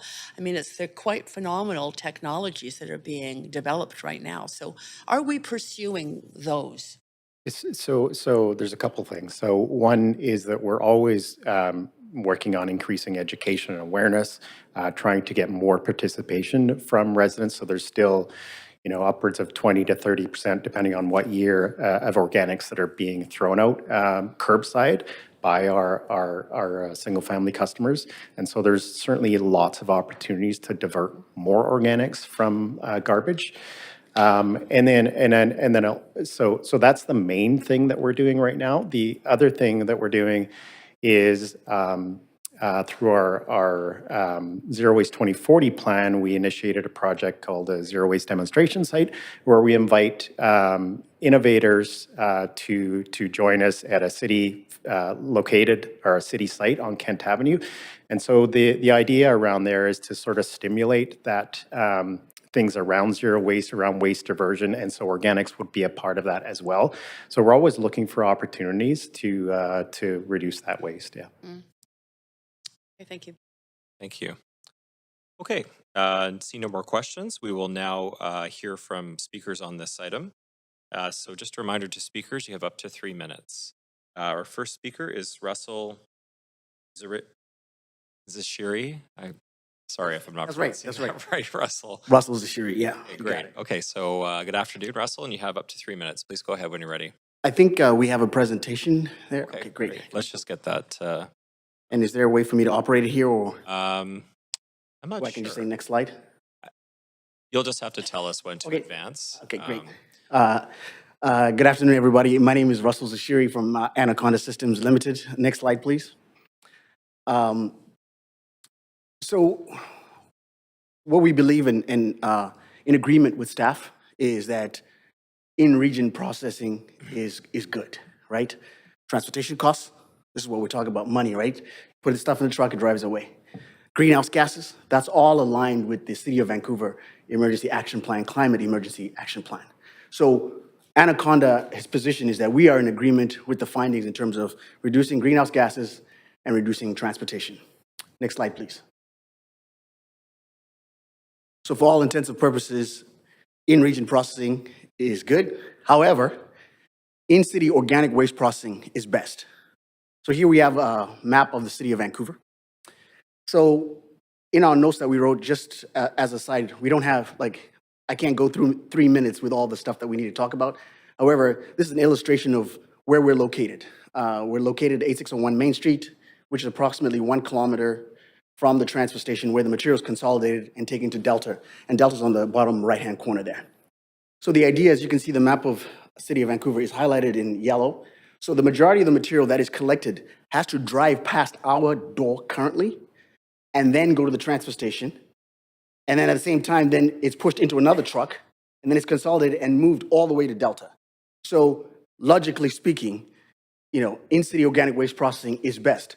Greenhouse gases, transportation. So as administrative cost, as operational issues, basically the truck that collects the material can stop right there rather than going to the transfer station, getting in another truck, and then transporting. So I understand that there's the research that was done around that, but more specifically, this illustration just shows you that I don't know how this could be any better. Now, you're probably all thinking, who is Anaconda? Next slide, please. So about 2014, I ran into the mayor at that time, and I said I had this problem because I was driving a truck and I was picking up these organics. I said, this is what I want to do. And so this is what the city did for me. So working with staff, we got onto the property, we got our permits, and we developed our technology. So we're in-city processor, and Metro Vancouver did grant us a 12,000-ton license, and we received the draft license in October 30. We have a copy of that, October 31st, 2022. And so any day now, we will be able to have 30,000 tons. We have been waiting for procurement of this since November of 2022, simply because we understood that process. And not to mention this, the city supported us in a pilot, not one pilot, but two, well documented, and at the same time, showing that we were successful. So the city promotes entrepreneurship, innovation, community support. The city did all this.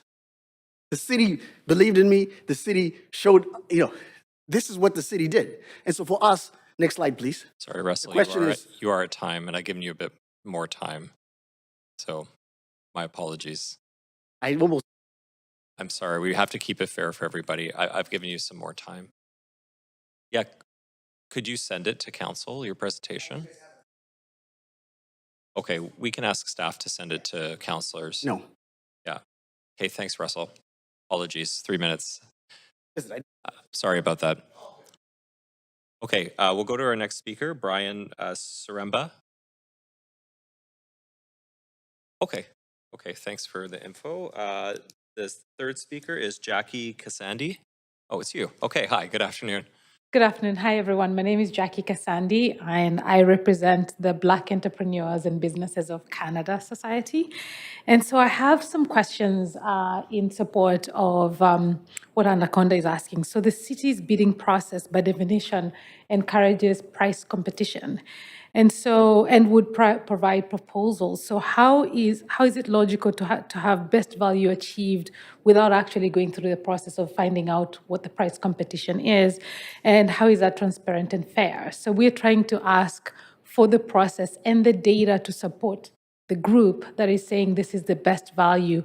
What's the data that supports that, and what was the competition there, and was there any diversity in looking at suppliers? Because the company that might be given this contract right now has already had 10 years, and in City of Vancouver procurement, it says it shouldn't be more than 10 years. So if they get this contract again, this is 5 additional years to the 10 years that they've already had, when Anaconda could actually be in support of the work that is being done now.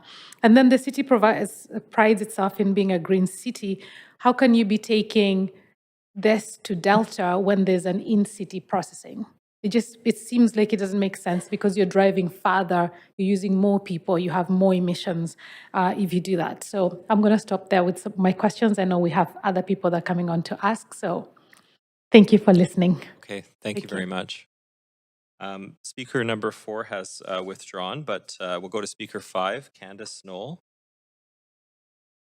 She's on the phone. Okay. Do we have Candace on the line? We'll just check.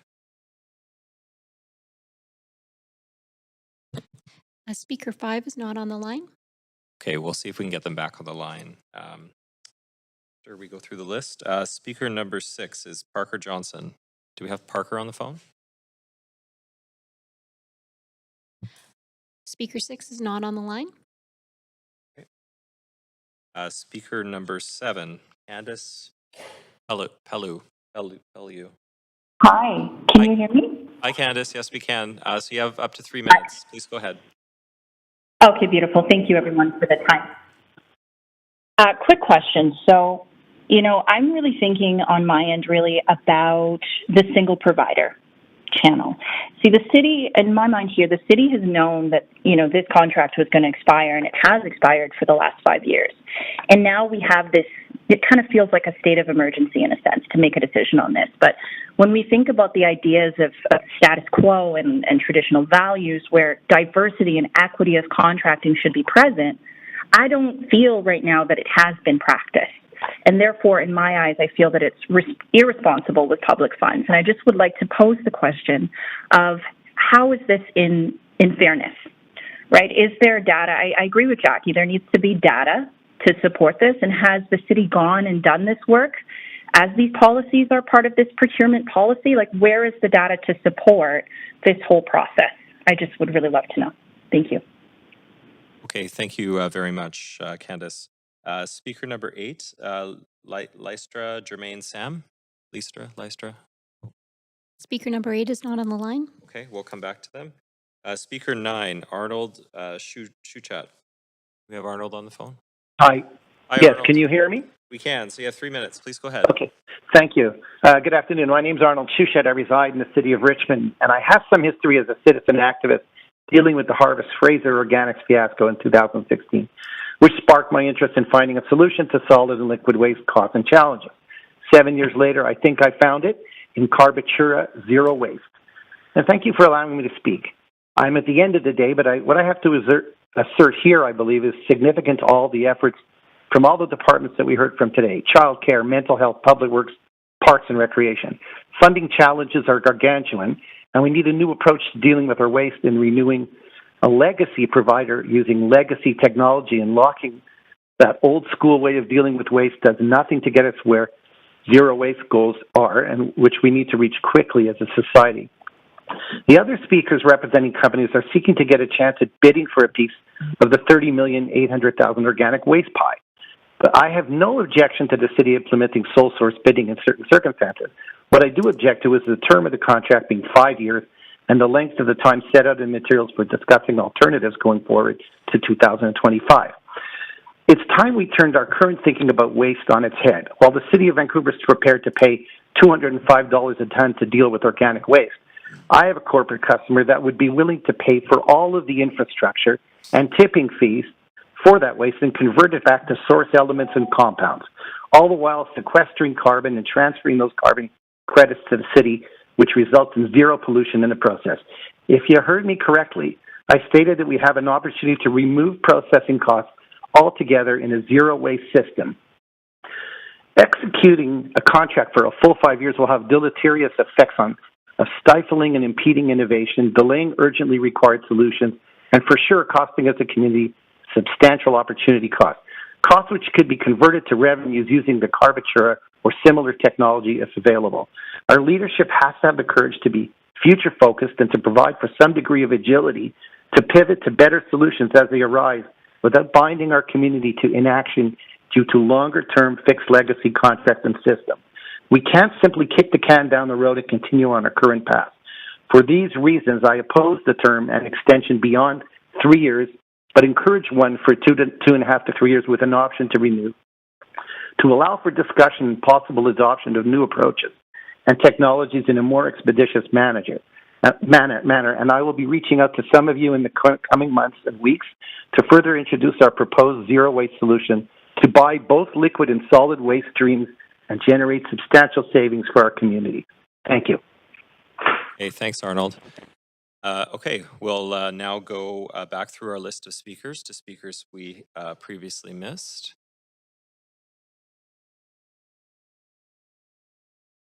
So we're going to go back to speaker number 2. Hopefully they are available. Brian Saremba. We have Brian. No, not on the line. Okay, speaker number 5, Candace Knoll. No.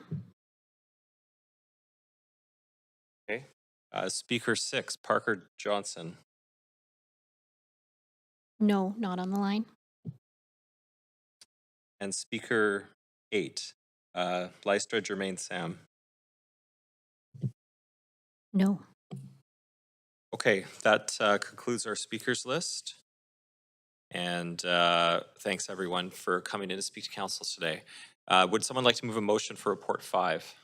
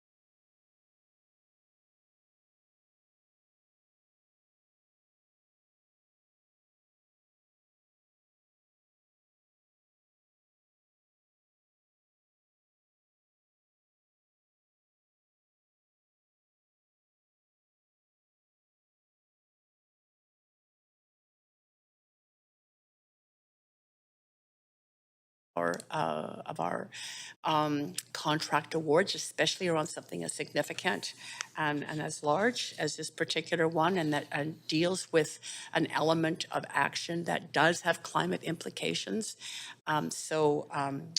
Just for the record, as I say, this is I wish we were not in this situation. I wish the contract was, of a shorter duration, and that there was more ability for our city to be more nimble in terms of looking at a variety of, rather than a sole source contractor on this. Thanks, Councillor Carr. Councillor Boyle. Thanks. Actually, Councillor Carr just said everything in my own notes. So yeah, I'll just echo. I have learned a lot about organics processing in reading this report and hearing from people, and I love a steep learning curve on very specific issues. And it also seems like such a important opportunity to be meeting a whole range of goals at once. And I hope that we are looking ahead for how we can do that 5 years from now. And I'll leave it there. Councillor Carr said the rest well. Okay, thanks, Councillor Boyle. Councillor Dominato. Thank you, Chair, and thank you to the presenters who are here in person in council, as well as those who phoned in today on the subject of this sole source approach. I think I'll start just to note from a procurement strategy, because I know it's come up, the question of procurement, and is that public entities like cities, governments don't take it lightly in embarking on sole sourcing, and there has to be a very strong rationale for that in my experience, having done procurement work in the past. And I appreciate the considerations that were raised by Anaconda and others around the opportunity to compete. I think noting very clearly the compelling business need at this time that GFL is the only company at this time that can handle the minimum 50,000 metric tons of organic material waste that the city's handling. And in fact, that I think is projected to grow with greater density in the city and more people coming to the city. And so that is, I think, one of the key critical rationales for sourcing this contract at this time. But I do want to note that it has been raised that the city staff will be going out to the market to engage with industry. And that's noted as well, and that will be starting sometime next year in terms of market sounding for our future of our organics processing. And I think that may very well look different in the future, and it will not likely be just one vendor handling it in the future. But just to note that for those reasons, I will be supporting the report today. And I think I could probably leave comments there. Thank you. Okay, thanks, Councillor Dominato. Councillor Fry. Yeah, just, it's unfortunate that we are in this position where we don't have a lot of options on how we can proceed with this procurement. For reasons that we can't necessarily even get into, but I do want to reflect my appreciation for the Anaconda team showing up. And it's unfortunate that our new process doesn't allow us to ask questions of the speakers, because I would have liked to have asked a number of questions, and I hope we can stay in touch. And I hope that in fact the work that you're doing can continue moving forward in ways that can support the growth of your company and really meeting, I think, what is a critical need for I really appreciate what you brought to the conversation. I'm going to abstain on this vote, which does count as a vote affirmative, but just I wanted to acknowledge that you came in today and I like what you're doing and I'd like to learn more. So. Okay, thanks, Councillor Fry. Okay, seeing no one else on the queue to speak, I'll now call the vote. Clerk, if you could please take us to the voting screen, and Council, if you could please register your vote on the voting panel.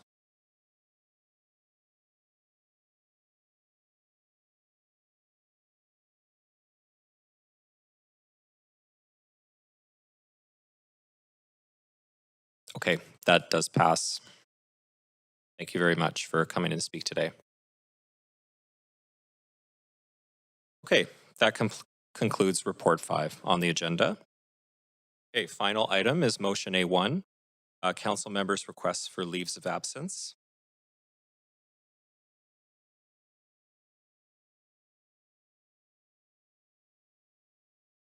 Okay, Councillor Kirby-Young for civic business on November 1st and 2nd, 2023.